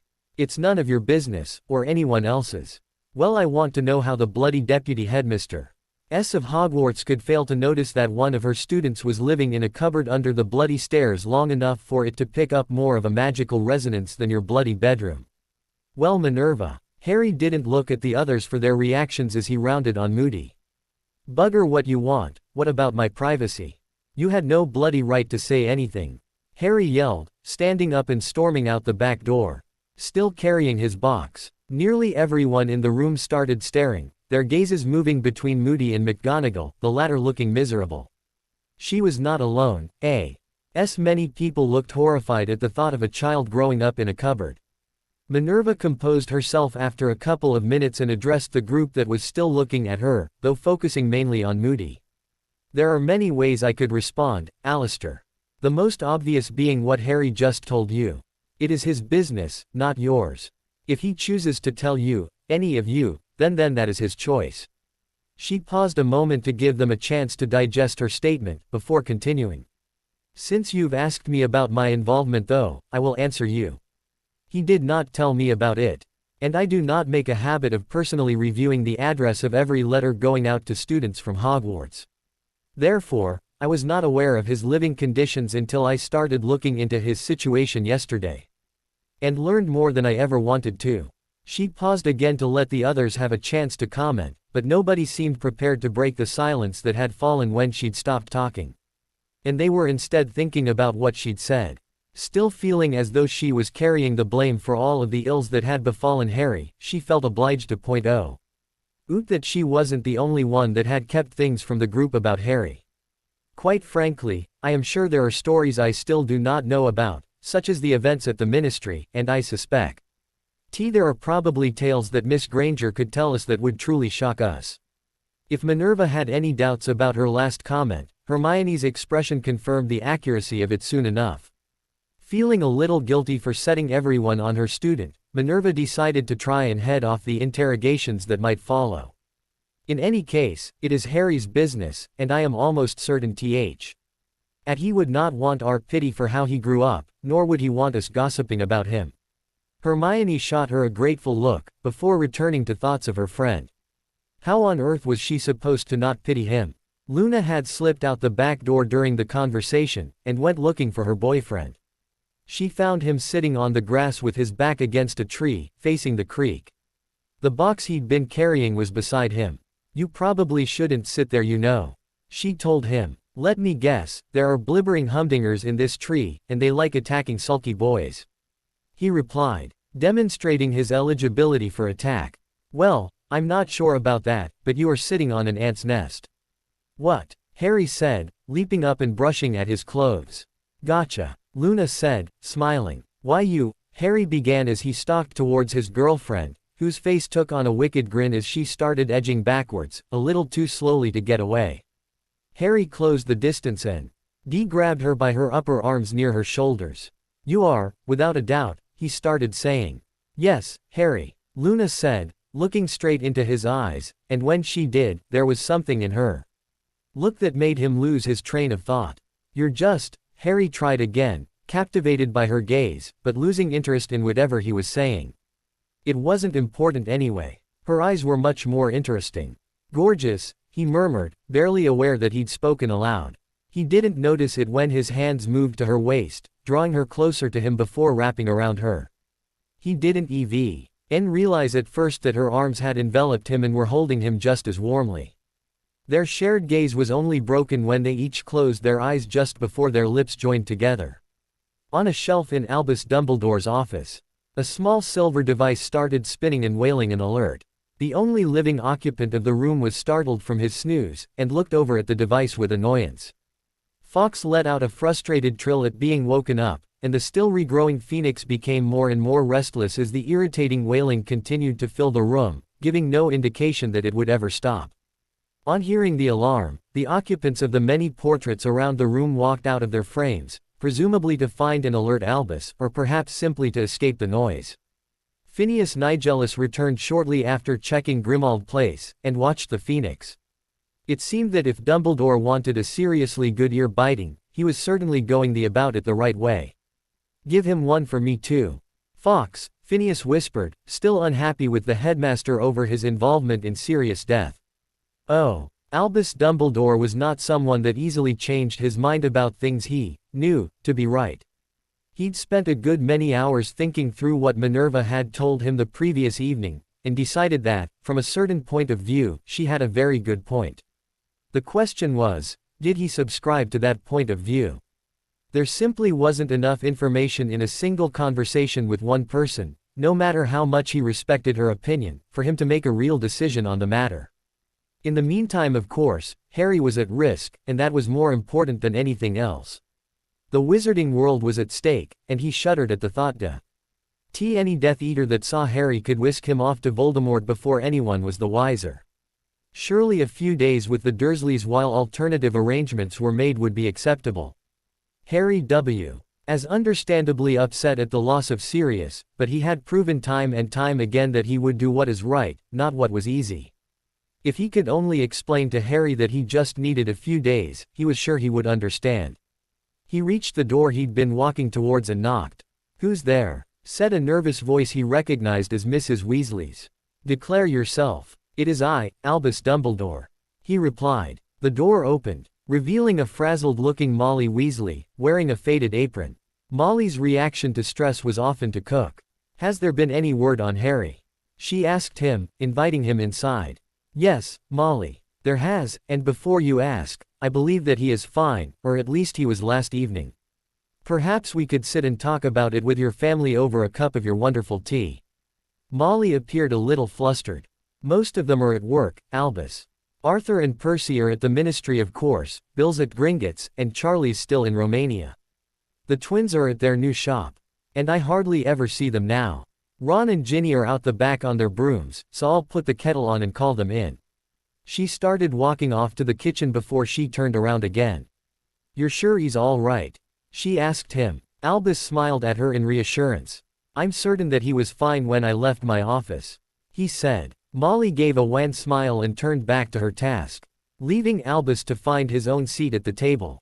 A little while later she returned, followed by a slightly flushed Ron and Ginny. Their windswept hair gave evidence that they had been flying only a few minutes earlier. The fact that they were both carrying brooms helped support the conclusion. "Hello, sir." "Good afternoon, Professor Dumbledore," they said in greeting, somewhat nervously. Their headmaster wasn't so frequent a visitor that they were comfortable in his presence. Molly brought the tea over, and they were all soon seated at the table, cups in hand. Molly had barely sat down before the anxiety over Harry that Albus had instilled yesterday evening spilled over. "What can you tell us about Harry, Albus? You said he hadn't arrived at the Dursleys last night, so where is he now? Why isn't he here with you at least?" Albus took a small sip of his tea as he considered the questions and looked around the table as he did so. Ginny was looking directly at him, and using passive legilimency he was able to sense concern from her. Quite understandable under the circumstances, Dumbledore thought. He saw that Ron was looking down at his teacup with a very faint smile. Was the boy glad Harry was missing? Surely this wasn't a resurgence of the jealousy that he'd had for Harry over the Triwizard Tournament.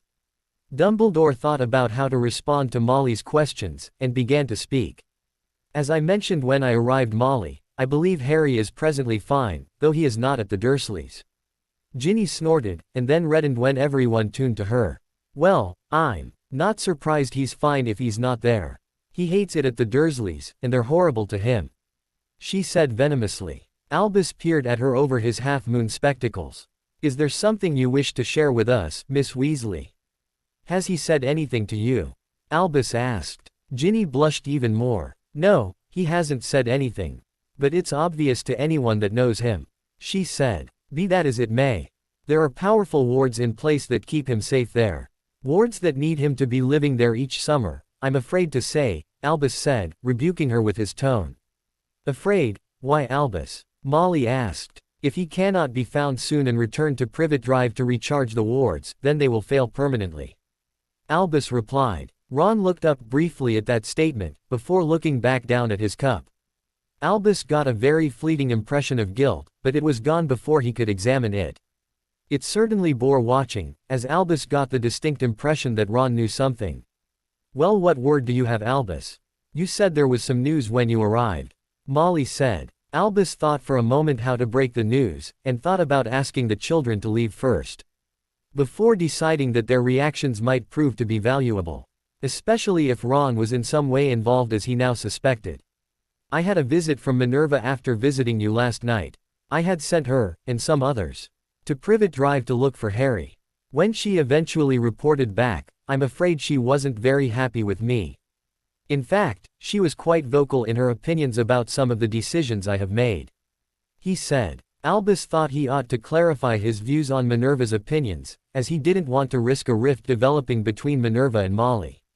I cannot say that she was wrong in her views, though of course, I might disagree with them. In any case, she knew where Harry was, and intended to keep him safe, from me. He concluded, and then looked around at the others to see their reactions. Surprise was very much evident on both of the children's faces, but Molly was staring openly at him. Her emotions seemingly warring with each other, confusion winning out. But, how could she? Why was she Imperio used? She asked. No, Molly, she wasn't under any compulsion that I could detect. Albus said. Then why? Molly said, trailing off. Molly's thoughts were in chaos. She'd known both Albus and Minerva since she was a Hogwarts student, and she thought she knew both of them quite well. It sounded as though Minerva had plucked Harry away from the Dursleys' house and given Albus a piece of her mind. But what could have provoked that? Ginny's earlier statement came back to mind and Molly thought about how Harry usually arrived at her home each summer. Suddenly the little clues seemed to fall into place and Minerva's actions didn't seem quite so hard to understand. Albus watched as Molly's eyes narrowed, and he sighed. He had been afraid of this. Most people simply weren't able to take the larger view needed when it came to fighting a war. But it was still better that she heard the true story from him now, than for her to receive it second or third hand from others later. Molly's tone, when she spoke, confirmed his suspicion that she too was now coming to distrust him. Who were the others you mentioned, Albus? Did they go along with whatever she's done as well? Molly asked. I sent Alistair, Remus and Nymphadora to Privet Drive after Minerva to help her. I haven't heard from any of them since, though from what she said last night, Alistair at least has been helping her. None of them were at their houses this morning when I checked. Since Minerva mentioned having spoken to Miss Granger yesterday, I apparated over to her house before coming here. All of the Grangers have gone as well. Ron looked up again at his last few words, and Albus picked up another emotion from him, betrayal. Albus decided that he was justified in using legilimency on Ron. Since it was evident that he knew something. He picked up only a few thoughts before Ron looked down again. Why would Hermione have gone as well? That wasn't part of the plan. Albus focused his attention on Ron in the hope of picking up more information. Mr. Weasley, you are a close friend to both Harry and Miss Granger. Have they said anything that might suggest where they might have gone together? He asked, hoping to prompt a reaction with his slight emphasis on the last word. He got more than he wanted as a storm of thoughts raced around Ron's head at his question. Harry and Hermione together. No. Why did Hellways have to have everything? Moneyfame Firebolt, now Hermione too. Why didn't they tell me about the change of plans? Because they didn't want me to know. Stupid. Maybe it wasn't really Luna's plan after all. Mr. Weasley. Albus asked him again, trying to keep the elation from his voice. Luna was involved somehow. He wanted to leave so he could check the Lovegoods house for Harry. No, they didn't say anything to me. Ron said, slumping in misery. Well then, I think I'd best be off in further search of Harry. I do hope you will let me know if you hear from him. I'm not expecting to hear from Minerva again until Friday evening, but I will let you know if I hear any news of Harry. Good day to you all. Molly frowned as she watched him rise from the table and leave. She had more questions to ask, but didn't want to delay him if he was searching for her boy. A short time later Dumbledore apparated to the Lovegoods' house, and knocked on their door. Oh! Veneer looked up from his desk as he heard the light chime of the wards announcing an incoming portkey. He watched as a group of 10 people appeared, all holding on to an enlarged golden chain. He smiled as most of them tumbled to the ground after trying, and failing, to keep a black-haired teen upright. Ah, flared tourister, ah, more tourists. He thought to himself as he walked up to the reception counter to join his assistant. Oh, hey lover boy, don't you think you should buy me a drink first? Tonks asked, winking at the furiously blushing Harry who had managed to fall on top of her. Oh God, Tonks, I'm sorry. I've been getting better at portkey landings but… Remus interrupted his apology. No Harry, the correct response is, so Tonks, do you want to go for a drink later then? Remus said, chuckling. At Harry's glare, Remus raised his hands slightly in an, all right, I'll leave it alone, gesture. They were both distracted by Luna's laughter. Go, for a drink, later, she said. Whenever she could catch her breath between laughs. Well, Harry, are you planning on getting up anytime soon, or should I make myself more comfortable? Tonks asked, amused. As Tonks started speaking, Harry realized where he still was and let out an unmanly squeak of embarrassment. With so many other bodies sitting and standing around them, he couldn't work out how to get off her without making things any worse. Fortunately Dan recognized the problem and gave him a helping hand up. Once everyone had regained their feet, and in Harry's case, his composure, Xenophilius led the way to the counter marked, Incommand, Arrivals. The others took in the scene around them, as they followed a few paces behind. They were in the foyer of an ultra-modern-looking building with a large sign proclaiming it to be the Svenska Magidepartementet, Utrikesterminalen, Swedish Department of Magic, International Terminal. While underneath it was another sign, Välkommen till Sverige, Welcome to Sweden. In addition to the counter they were heading towards, there was another a few feet away marked, Avgind, Departures, which was currently unattended. A little further away, other counters were marked, Inrikesarenden, Internal Affairs, Utrikesarenden, External Affairs, Näringsliv, Commerce, and Svenska Magiska Ordningsmakten, Magical Law Enforcement. Doors led off to unknown rooms. And on one wall was a faded sign, Spada ej pa golf vet, ne plujte na polu don't spit on the floor. As Xenophilius approached the 2 men at the counter, he started muttering loudly to himself. Oh dear, goidag. Namaste, ka farsken, edet du. No, that's not it. Luna walked up beside him as her father continued his muttering. Stravist Voot, Guten Tag, Konnichiwa. Loon smiled at the older man bearing a name tag. Hala dar Veneer. Hi there Veneer, she greeted him happily. Godig unga dam. Say dar, Velutbildad desudum. Good day young lady, what do you know, well educated to boot. He replied, smiling warmly at her before turning to Xenophilius and interrupting his recital. Do you have your papers and portkey, sir? Assalamu alaikum what? Papers? Oh yes, of course, of course. Here we are. He handed over a parchment and the charm bracelet that had been their portkey. Veneer tapped his wand to the parchment, and then to a clipboard he'd picked up from the counter. He nodded to himself, before repeating the process with the portkey bracelet. This all seems to be in order.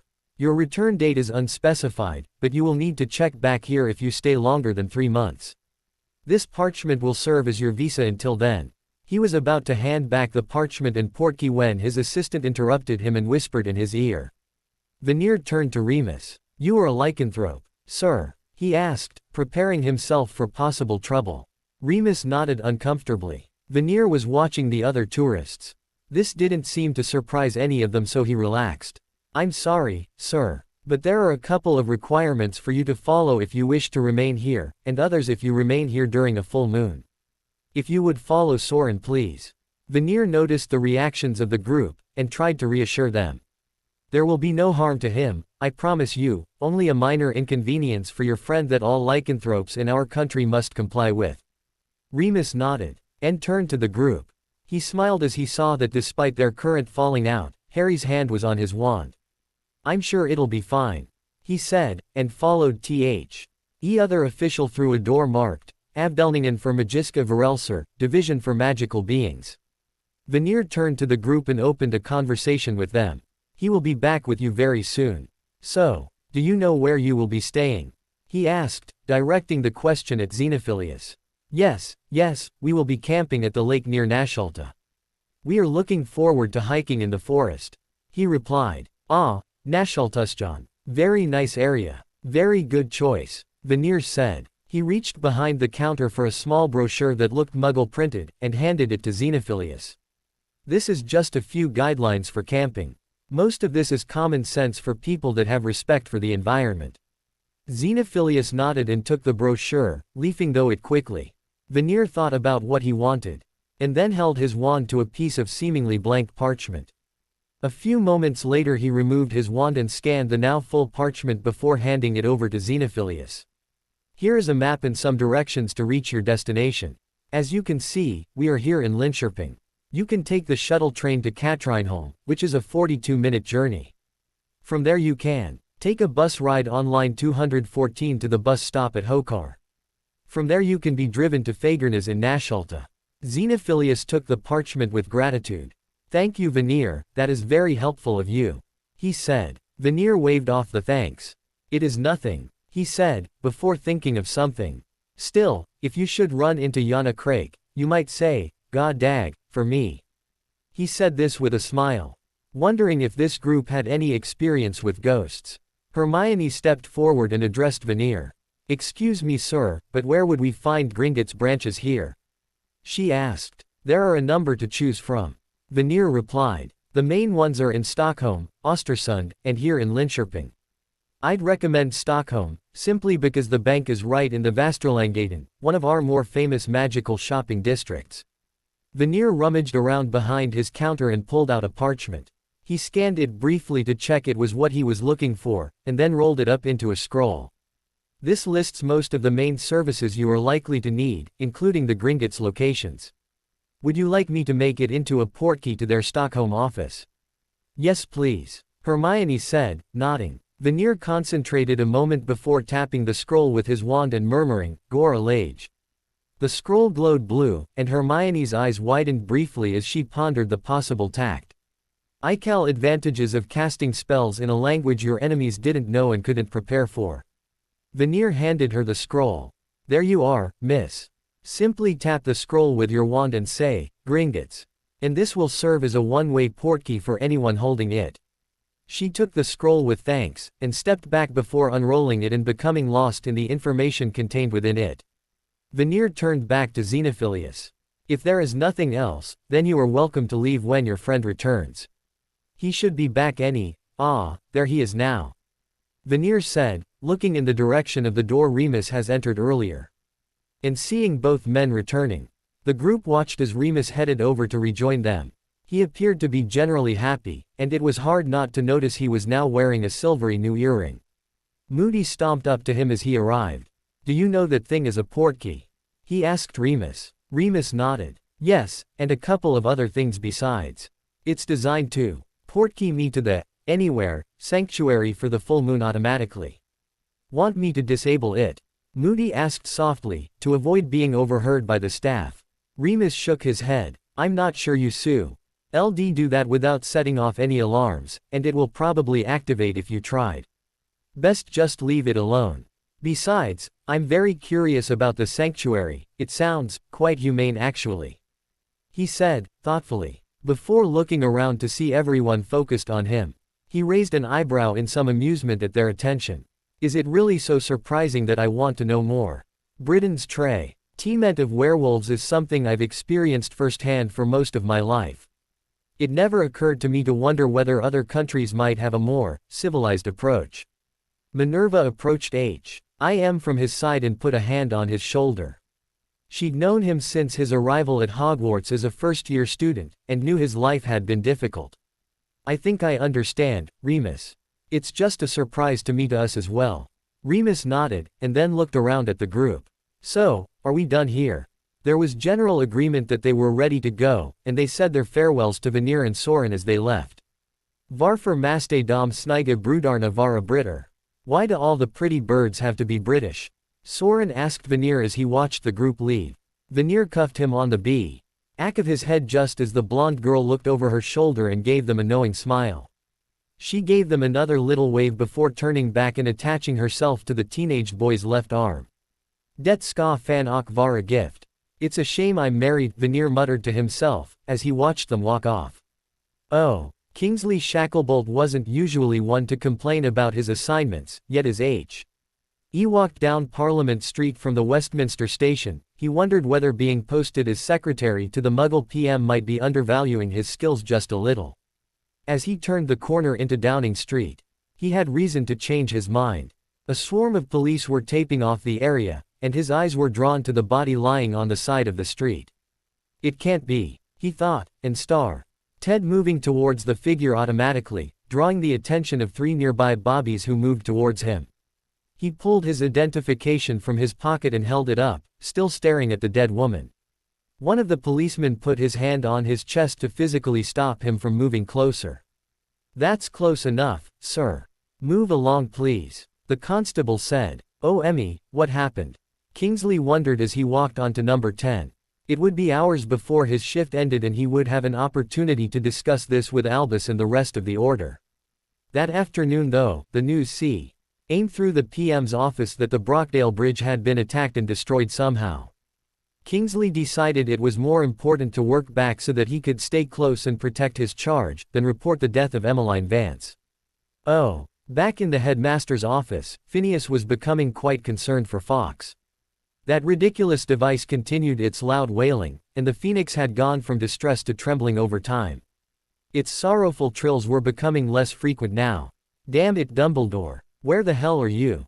He raged in frustration. There was nothing he could do but check in at Grimmauld Place periodically. And bully the other portraits to keep checking their other frames as well. He better get here soon. Oh. Albus Dumbledore was getting quite frustrated. The Lovegood OD house was as empty as the others he'd visited, and he had run out of leads to follow up. There had been no sign of the order members he'd sent to Surrey either, and he hoped that they were all safe. It hadn't occurred to him that Minerva's claim that Harry was beyond his reach might be based on more than just words intended to deter him from looking. Perhaps Hagrid has heard from Harry.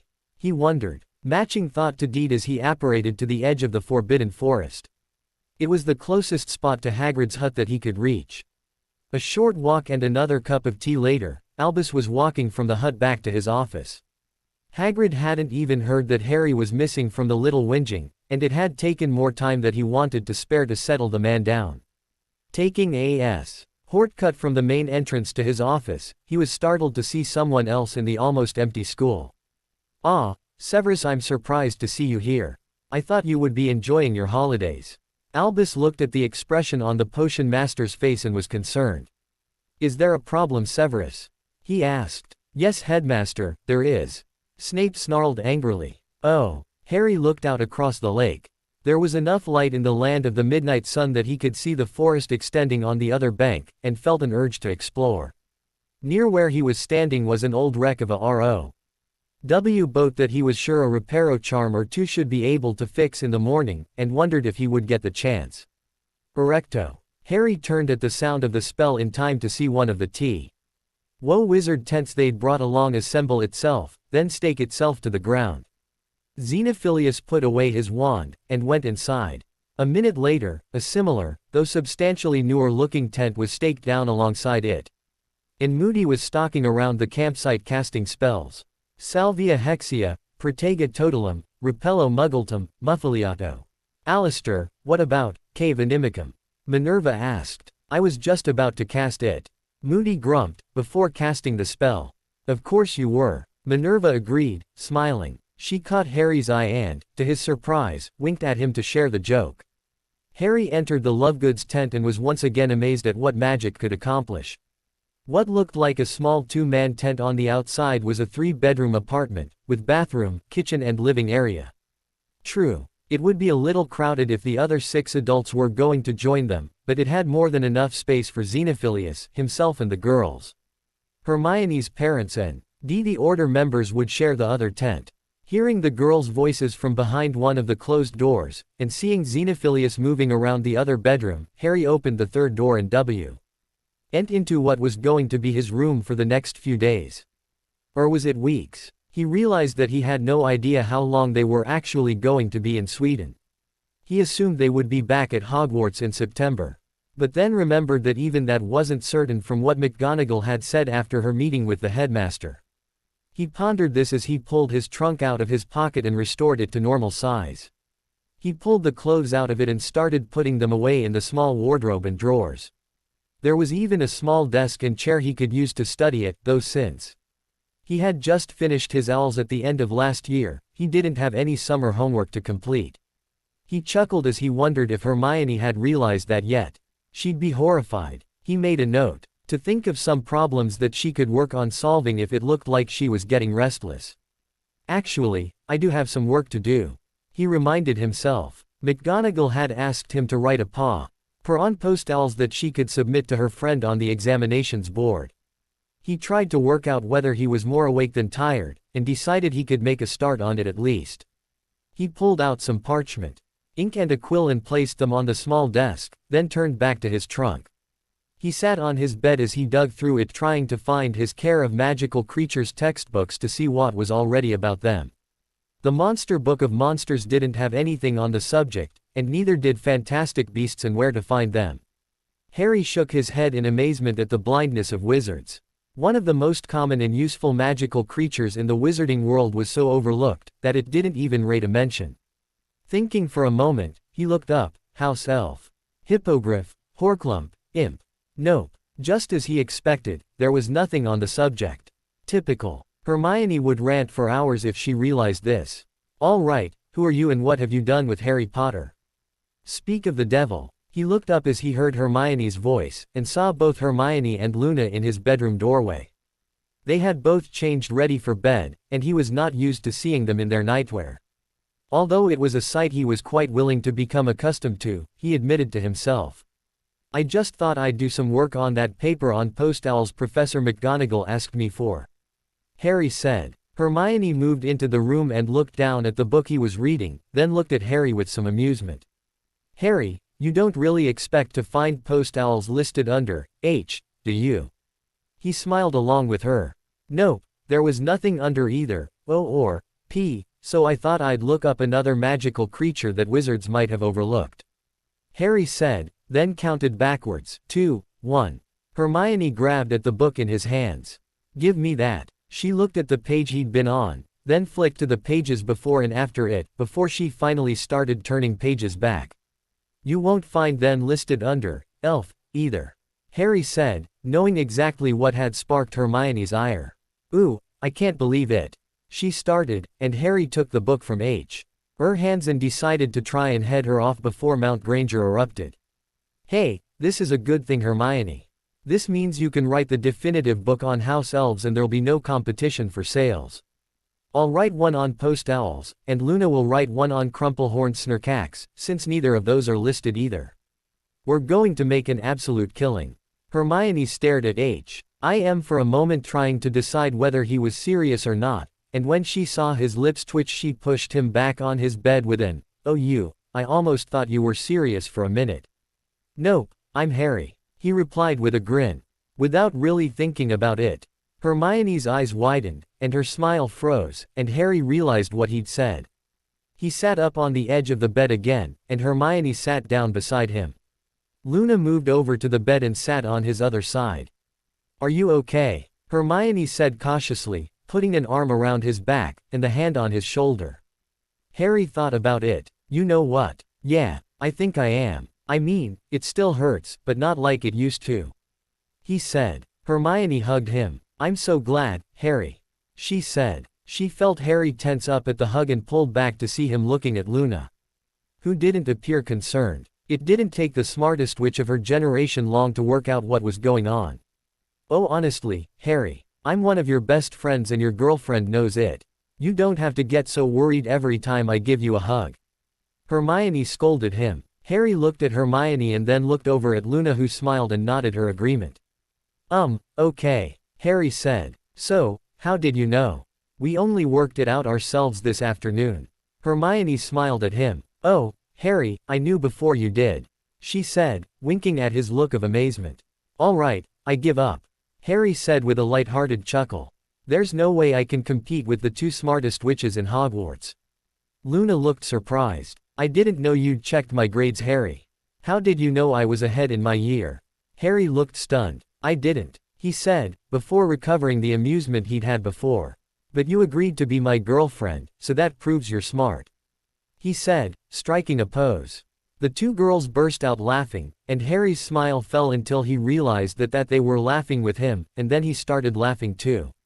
Hermione recovered first. Well, Harry, I must say I didn't expect that. You've been so on edge lately that it's really good to hear you joking around. She turned to Luna and beamed at the blonde girl. You keep up the good work, Luna. Our Harry here deserves to be happy. Hermione gave Harry a kiss on the cheek and got up and went over to Luna and gave her a hug. I'm off to bed. I'll see you in the morning, she said to Harry. And then she walked out the door and closed it behind her. I really do like her a lot, Harry, Luna said to him. Me too, Harry said. She's been my closest friend since a couple of months after I started Hogwarts. Friends are very important, and close friends are like family. You know she loves you, don't you, Harry? Luna asked. Harry hadn't gotten used to the way Luna said exactly what she thought, but resolved to try and do the same since he was now her boyfriend. I think I do, Luna, he said. Luna nodded. Well, she does. Luna pondered the thought for a moment before adding. Probably more than I do actually, but that's because she's known you longer. Why didn't you ever ask her to be your girlfriend? She asked. Harry was a little surprised at the question, and began to worry that this was some kind of girlfriend test, before realizing that Luna would never do something like that. I really don't know. I suppose it's because I never thought about her in that way. Luna frowned. Why not? Don't you think she's pretty enough? Harry looked a little offended at the idea. Of course she is. That's not it. I suppose that I had her in a little box in my head marked, friend, and never considered her for any other role. Or maybe there was another reason. Luna prompted. Maybe I just thought that I didn't want to risk the friendship we had. Or maybe I just got the idea that Ron had already seen her as a potential girlfriend after the Yule Ball in our 4th year, and I didn't want to poach. It really doesn't matter, as I'm perfectly happy with you, Harry said. That's sweet of you to say, Harry. I'm just glad we cleared out those Raxperts today. They really were giving you the stupidest ideas. We'll have to make sure they don't come back. Because I wouldn't want you to decide to stop being my boyfriend if Ron said he wanted me. I wouldn't do that, Luna, Harry said. But you just said you would let him have Hermione because you thought he wanted her. She cocked her head to the side inquisitively. So what is the difference? Well, you are my girlfriend now, Hermione wasn't, Harry said. So if we hadn't had that conversation this afternoon, and instead Ron had told you yesterday he was interested in me, you wouldn't have asked me to be your girlfriend. I don't know, Harry said, looking down at his lap. The troubling thing was that he did know. You're right, Luna, I probably wouldn't have asked. It would have felt like betraying Ron. Why, Harry? Why should Ron have the first chance to court a girl like me or Hermione? Harry wrung his hands together nervously. I guess I just felt like, he deserved it, and I didn't. I thought that, well, maybe if I let him get the first shot at any girl we both liked, maybe he wouldn't feel like life always handed him cast-offs and hand-me-downs. Luna frowned. Harry blanched. He really didn't like seeing her frown, and this was the second time in the last few minutes. That is very silly, Harry, she intoned severely. And very wrong. I thought Ron was your friend. Well, you just said that you don't think he has a chance competing with you for a girl's affections. Luna answered. I don't think that is very nice of you. But I didn't mean it like that, I guess, he sighed, and resolved to try and think things through more next time. You're right. I was being silly, wasn't I? He asked her. Luna smiled. Yes, you were. She leaned in and gave him a tender kiss. They lost themselves in the kiss for a few minutes before Luna pulled back. I do love you, Harry, she said. But I want you to think about what we've talked about tonight. I want you to be with me because you want to be, not because you've settled. For me because you didn't get the girl you really wanted. She gave him another kiss before she said goodnight and left Harry alone with his thoughts.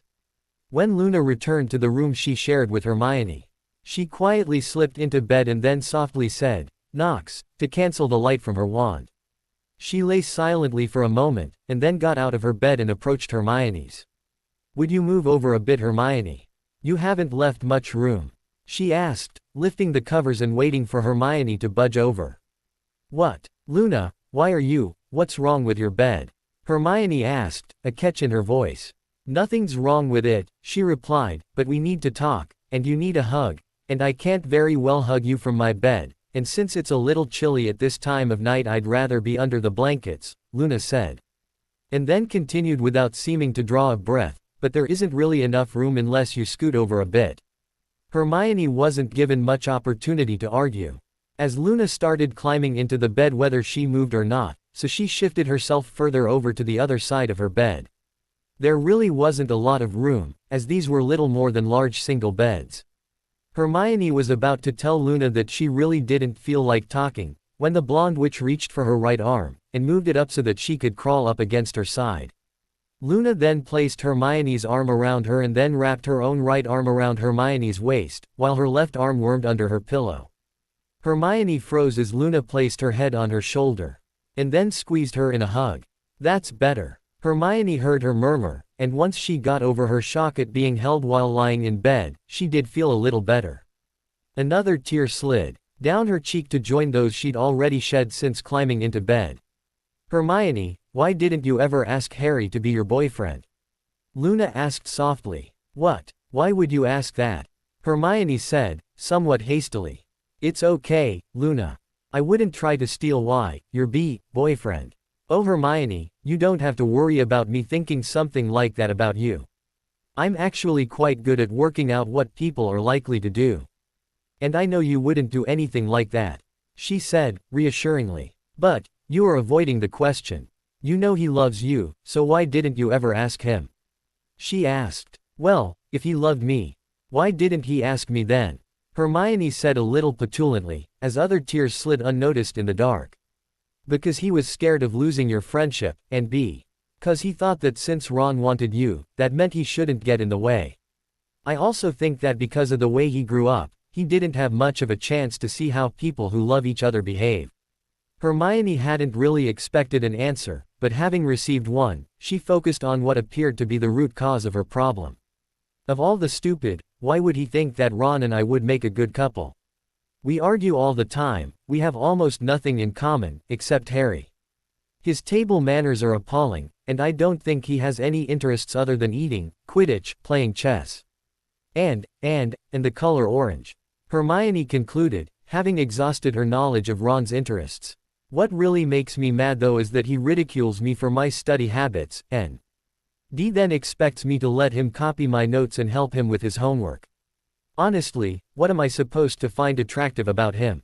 Hermione asked. "I don't know Hermione, as I don't think he's right for you either," Luna replied. "But we weren't talking about you and Ron. Why won't you answer my question?" Hermione couldn't answer the question. "You were afraid of losing his friendship," Luna stated, answering for her. "Yes," Hermione agreed softly. "You were afraid he didn't think you were pretty enough." "Yes," Hermione agreed again, tears flowing freely. "Oh Lord. On top of everything else I'm turning into Cho Bloody Chong, the human hosepipe," she thought, miserably. "You were afraid of being rejected if you asked." "Yes," Hermione whispered, while thinking, "Please stop, I can't. It was as much as she could do to keep some semblance of control. As the silence after her reply grew, Hermione hoped that Luna had ended her interrogation. "I suppose it didn't help that he spent a lot of his time looking at Cho Chong either?" she asked. Hermione wasn't going to talk about her feelings for Cho. That girl had hurt Harry. "Well, I think it's quite obvious to me you've got just as big an infestation of Raxperts as Harry had this morning," Luna said. Hermione wasn't prepared for that comment at all. Luna had just managed to get her to admit her biggest secret, the one she'd been trying to keep even from herself, and now she was talking about some of her made-up nonsense creatures. It was all too much. Especially on top of the realization she'd had leaving Harry's room that she was going to lose him. He'd start spending more and more time with his girlfriend now, and before long she would become just another Gryffindor to him, like Lavender or Parvati. A smile and a wave to her as he left the common room perhaps. Some idle conversation over lunch. She could see the progression from best friend, to close friend, to Hermione's rambling thou. GHTS were interrupted as Luna had evidently given up waiting for any sort of response to her comment about Raxperts, assuming she expected any. I also think that you should have used some of your Gryffindor courage and asked him out yourself. You could have saved each other a lot of grief. Harry has been starving for affection, and he had no way of working out how to show it. You should have been able to see that, Luna said, not quite as calmly as she had been. Hermione couldn't hold her composure any longer, and gave in to the quiet sobs she'd tried stifling when Luna opened the door and came into the room. She tried to pull away from Luna and roll onto her side facing away from her, but Luna held her tightly and wouldn't let her move. Hermione, you can't solve a problem until you can see it clearly. Now that you can, how are you going to solve it? Luna asked. I'm not. It doesn't matter anymore. He already has a girlfriend who is very good for him. But of course it matters, Hermione. Luna said emphatically, ignoring Hermione's compliment. You and Harry have both been very silly about this, and I think it's high time you had a proper conversation about it. But he's already going out with you. Hermione said. What would be the point? It's too late to think about all the, what might have beens. Oh, you're being silly again. Harry's really only known me for a couple of days. And he's known you for 5 years. Luna said. Hermione didn't reply at first. But, she started to say before Luna interrupted. No, buts, Hermione. I do want Harry, but not this way. You probably know the saying. If you love something, set it free, Luna began. If it comes back, it's yours, Hermione continued. If it doesn't, it never was. Luna concluded sadly. But, Luna, Hermione started. No, Hermione. No more buts. Luna said angrily. You two have to sort this out one way or another. Luna's momentary anger faded, and she tried to explain to the other girl why it was important that she and Harry talked. Please, Hermione. I couldn't cope with Harry growing to resent me because he worked out sometime later that he should have been with you. I just couldn't bear that. It would, oh Merlin. This is so hard, Luna said, bursting into her own sobs as she clutched Hermione tightly. Hermione gripped her back just as tightly, and sobbed along with her, her emotions completely overwhelmed. She wished she had just a fraction of Luna's courage. Yes, she'd tried to be happy for Harry and Luna, since he was obviously happy being with her. But that was easier to do when you assumed that you didn't factor into the equation anyway. Luna was braver than Godric Gryffindor himself though, she already had Harry, yet she was deliberately risking her own happiness. To make sure that Harry wasn't making a mistake. She wondered if she would have been able to try and push Luna and Harry together if their positions had been reversed. She honestly didn't know, but she wanted to believe that she would. In any case, Luna had proven herself beyond any doubt that she was worthy of him. That was all Hermione had really hoped for, that he wouldn't be hurt again by another unworthy girl. That he'd find someone that would care for him as she would have wanted to. Now Luna was suggesting that Harry could have been hers ages ago, and perhaps could be even now. All she had to do was break Luna's heart. And the girl was handing it to her, forcing her in fact to take it into her hands. What a perfectly impossible situation. Their sobbing only subsided when, emotionally exhausted, they fell asleep still holding each other. Oh, a very unhappy Albus Dumbledore strode through Hogwarts after his chance meeting with Severus Snape. What his potions professor had told him about Emmeline had shocked him to the core, and then there was Minerva. As he pondered the ramifications of what had happened at Spinner's End, he wondered if things could get any worse. As he entered his office he quickly realized that they indeed could. Dumbledore, shut that bloody thing off now. Phineas yelled at him from his portrait. Dumbledore stood stunned as his ward monitor loudly announced that the blood wards were crashing at Privet Drive. No. They shouldn't be falling now. I still have at least 2 or 3 weeks to get Harry back. What could have happened? Dumbledore, look what it's doing to your phoenix. Shut that bloody thing up. Phineas shouted. Fawkes. Dumbledore's eyes went from the monitor to his companion's perch, and was horrified at what he saw. Waving his hand in the direction of his monitor, which finally silenced it, he rushed over to Fawkes, who was lying awkwardly on the floor under his perch.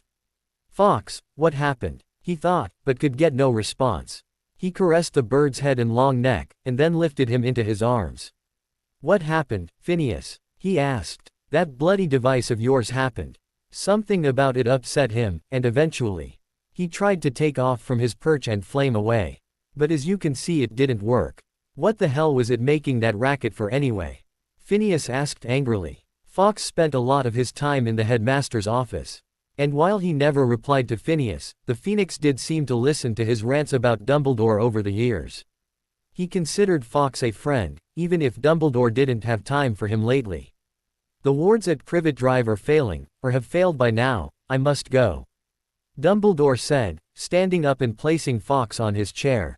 It was the most comfortable place in his office. "Are you mad? What you must do now is save your Phoenix," Phineas yelled furiously. "There are many lives at stake, Phineas. I must hope that Fawkes will be able to recover now that the alarm is off. Or at least hold on until I can get back and see to him."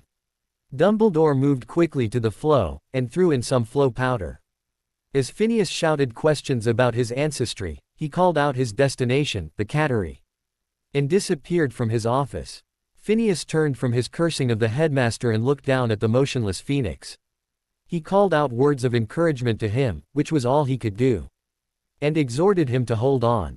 Dumbledore should be here doing this, not abandoning his Phoenix when he needed him, thought the magical echo of the former Phineas Nigellus.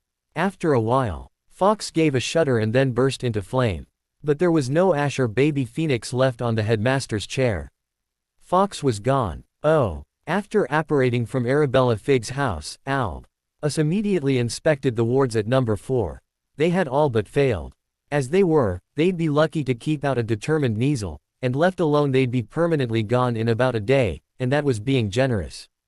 Albus drew his wand and cast a Notice Me Not ward on the house. It was next to useless as a protection, but it was all he could cast without completely destroying what was left of the blood wards.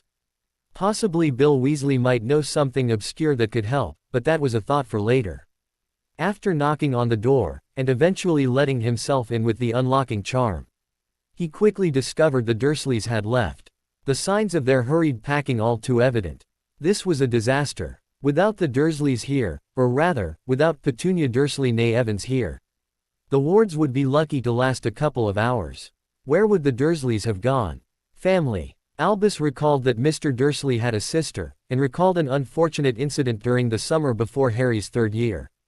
Taking advantage of his prodigious memory, he recalled that Marge Dursley was unmarried, and her address was. He disapparated on the spot, and appeared with a pop outside a tidy-looking house. Striding to the door, he grasped the knocker and rapped loudly. A stocky woman opened the door. Albus could see a small bulldog trying to get past one of her ever-moving legs, which was preventing the animal from escaping out the door. She frowned at his appearance, but Albus didn't let it concern him. "Ah, good lady, my name is Albus Dumbledore. I wonder if your brother and his family are here." She turned her head over her shoulder and let out a yell. "Vernon, there's some strange man at the door for you."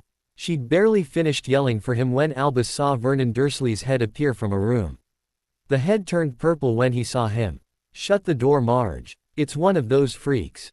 The woman didn't bother to say any sort of farewell as she turned back to Albus. She simply slammed the door in his face. Albus firmly believed that in some circumstances, admittedly very few in his opinion, that the application of force was quite justified. This appeared to be one of them due to the time pressures involved. He cast a Notice Me Not ward, his second in the last 10 minutes, and then a Muggle-repelling ward to help deter any interruptions. He had decided that a noisy demonstration of power might prevent the need for any other magic use, and help encourage the Dursleys to provide what he needed from them. After casting a revealing spell to ensure nobody was standing behind the door, he cast a Reducto on it and blew it off its hinges to fly into the opposite wall where it broke apart on impact. What the bloody hell was? Vernon had heard the bang and started yelling.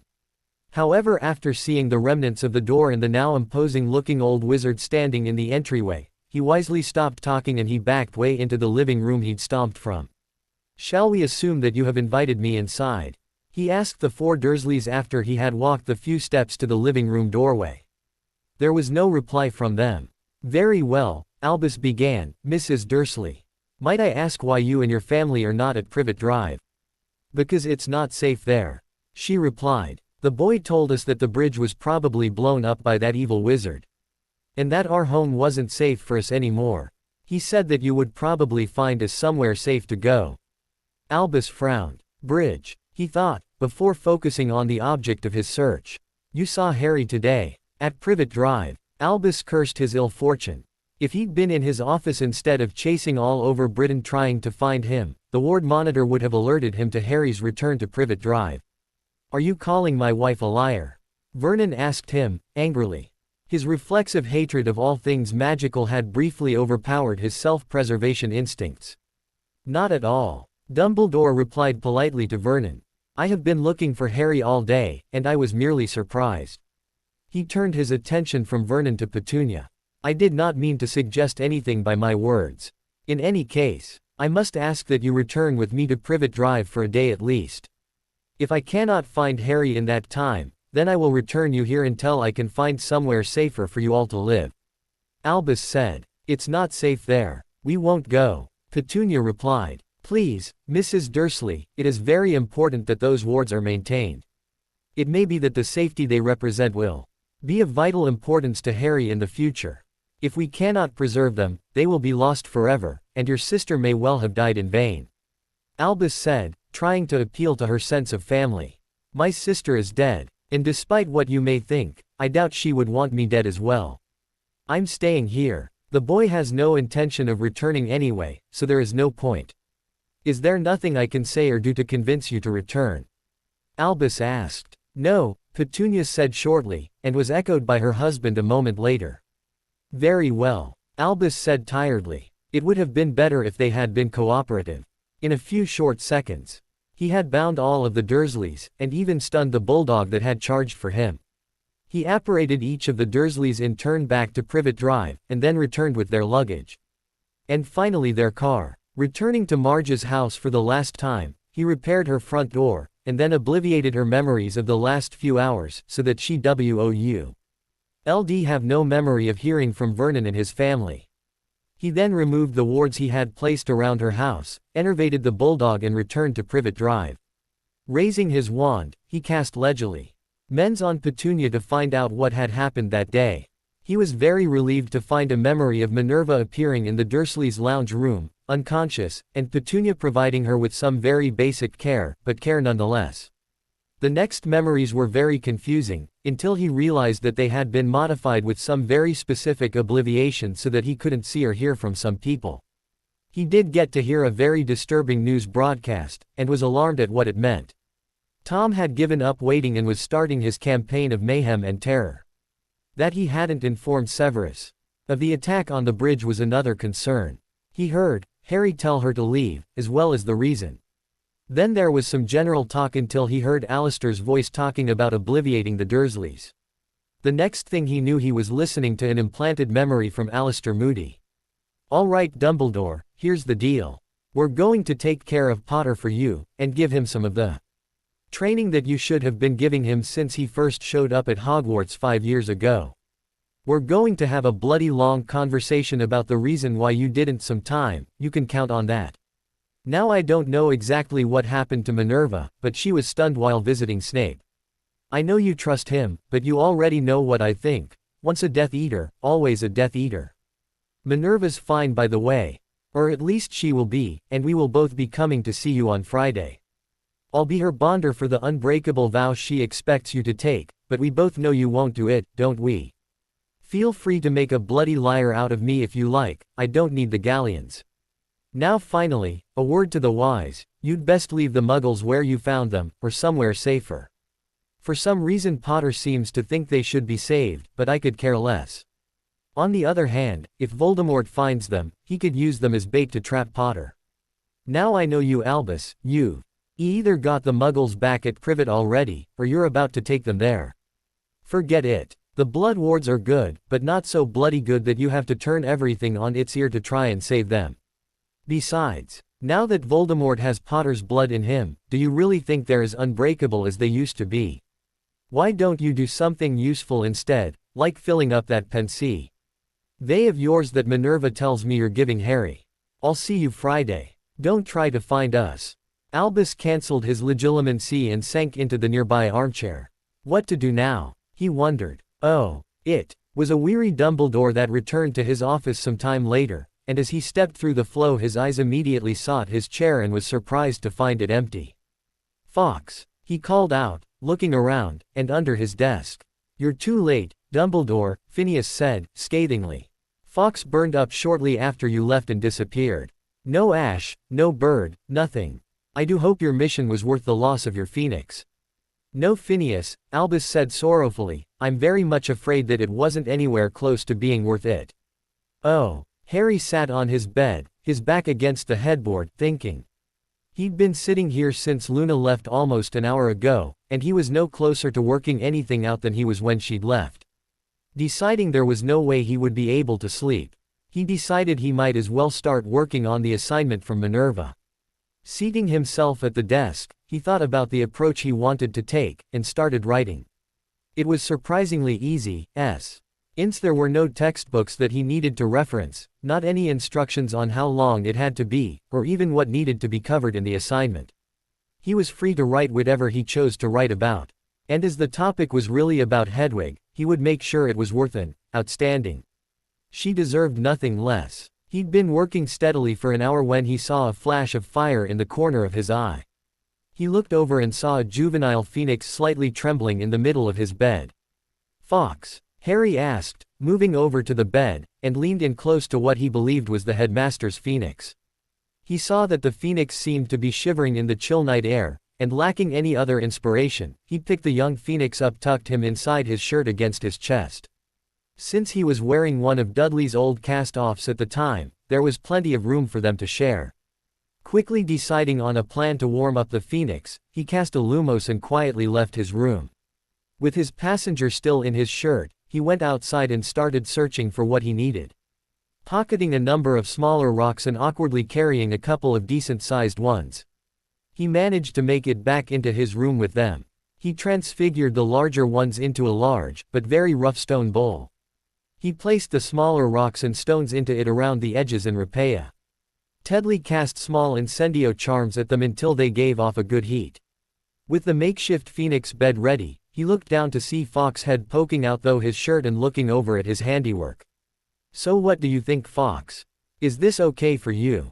He asked. Fawkes gave a very soft trill, which Harry took as agreement, and then helped Fawkes out of his shirt and into the middle of his new, and very temporary, stone nest. I wish I knew what you were doing here, Fawkes. Harry thought to himself. After checking that the phoenix seemed comfortable, Harry returned to his post-L assignment. He was far too distracted now to write anything else, but he could at least read over what he'd written so far. Sleep was going to be impossible tonight. Tuesday the 25th of June 1996. At around 3:30 a.m., Harry was feeling both very tired and very uncomfortable sitting at the desk. He looked over, again, at Fawkes, and then moved, again, to check that the rocks were still giving off some heat. Fawkes looked at him and gave a soft reassuring trill. Well, if you're sure you're okay for a bit, I might just have a quick kip. You'll wake me if you need anything, right? Harry asked with a yawn. Fawkes let out another trill. Yeah, well. I'm just going to assume that means okay. I just need a little while, Fawkes. Harry just lay back on his bed, and was out like a light. It was barely 20 minutes later that he started to fidget as the nightmares began again. He'd had them almost every night since the ministry, every night except the previous one at the Lovegoods. Fawkes looked over at Harry on the bed, and then stood up and shook out his wings. He jumped up off the stone nest Harry had made for him, and with a couple of beats of his wings, he made it to the end of Harry's bed. He walked up alongside Harry's body and curled up next to him before making a soft crooning warble that was almost a purr. Harry immediately relaxed and fell into a dreamless sleep. 0. Hermione awoke slowly the next morning, and stretched as she opened her bleary eyes. It took her a moment to remember where she was, and when she did, she also remembered the previous night. Since she was alone in her bed, she rolled over and looked at Luna's bed only to find the girl dressed and sitting on it, watching her as she woke up. She found it disconcerting to be observed so closely like that. "Good morning, Hermione," Luna said softly. "Good morning, Luna," she replied. Luna sounded very subdued this morning and Hermione wondered why. "Is something wrong?" she asked, becoming more alert at the thought of a problem. "I wanted to apologize to you, Hermione. I really don't know what I was thinking last night, but I suspect it was probably the Raxperts that Harry dislodged yesterday."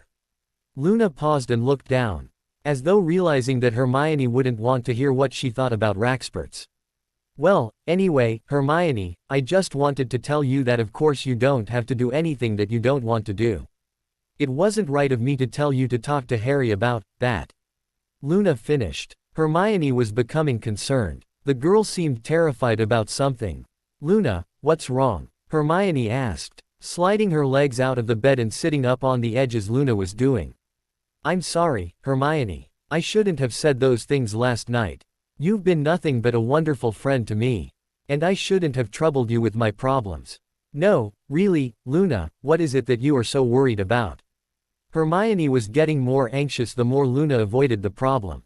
Luna had tears in her eyes now. I can't lose both of you," she whispered. Hermione rushed over and wrapped the girl in a hug. "Shish, Luna, you won't lose either of us," she reassured the younger girl. "But I asked Harry the same questions that I asked you last night before coming to bed. I shouldn't have interfered. He hates it when people do that, and when he realizes what I did, he'll ha. He won't hate you, Luna. He doesn't have it in him. At worst he'll be cross with you," Hermione told her. "He'll never forgive me," Luna insisted in a whisper. "Oh, that's rubbish," Hermione said firmly. "He's forgiven me before and he forgives Ron all the time because he's his friend. He would definitely forgive you as well if you needed to be forgiven. Which I rather doubt, by the way." "Oh, that didn't sound right. I mean, I doubt that Harry would think you did anything that would need forgiving."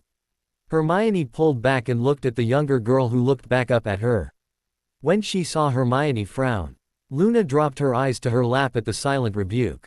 Hermione reached for Luna's face and lifted her head back up. "No, Luna, I was just thinking that this isn't like you at all.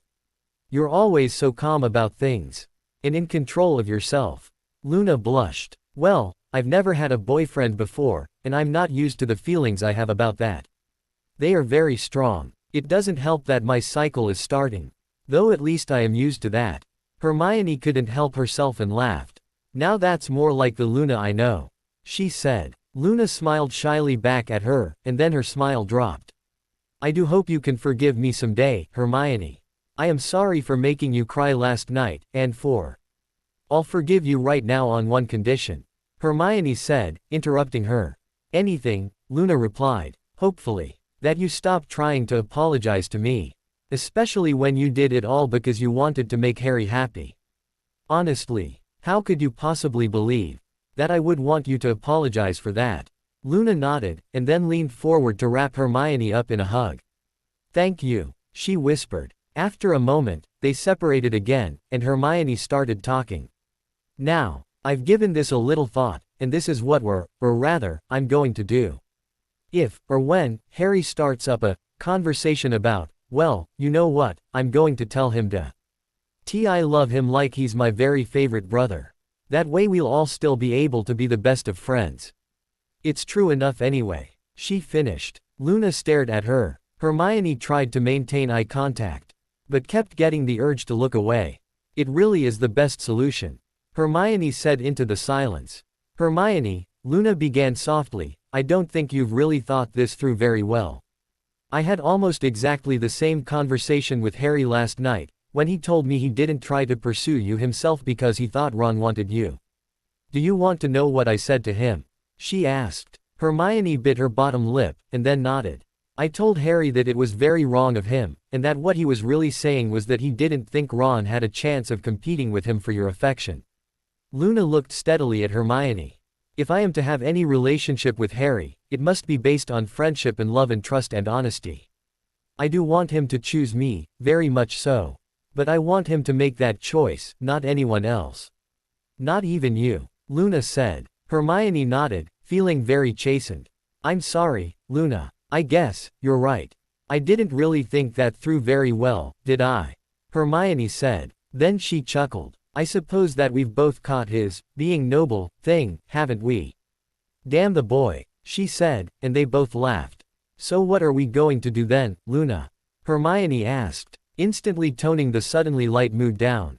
Well, I do think the decision should be Harry's, Luna said, and I think that he should have the chance to make that decision knowing all of the facts. Don't you? She asked. Hermione blushed, and she hesitated before nodding slightly. I also think that we should agree not to do anything sneaky or underhanded, Luna said. And then paused as Hermione gave her a hurt look at the implication that she would do something like that. Like trying to get him to choose the other girl. She finished, smiling mischievously at Hermione. Oh, you. All right. We both play fair, but we both have to swear that whatever decision Harry makes, we accept it, and we don't let it harm our own friendship. Agreed. Luna stared at her as though Hermione had just told her she'd won the grand prize in the Daily Prophet's Golden Galleons draw. Luna. She was hit by a blonde-haired missile. I swear, Hermione. Thank you so much. Hermione hugged her back. You're welcome, Luna. They pulled apart yet again, and Luna looked at her expectantly, and Hermione smiled. Yes, Luna, I swear too. Luna beamed at her. Okay, so what do we do now? She asked. I have absolutely no idea. Hermione replied, causing both of them to laugh again. Oh. What they eventually decided to do was just follow their normal daily routine. Hermione went to have a shower and get dressed, while Luna sat with her father and had some cereal. So, Pumpkin, how are things going with you and your friends? He asked. Oh, they're going absolutely splendid, Daddy. Harry's my boyfriend now, but he might be Hermione's boyfriend instead soon, as we've been trying to work out a way for her and Harry to talk about their feelings for each other. I am hoping to keep him for myself though, as he's a very nice boyfriend, but no matter which of us he chooses, Hermione and I have sworn to be best friends anyway. Could you pass me the tea please? Luna replied. Xenophilius replied intelligently. He had been expecting something like this, well, the bit about having a boyfriend anyway, and maybe the tea. The rest he hadn't been expecting at all.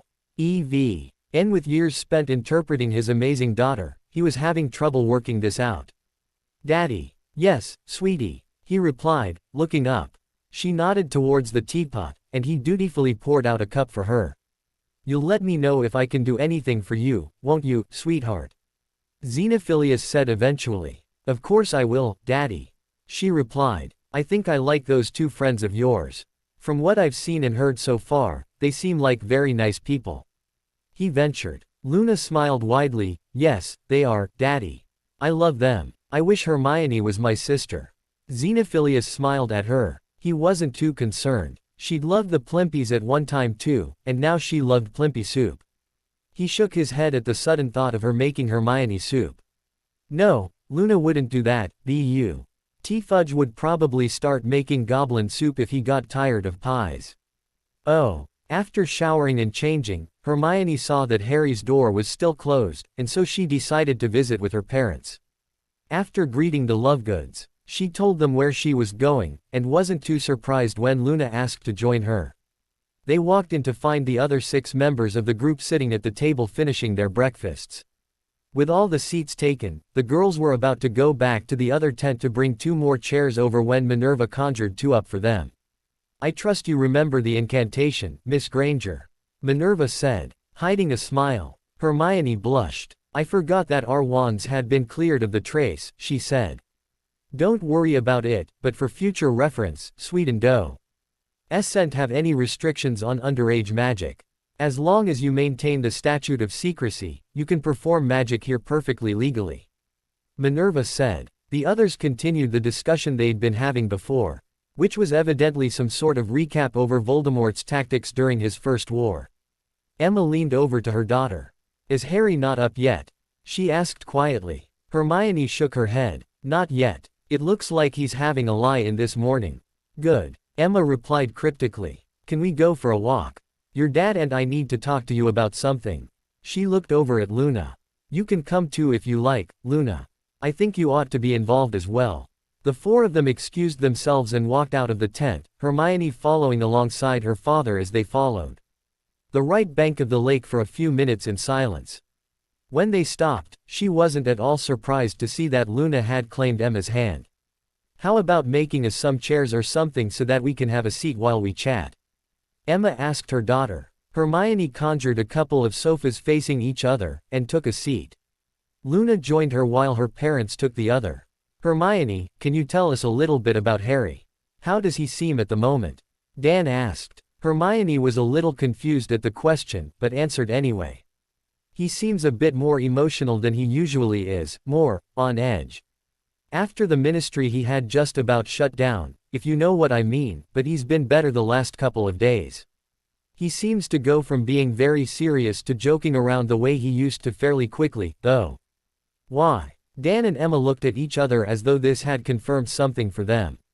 "Honey, it sounds as though your friend is suffering from a great deal of stress. I mean, it is quite understandable after all. He's had a horrible year from what you've written us, and at the end of it, his friends are hurt and his godfather is killed. Not to mention he's told that he's in a kill or be killed prophecy with the most evil wizard there is. So it's hardly surprising that he's having trouble coping with it," Emma said. Hermione became more upset as her mother spoke. It was obvious when she thought about it like that. It really had been a very long year for Harry after all, and his problems hadn't just started with the night at the ministry. Then again, the previous year wasn't a picnic for him either, what with the Tri-Wizard tournament and watching Cedric die in front of him, and everything else. How could she have overlooked all this? Why hadn't she fought to have Harry spend the summer after the tournament away from the Dursleys? Instead, she'd let the headmaster talk her into not writing to him, just when he'd have needed his friends the most. It was little wonder that he was so angry when the order finally brought him to Grimmauld Place. "Hermione, what is it?" Emma asked, as she watched the tears falling down her daughter's face. Hermione looked at her, wondering how to tell her parents what she'd been thinking. "There's more, isn't there? Things you haven't put in your letters," she guessed, and when Hermione nodded, Emma shook her head in exasperation.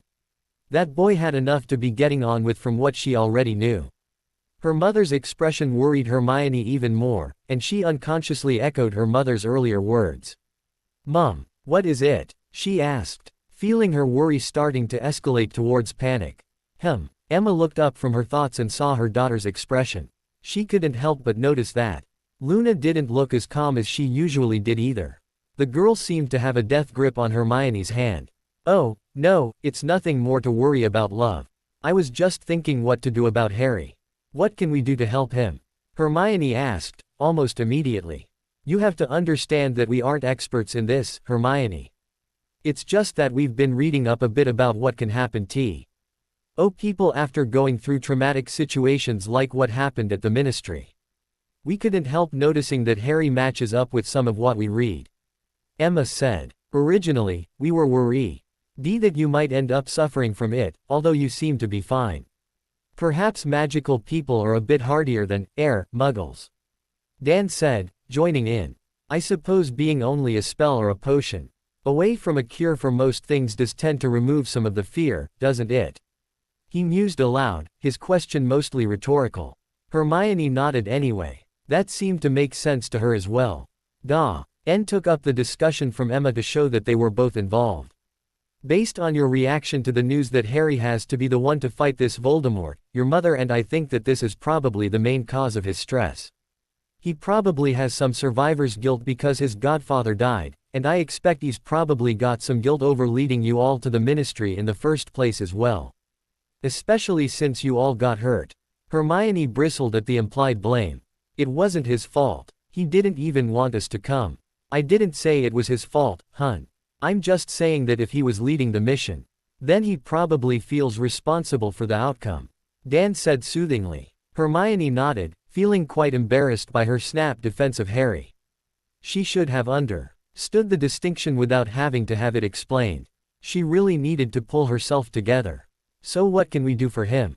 she asked anxiously. "Well, just be there for him, mainly. He'll need his friends, and with his mood swings he'll probably have a hard time keeping them," Emma said, before deciding that wouldn't be a problem for these two girls, judging by their expressions. "Try and get him to talk through what is bothering him, if you can. That will help take some of the load off his shoulders," Dan said. I think the training is a good idea, as it will help him feel like he's doing something constructive. But he needs time to relax. Dan turned his head to face Luna. You were spot on about that, Luna. We'll help argue with the others, and Harry as well if need be to make sure he has time off. Is there anything he particularly likes to do? Hermione thought of something and then gasped. What is it? Her mother asked. Well, it just occurred to me that there is Somethy. Harry liked to do more than just about anything, but he doesn't seem interested in it now. Hermione said, biting her lip. Harry loves to fly. Luna volunteered. But he doesn't want to do that anymore. Emma asked. Well, ever since Madame Umbridge threw him off the team, he hasn't flown his broom at all. She confiscated it and chained it up. Hermione replied. Has he asked about it since she's been gone? Does he even know where his broom is? Her father asked, sounding concerned. I don't know. I'll have to ask Professor McGonagall. She replied sadly, and more than a little annoyed with herself for not even noticing. Well, here's an idea to be getting on with, Emma said. How about we go shopping this afternoon in Stockholm? We can visit that Goblin Bank of URS and find out whether the wizarding shops take galleons or krona. Emma thought of something else and looked at Luna. We'll also need to get some currency converted ourselves, as we can't keep letting your father pay for everything. Luna shrugged, as if it didn't matter either way. So, anything else you girls want to talk about before we head back? Emma asked. The girls looked at each other and then turned back and shook their heads. Emma raised an eyebrow and gave both of them a mother's look for a few seconds, before smiling. All right, we'll leave it at that then. You know where to find us when you're ready. Let's go back and see if Harry is awake yet. They all stood up, and Hermione vanished the sofas. Emma walked over to Hermione and gave her a hug. Those sofas were incredible, love. I can't wait to see some more of your magic now that you can use it around us. Her father echoed his wife's praise, and Hermione thanked them both. They talked a little about spells as they walked back the same way they'd walked out, though this time Hermione had taken her dad's hand. Oh. When the soft knocking failed to provoke a response, Hermione slowly opened Harry's bedroom door and stepped inside his room. Followed by Luna. Hermione's eyes were immediately glued to the phoenix that was staring directly at her. After several long seconds, the phoenix turned his attention to Luna. And his head bobbed slightly as he stared at her. Meanwhile, Hermione was now free to take in the rest of the bedroom. She could see Harry was sleeping on his side in the clothes he'd been wearing the night before. He was almost curled around the phoenix and had an arm across its body protectively. His face looked the most peaceful she'd seen it since the ministry. Then again, she didn't have many opportunities to observe him sleeping. She stepped to the side of the bed and reached a hand towards Harry. The phoenix's head immediately whipped around from his observation of Luna and fixed her with a stare. Hermione paused and then withdrew her hand slowly. She didn't know whether it was just observation or a warning not to touch him, but she didn't need to push the issue. Harry. It's time to wake up. Come on, Harry. She paused and thought for a moment. Perhaps he needed a little more motivation to wake up. Malfoy, get away from Luna. She said, a mischievous smile working its way onto her face. There was an annoyed sound from the phoenix as he was jostled when Harry all but exploded out of the bed. His wand was in his hand, but Hermione hadn't seen him draw it. Harry squinted as he looked around, confused at finding everything normal. He wrote off the comment he thought he'd heard as nothing more than part of a bad dream. He looked at the bushy head next to him, and greeted her with a yawn. Morning, Hermione. I don't suppose you've seen my glasses, have? Oh wait, Accio glasses. His glasses came hurtling towards him from under his pillow, and as he was facing the other way when he cast the spell, by rights they should have hit him in the back of the head. Fortunately, Fawkes had let out a warning trill as the pillow moved, and Harry was able to snatch the glasses in mid-air once they came within range. Thanks, Fawkes, he said, placing the glasses on his head. Oh, good morning, Luna, he said, smiling as he finally noticed that his girlfriend was in the room. He walked over to her and gave her a hug, but when he leaned down to kiss her lips, she turned her head to the side so he could kiss her cheek instead. She turned back to him after he pulled away, his face still showing the disappointment he'd failed to hide at her rejection. She smiled at him and kissed his cheek. Brush your teeth first, and then you can have a proper kiss. She told him, and he smiled at her in relief. Aren't you going to introduce us to your new friend, Harry? Luna asked. Of course. Okay, Fawkes, this is Luna Lovegood, and this is Hermione Granger. Ladies, this is Fawkes, I think.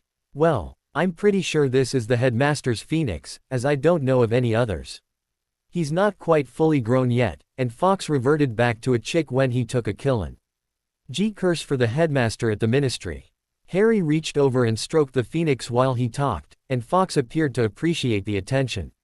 He gestured for the girls to sit on the bed so they were closer to Fawkes. And then showed them where the Phoenix liked to be scratched. He flamed in last night while I was working on my assignment. He was shivering, so I made him a kind of stone nest to warm him up. He saw Hermione look over at his transfiguration, and then get up to inspect it. It's not very good, I know. I should have taken a little longer with the visualization, but Fawkes was. Oh, shush, Harry. It looks perfectly functional and I expect Fawkes would agree. Hermione said, and the Phoenix let out a happy trill to everyone's surprise. There, you see, Fawkes was happy with it. When did you make it? She asked. Harry shrugged. I don't know. A couple of hours after Luna left, I guess. Well, that would have made his arrival about 10 o'clock then. Not bad, Harry, for a rushed transfiguration. It has kept its shape for about 12 hours so far. Hermione said. Well, to be honest, I think Fawkes might have had something to do with that, because now that I think about it, this doesn't look anything like as rough as it did last night. Harry said, not wanting to take credit for something he didn't think he'd done. So anyway, what brings you two in here waking me up? Did you miss me or something? He asked playfully. Luna nodded. Yes, we did, but we also want you to hurry up and get ready because Emma wants to do something called retail therapy while we are out. Make sure you put on your new clothes, please, Harry, we haven't seen you in them yet. Harry nodded. All right, I won't be long. He rummaged around in his trunk for some toiletries, then grabbed the clothes he intended to wear and headed for the bathroom. Fawkes let out a trill before he was out the door, and Harry turned back to him. Oh, don't be such a baby. The girls won't hurt you unless they try hugging you to death. Personally, that's how I'd want to go. He smirked at their grins, and left for his shower. As soon as he left, Hermione headed straight for his desk, and the assignment he'd been working on. She thought she'd done very well not to have pounced on it the second he'd mentioned it. Magical Post Owls, My Experiences, Observations and Theories. By Harry James Potter. It is my great honor and pleasure to be the companion of a beautiful and highly intelligent magical post owl, whom I named Hedwig with her agreement. Since much of what I will be writing about is based on my experiences with her, I will begin by introducing her to you. From my research in a library soon after I first obtained her, I learned that a Muggle professor called a scientist would classify Hedwig as a Bubo Scandiacus. Or possibly even a Nyctia Scandiaca, if they hadn't kept up to date with new discoveries. You or I would recognize her as a snowy owl. She is white with black speckles. And is approximately 26 inches long. She is diurnal rather than nocturnal, and therefore she is active during the daytime. I haven't seen all of the things she catches to eat, but whenever I've been really hungry, Hedwig always brings me food, usually mice, sometimes a small rabbit, but she even brought me a fish once. Hedwig is mostly silent, and does not make the traditional hoot, usually expected of owls. Instead she makes sounds such as a guttural cruf goo goo gook when she is attacking her prey, and hoo-ah, hoo-ah, hoo-ah, woo-woo-woo when she is excited.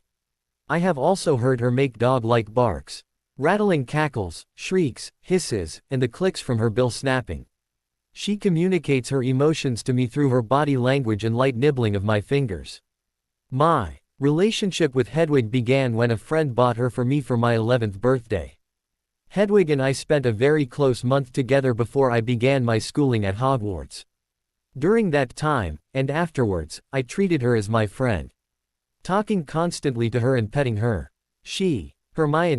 Hermione looked around, startled. She'd forgotten all about Luna being in the room with her. I'm sorry, Luna. It's just, she couldn't think how to describe what she was thinking, so she took the long parchment with her to Harry's bed and sat down next to her, so they could read it together. They are EAD about his theory that post owls probably used a form of legilimency in order to learn where to deliver their mail, since they obviously couldn't read. The thought of hatchling owls learning their ABCs was ludicrous. For that matter, how could they understand spoken English, when it took people years to learn the language? Harry thought it made much more sense for the owls to understand the intent of the sender by reading it directly from the sender's mind. He also proposed a number of tests for his theories, including having a skilled occlumen's attempt to send an owl out while occluding their thoughts, having a regular person attempt to send an owl out with a blank envelope and no spoken instruction, but while thinking of the destination, having someone handed a letter addressed by someone else, and then have that person attempt to send an owl out while having no idea who the person named on the envelope was, or any idea where the address shown is, and so on. Hermione was amazed as Harry proposed test after test designed to help prove or disprove one of his theories. As she finished the paper, she passed it over to Luna, who was still reading, and stood up. Her mind was racing with the ideas in the paper. And she couldn't sit still. She wanted to try some of the tests if she could. More to the point, though, was the question that had been running through her head. NCE. She started reading. How had Harry written this? She turned around and found herself suddenly facing Harry, who was standing in the doorway looking at her. He was wearing the emerald green dress IRT and black pants her mother picked out, and, in her biased opinion, he'd never looked more fanciful. "Oh, Harry, you startled me," Hermione said, turning red. "I was just, reading your paper on post owls. I didn't mean to, well, actually, I did want to look at it, but," Hermione paused, realizing she was not being entirely honest, and changed the topic. "Harry, when did you write this?" "I wrote it after Luna left last night. Before Fawkes arrived," he replied. "You wrote this in 2 hours?" Hermione said, amazed. Not really. I spent the first hour thinking about something else," he said, not looking at her. If he had, he'd have noticed the blush that appeared on her face as she realized that he would have been thinking about her. Unless there was something else Luna had spoken to him about. Then a thought worked its way back to the top of her head. "Harry, are you telling me that the assignment I just read took you only 1 hour to write?" she asked him, surprised. He nodded his reply, and then, seeing her open her mouth to ask something, he got in first. "Hermione, you have to understand, most of that is about Hedwig. It only took me about as long as it takes to dip a quill in ink for me to write about her. As for the rest, I've been thinking about that off and on since Professor McGonagall mentioned it yesterday. Don't forget we had all that time on the train and the bus from Linköping."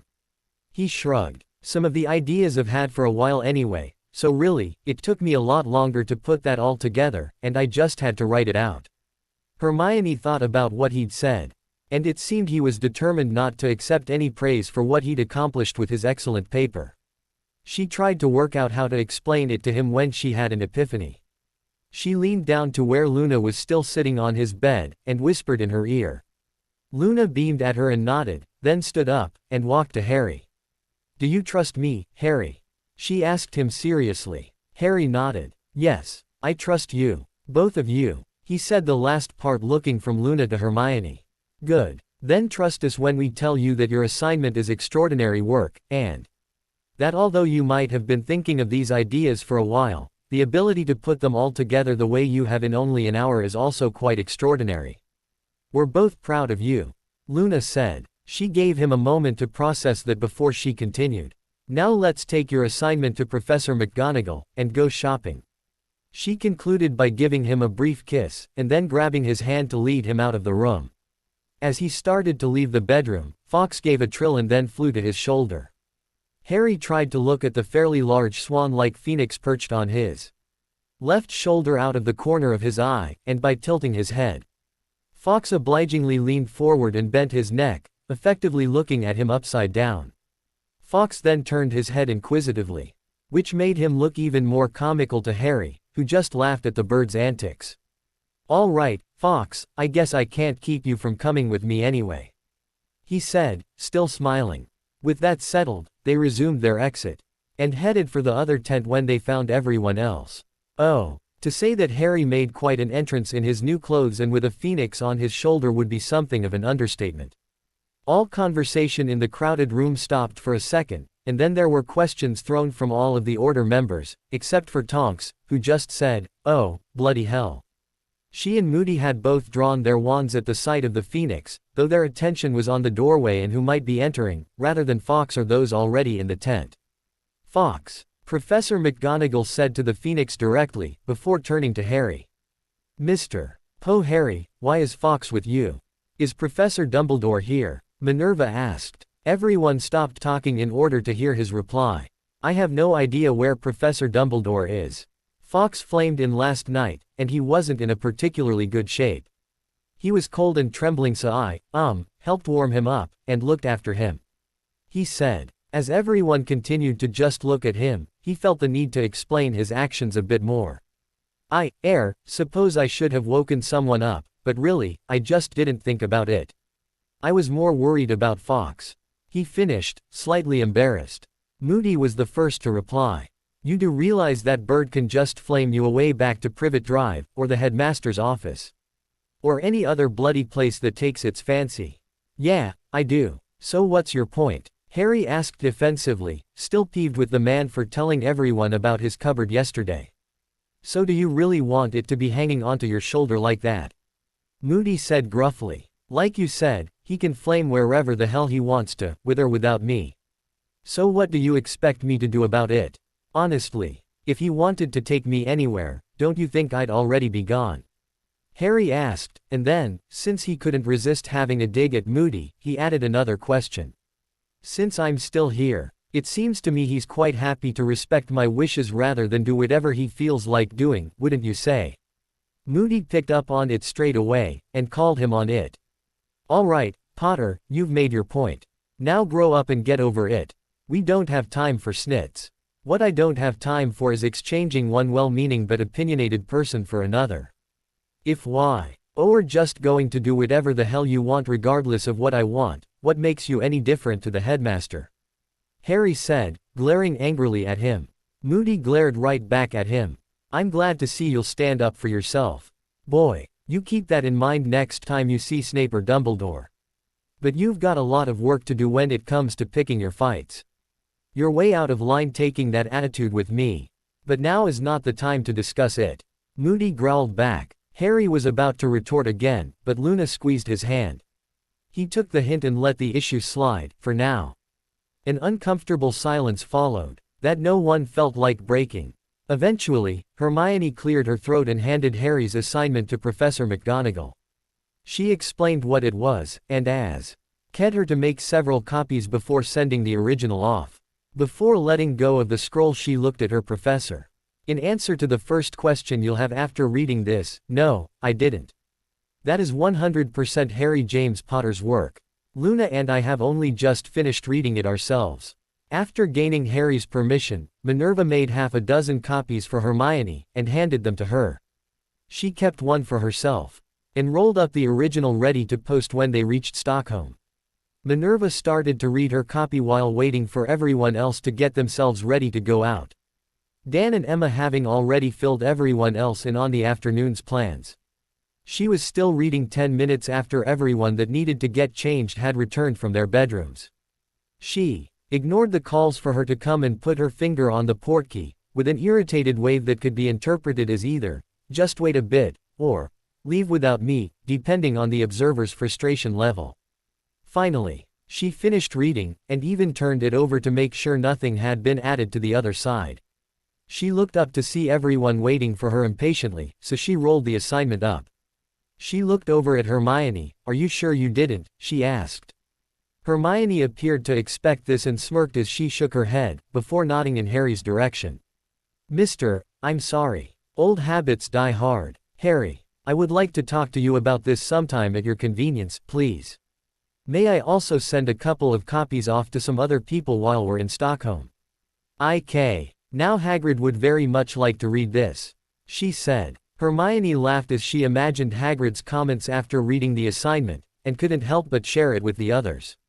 "Oh, I can hear him now. Wah, Ari wrote this. Oh, he never did he? Blimey. I reckon, he sure knows summat aboo owls then, bless, I am." And, he's got some good ideas, Ter boot.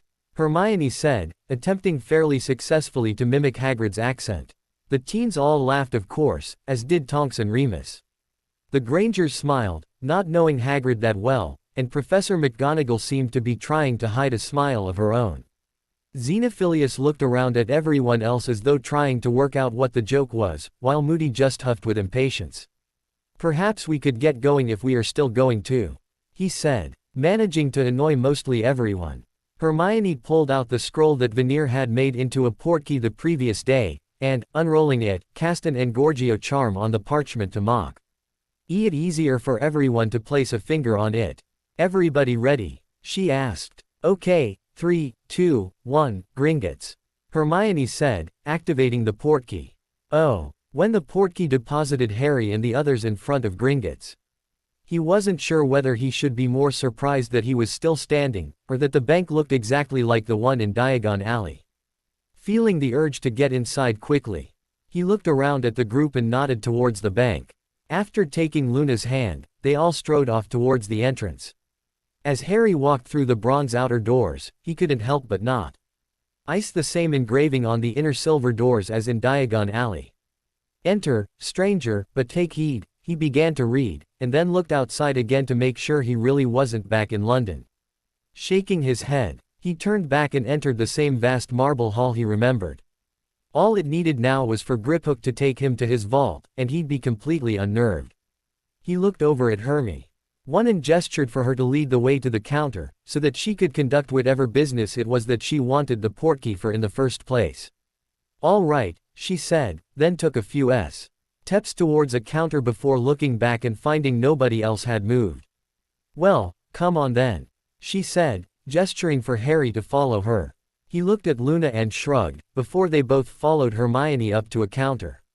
Hermione looked up at the goblin scowling down at her from his high desk.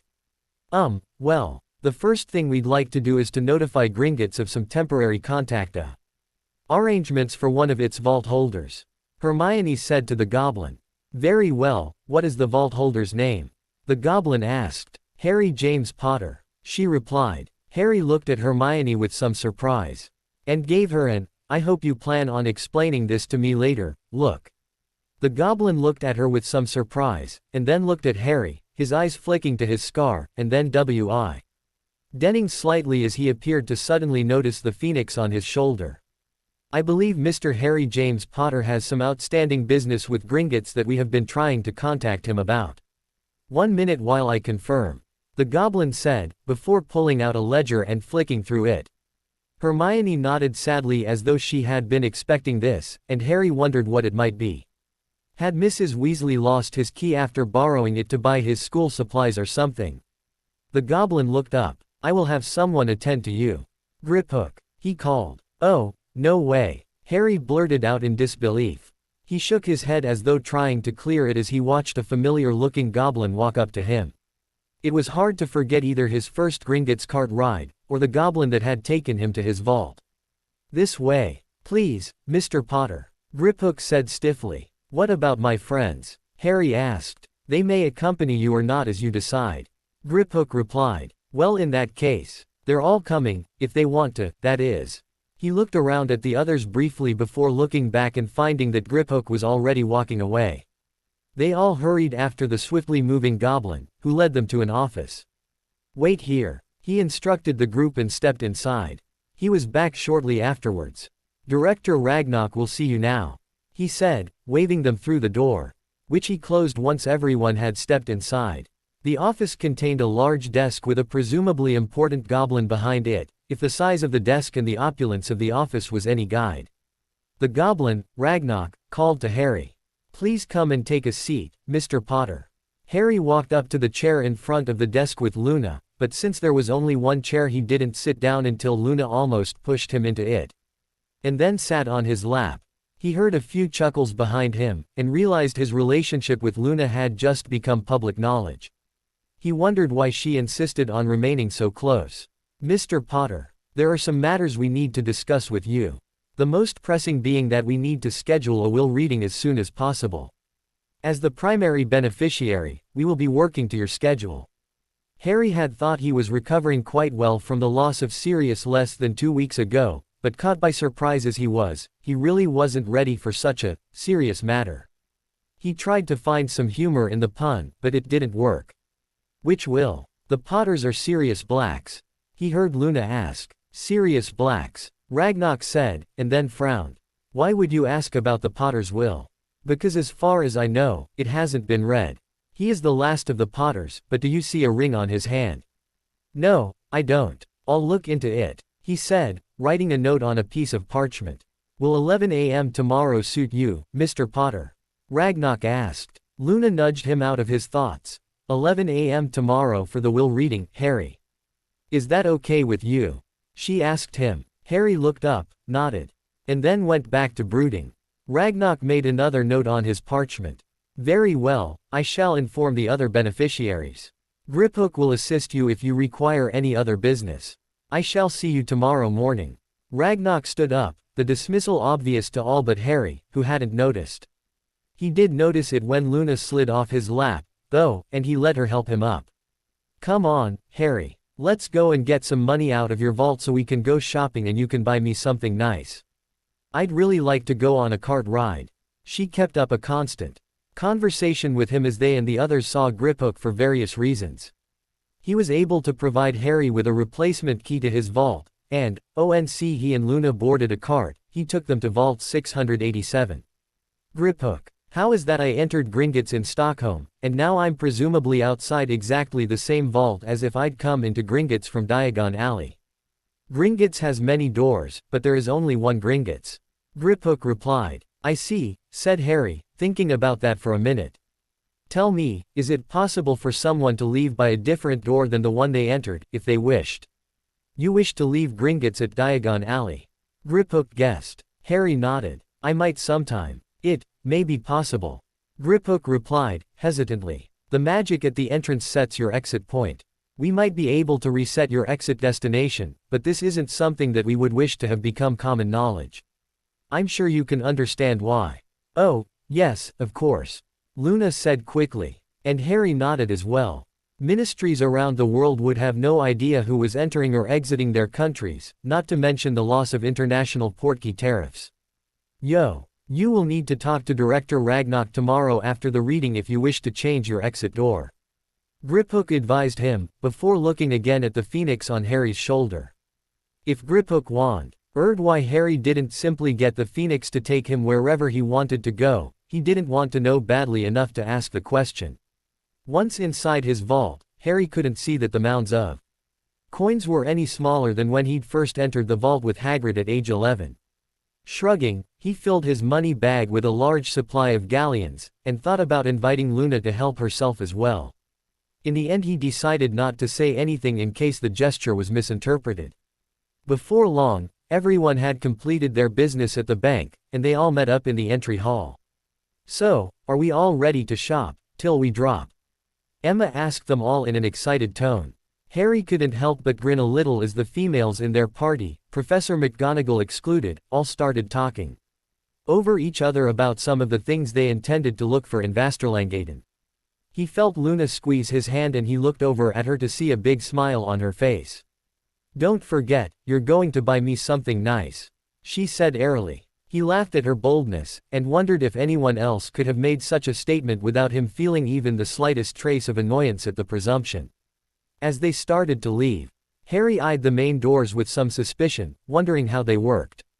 Surely if he followed someone that had come in from Diagon Alley, he'd notice them disappear at some point, wouldn't he? After following a witch out the door, he was a little disappointed when she just walked off down the street. Maybe tomorrow, he thought. Then he forgot all about the bank as his stomach growled, reminding him that he'd missed breakfast. He joined in the discussion about where to go first, adding his vote for an early lunch. When his vote was quickly seconded by Hermione, who also appeared to have missed out, the group agreed, and then set out in search of a cafe or restaurant. I wonder what they have for pudding here, Luna asked as they walked along. That's it for today, I will stop here.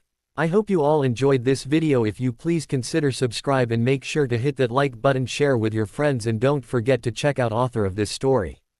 Details in description.